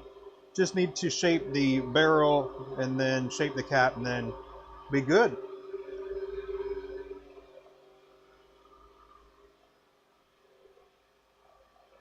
But yeah, I'll leave it right there.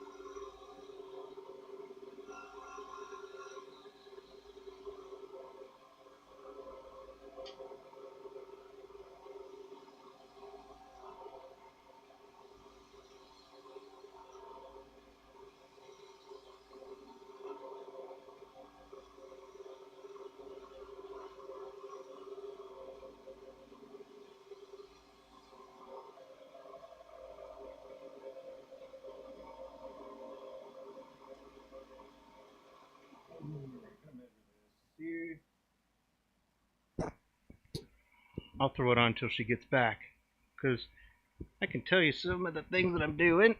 There we go. Okay, so I am. Wow, that's nice. Okay, looking at the diameter here, so I can get a reference for the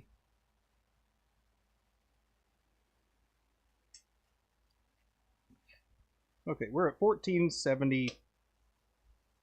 We'll take that down just a little bit further.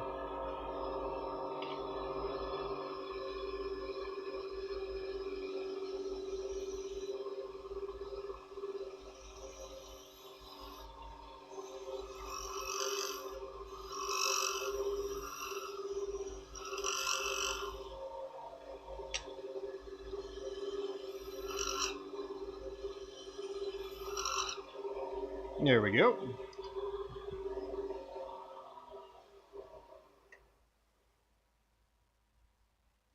That looks nice. We're looking good. Oh, come on now. There we go. Oop. 1452. Whoa! Man, people are going to think that I bleed red, white, and blue.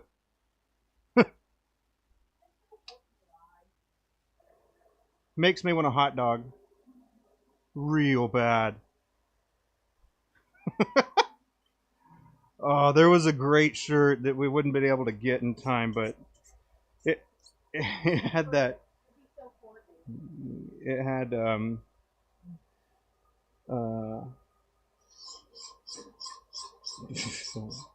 don't know her name, but she's an actress that's that was in Legally Blonde, not Reese Witherspoon, but another woman. She's also in that what's that show? White Lotus. White Lotus. She's in White Lotus.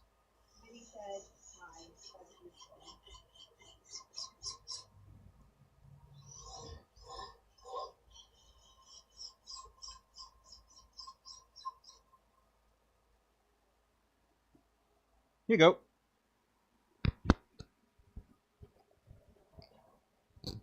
They can't see me. Oh. What happened to your speed thingy? What are you talking about? That. Why doesn't it tell you how fast it's going anymore? Because I messed it up when I changed the bearing. You broke it? Yeah, I haven't been able to read it since I... I guess it doesn't really matter. I know the positions I need to be in. You know what? I don't know the speeds anymore. But that's okay. Yeah, John's working on a fountain pen from some blanks that I poured earlier in the week. He's just making one so we can see what it looks like.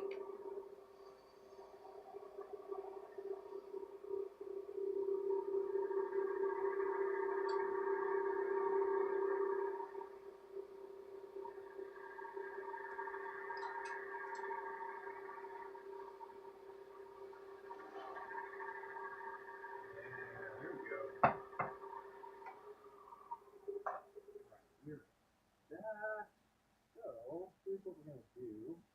We'll get my measurement, dial it all the way back. I like to reset every single time with the calipers. But I'm measuring where the cap is going to meet up with the body. We're right at where we want to be, which is at 1456. We want it to be 1450. And then I reset it. And then I dial it up a little bit so it can determine what size the cap needs to be. And one more thing over here.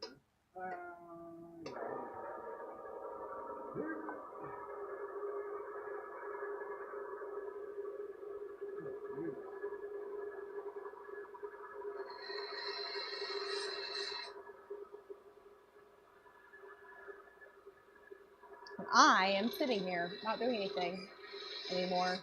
I was standing for a while, but I think people don't really care to watch me sand things. Not the most exciting thing in the world. I had some like wood build up on the other, and that's what I just used the thing to stuff it off. On what?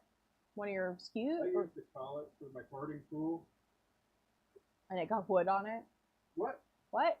Never mind. I don't know, man. That's alright.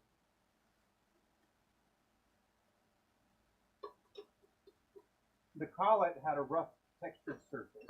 Yeah. So I used that to clean off the parting tool where I had it a little bit caked up on. Gotcha. Alright, so that was the barrel. This is the cap. Ooh, that section is tight. What?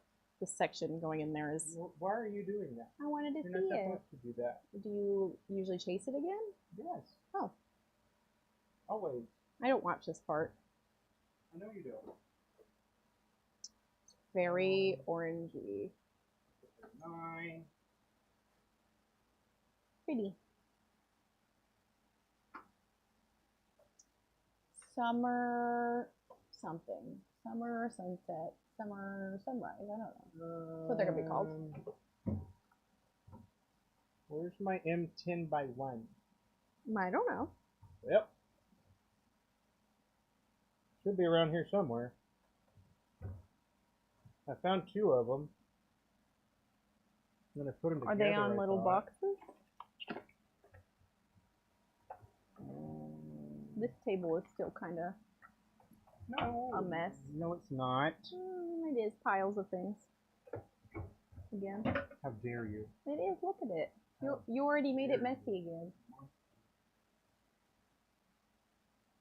John did a big clean out and finally moved into the big craftsman tool thing over there that he got as a Christmas present, and he just recently put his stuff in there. But now he doesn't know where he put anything. Still a little bit of learning happening. Oh. He puts things too many different places and then forgets where they are.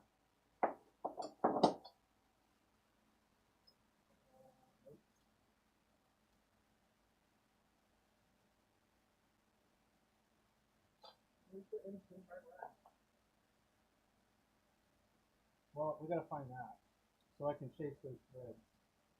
What do you mean we? I didn't lose it. Alright, here. You found it? But this will do.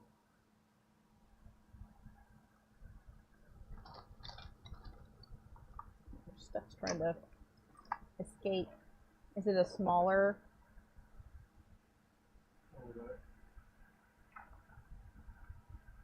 Is it a smaller tap or die?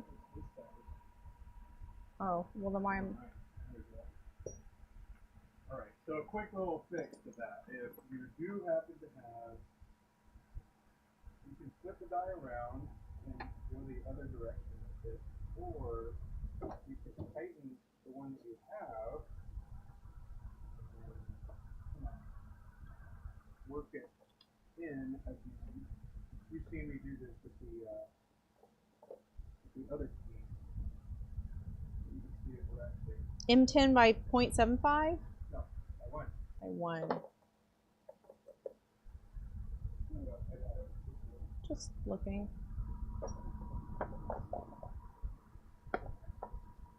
You looking for the tap or the die? I don't mean it.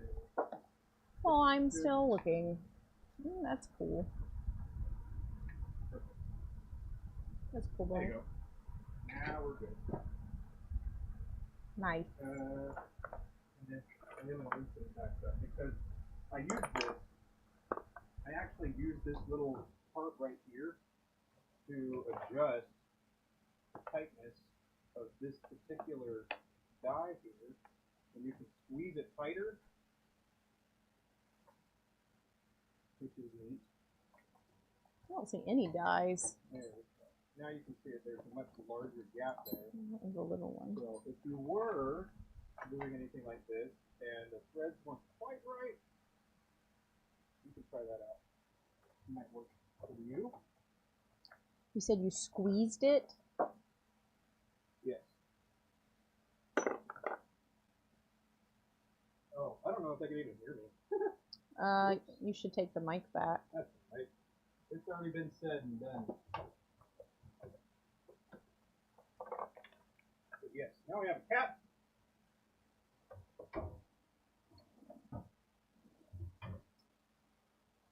I don't need the mic. You should take the mic. Yeah, you do. I'm just trying, dude. Well, I'm just sitting here, dude. You're doing great work. It's a great job sitting here. Yeah. Thank you.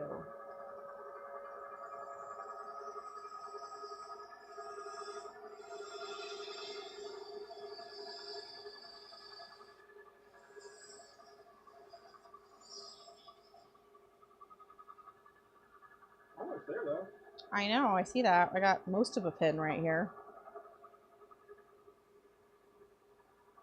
Just needs a cap.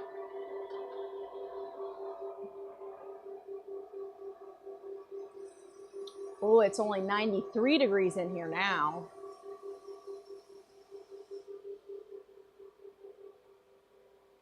And he's making this one in our Marauder shape, which is our flat.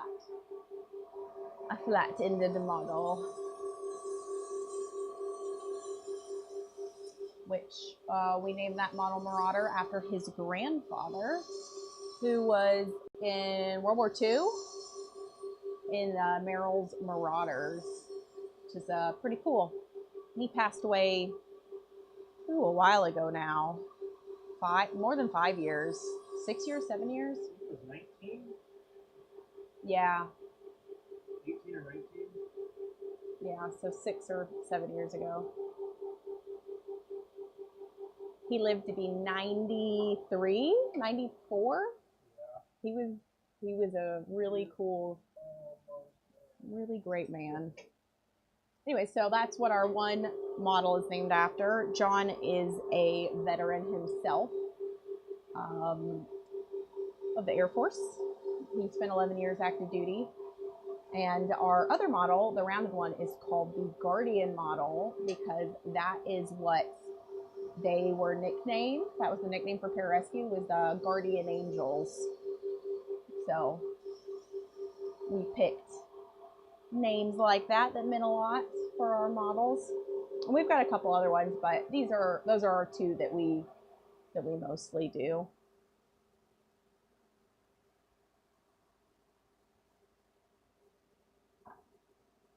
Ooh, dust just went everywhere.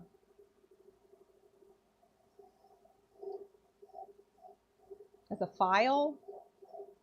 Hmm? As a file? Mm-hmm. He's using a file to smooth it for me, which makes a huge difference, by the way. A little bit of shaping with it too. So shaping, to make sure it's flat as possible. It takes a lot of the tooling marks out as well, so that it ends up as smooth as he can make it for me to sand, so that I'm not having to do a ton of sanding, which is really nice. The white shavings are different. You should see some of the very interesting colored swarf that comes off of these.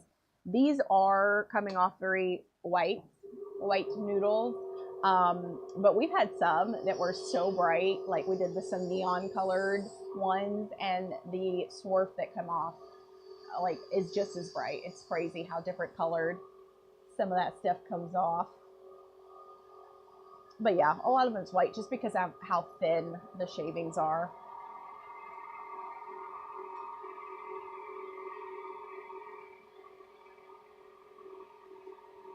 And I'm not sanding these today, but maybe this weekend I'll get to it.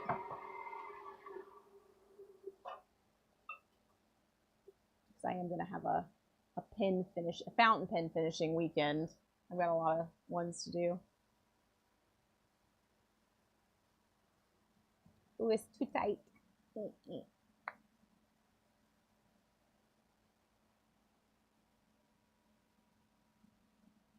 thought I had a nib somewhere. I got that other one.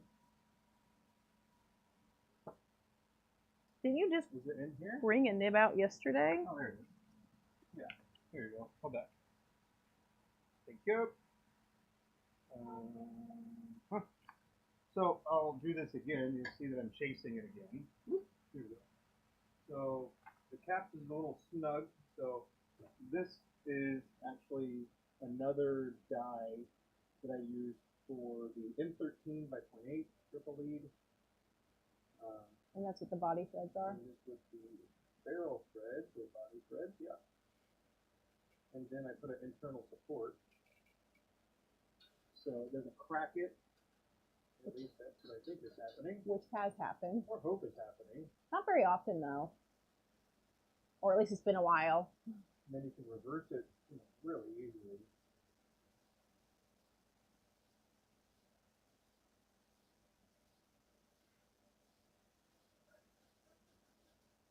We want that to be nice and smooth. All right, let's see where we're at here. When I sand, I don't sand the threads. I do a little bit of polishing on the threads, which also makes it a little smoother.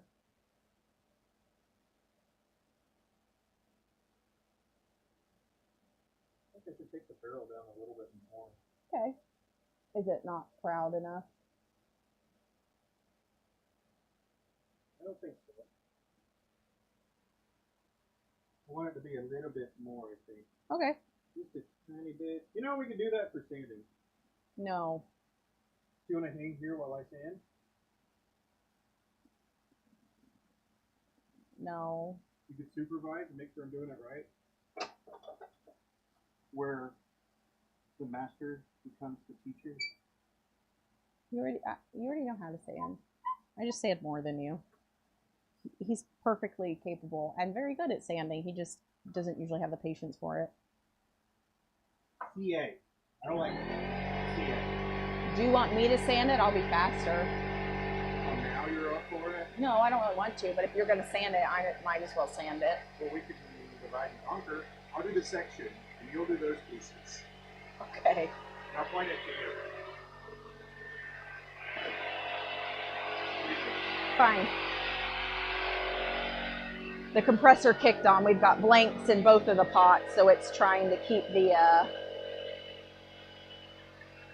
keep that going. Well, we divide and conquer. They can't hear you, baby. There's no way they heard with the compressor on and me having the mic. Why don't you have another mic? What? Don't you have another mic? Yeah, but it was dead. Oh. Gotcha. Now you're looking over her shoulder.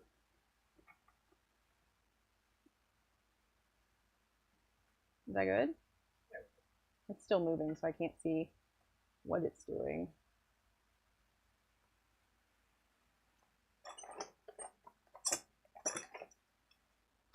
It's a race. No, just kidding. It's not a race. So John's going to do a section. And I like doing the cap first, personally. All right, well, trim the body down just a bit more. I will Or try. sand it down a bit more. I will sand it some. Maybe it's more paper. Well, I got the other mic now. Now we're dueling mics. Nice. I don't know what it sounds like, though. I'm sure it's fine. If anyone has a comment about how it sounds, let us know. Got a Nova College check. I think that's what mine is, right? Yours is the Beal. Oh, it is? Oh, you're right. Yours is the Beal collet. Nova's the big one, right? Yes. Gotcha. The 4-job, whatever. Yep. We got the Beal, and then this is like a PSI one, which I like it more, but this is the Nova. And I've turned a whole fountain pen with just this little guy, so.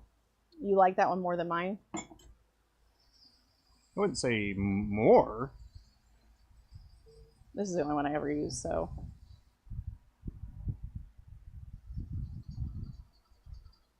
Alrighty.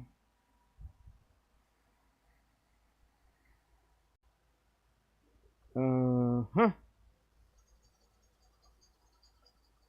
Alright, so we divided the tasks up.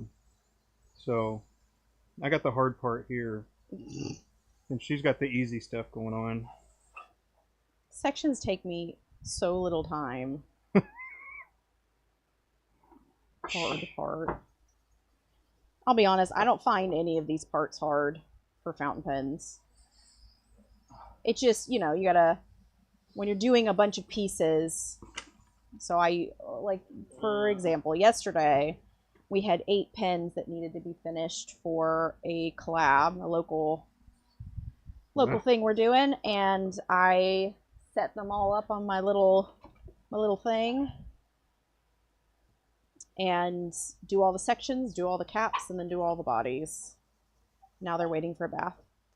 Much clearer sound now. Yeah, he was just trying to talk loud and have the mic that I'm wearing pick him up, so not the best idea, but the other mic was dead. So now you can actually I mic'd up for y'all. hear him talk. Oh, idiot. Golly, there it was. I'm gonna be done with all these by the time he gets to sanding that. Alrighty.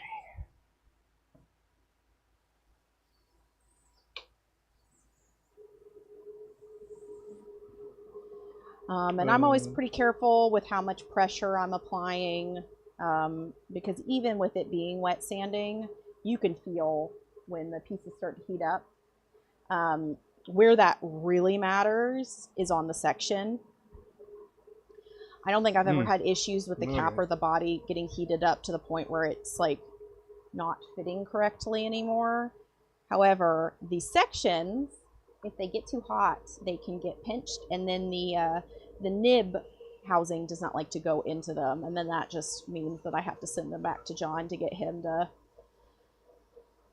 re-tap them. But he's pretty good about solutions like that, if that makes sense. But I've got the cap on here. I've sanded through my 8 Brits. I'm gonna stop it and make sure that I got the end. And really thank you well. for letting me know that, Anthony, by the way. It's nice and shiny. I like to knock off the super sharp end. I do a little bit of a rounding, and then I just touch the edge there of the cap as well, so that's also not sharp.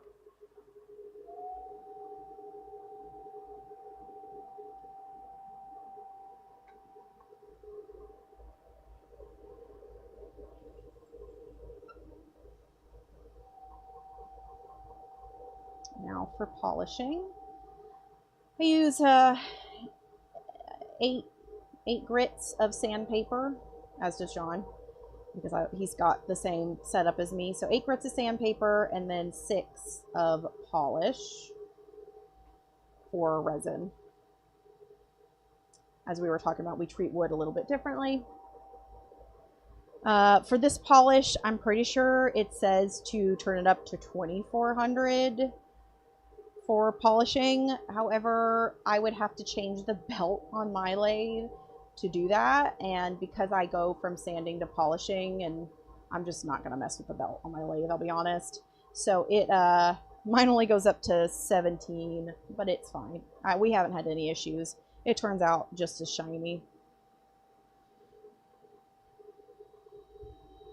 Hi Lawrence, I hope you're having a great day. John and I are both sanding pieces of a pen that he just made and finished from a blank that I poured a couple days ago.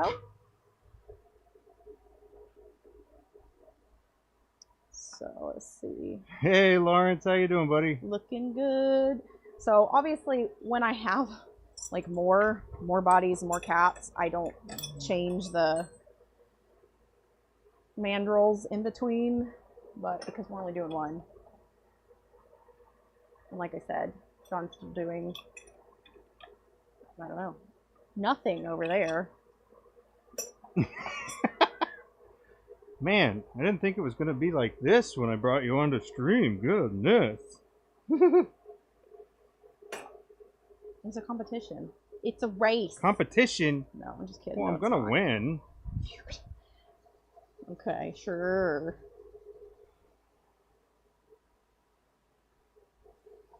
But yeah, John's turned a bunch of diamond painting pins today, and one nice little fountain pen here.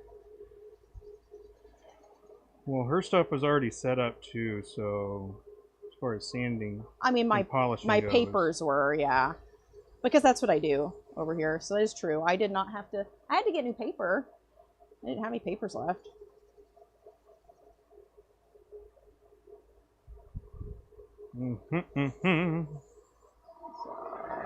That's right. John wanted me to take the body down some. So we're actually going to go up a little bit higher than what I normally do. And use my 240. Let it cool down. My lathe is also much louder. My bearings, man, my bearings. I gotta get some of them industrial bearings. Lawrence, you got a vacuum chamber and pump for stabilizing wood? That's cool. That is something that we do not do here. What'd you mess up, Lawrence? Oh no! Cause he... Yeah.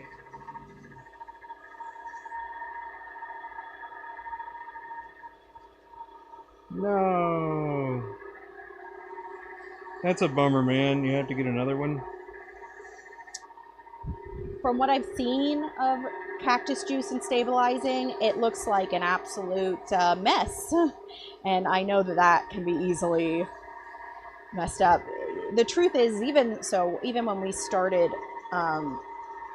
making blanks, you know, all of those first ones. It's frustrating. Didn't, you know, it's price of learning. It's normal to make mistakes and learn from them. For that. The gauge on your thing was messed up. I need number 6. Paper? No. Paste. Oh. Just give me yours. I just need a little drop. Oh my gosh. Sorry. It's at the end. I'm not doing the whole lathe. Sorry. Number 6 is the thinnest of the polishes, so it likes to come out really fast. Rubber grommet popped out of the gauge. Oh, that's a bummer. Oh, especially for something that you just got. Yes, this section's a beauty.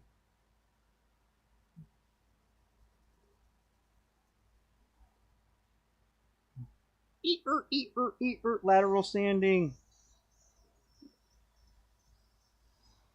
Abby, this is looking good.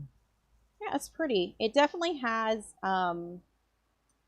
more of the white. It's got some of the sparkling. Oh yeah, it's got color shift. It's like a shimmery, and the white's supposed to have gold in it. I haven't looked super close at it yet, but it's like a gold kind of iridescent thing going on there. Okay, John, summer sunrise. What do you think? Yeah, man, I like it. I don't know. Y'all, the number of colorways and names I've had to come up with is a lot. It's a lot of names. All right. Get Chat GPT to name Rubber it. grommet popped out of the gauge. I just got it Monday. Dang, man. That sucks. It does suck. Here, let me just reposition this one here. This will be good enough. All right. Looks good. Good enough. Hold on. There we go. Whoop. Do you want to know how long this would have taken if John had decided he was going to sand all the pieces? At least another hour. A lot longer. What? It's not like I'm not moving. Come on. I just said it would have taken longer. Cut me real deep like that. No, it doesn't. You fine. I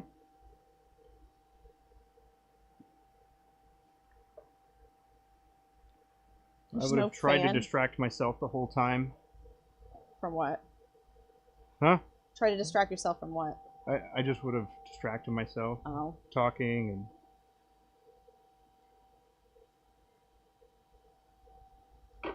Yeah. That fan makes all of the difference.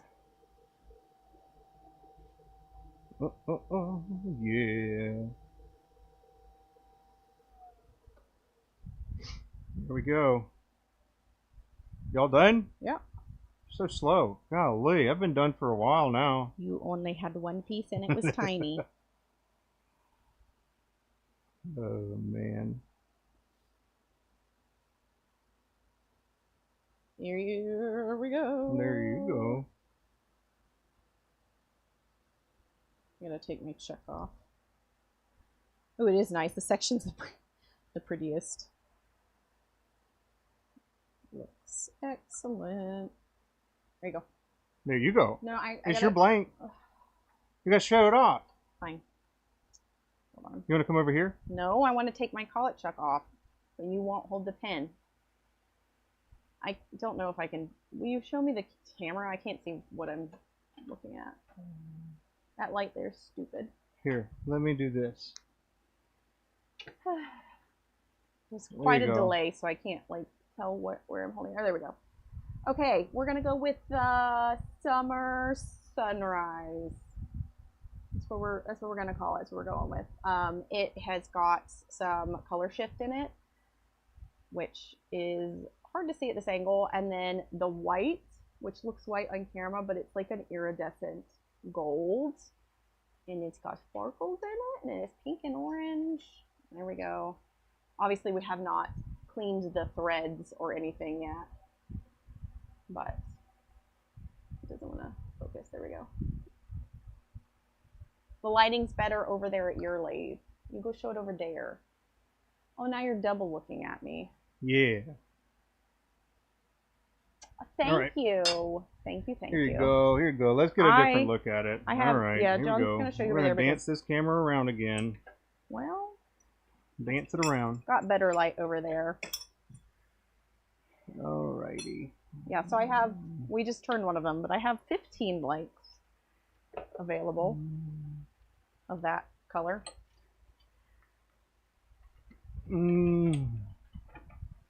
There we go. Okay. There we go. Nice and sparkly. Rounded ends, but you know, rounded but flat at the same time. Yeah, I don't like when it's super sharp. And then still needs to be cleaned. But yeah, that's what we're looking at right there. It'll get a bath. Yep, needs a bath. Give it a bath, and then we'll go from there. That would sell around me or not. I wish they would. Are people around you not into the colorful this pens? actually lines up right here. Not entirely, because it's taken from a different part, but you can see that it's this here actually flows around. So that's coincidence. It was not intended. Louie, how you doing? All right, you coming back over here? Yeah, sure. Wrap it up. So sweaty. But yeah, good stream. There you go. There's that. A cool, almost 5 hours. Holy guacamole! I gotta go get dinner finished. Oh, there we go. Cheese. There you go. See the, all right. See the gold? Ooh. We'll switch this to full cam now. There we go. Oh, geez. We need to fix these lights situation you got going on here. Yeah, I reckon. It's weird. But yeah, thank you for hanging out. I had a good time here in Maverick Workshop. Got some Abby time, got some sanding. Saw Abby sand and polish the captive ring. That was pretty good. You also pointed the camera at me when I was trying to some blanks at the beginning. Yeah, so that might be what that thumbnail looks like. What else? No. We'll take a look at that here in a little bit. But yeah, so appreciate you hanging out. You made my day for doing that. And that's it. Abby, anything else? See you next time. See you next time. Bye.